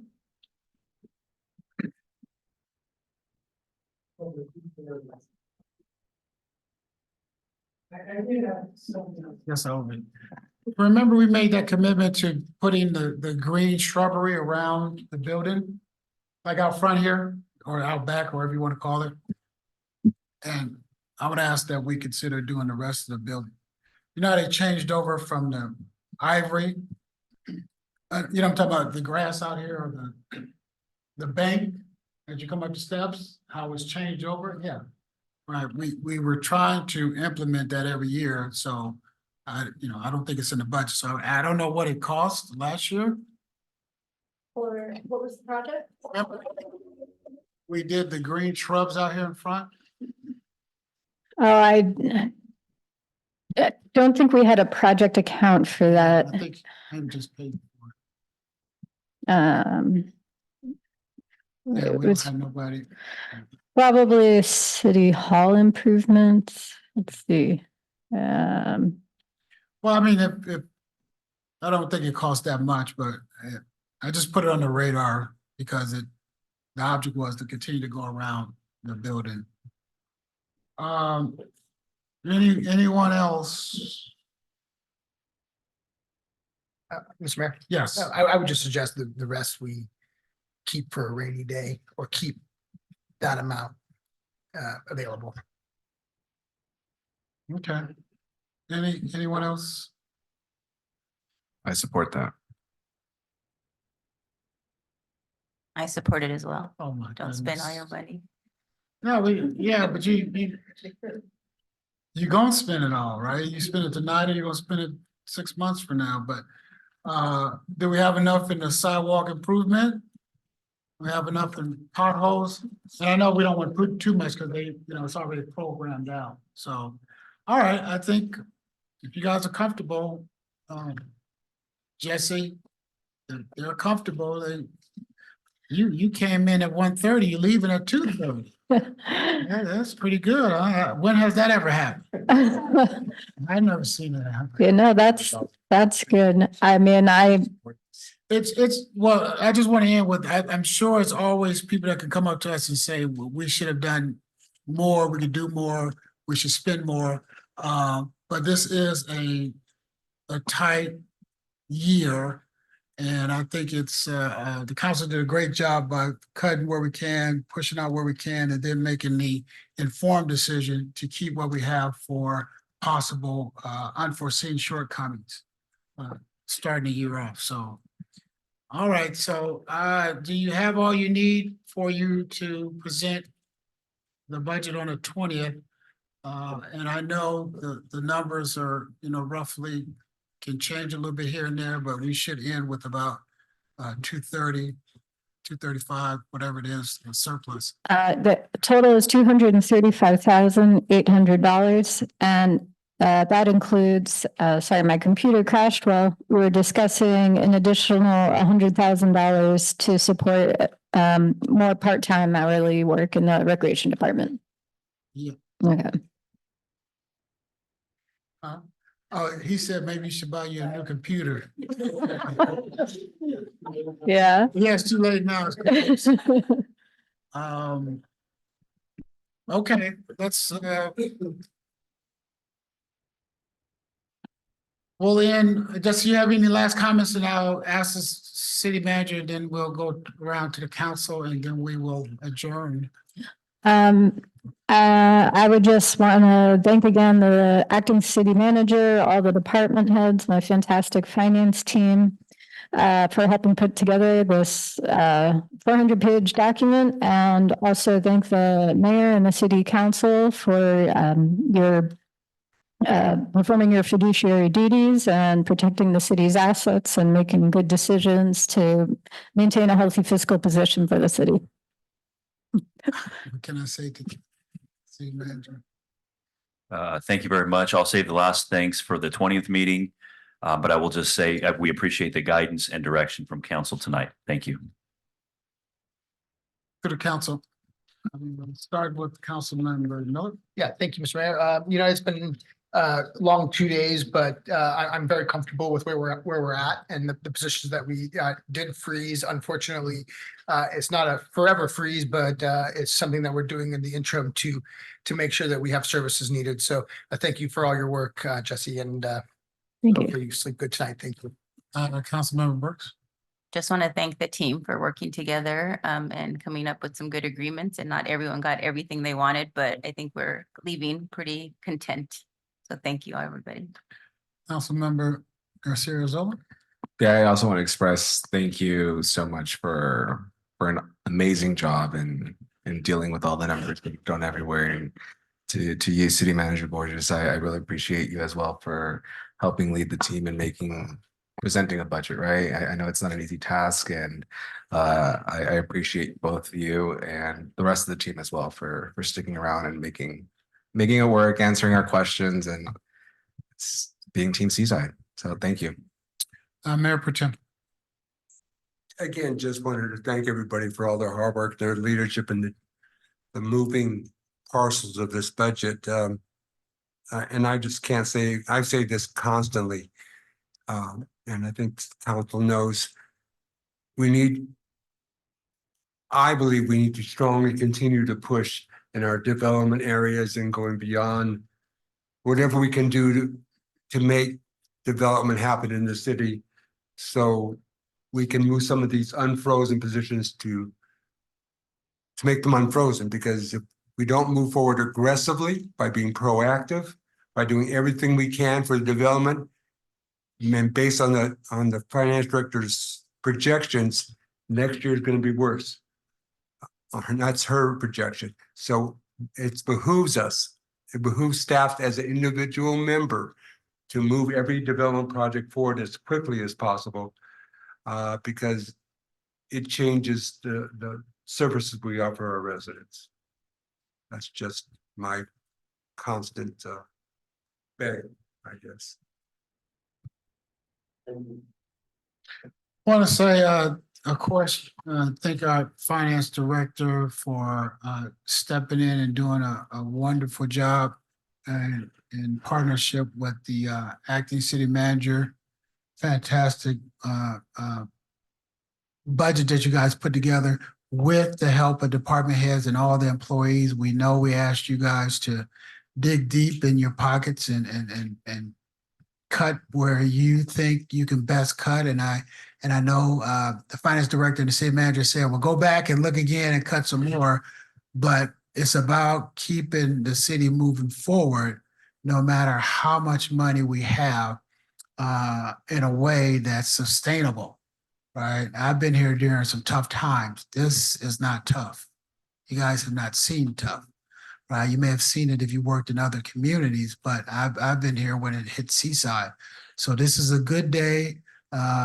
Frozen positions, unfrozen. I've been here when we were talking about laying off 20 people, right? 15 people, 12 people. So it's a good budget. You guys did a great job. We look forward to the 20th adopting this. And then, like you said, we'll save the good kudos for the public meeting. We want to thank all the department heads for digging deep and working together. We appreciate you.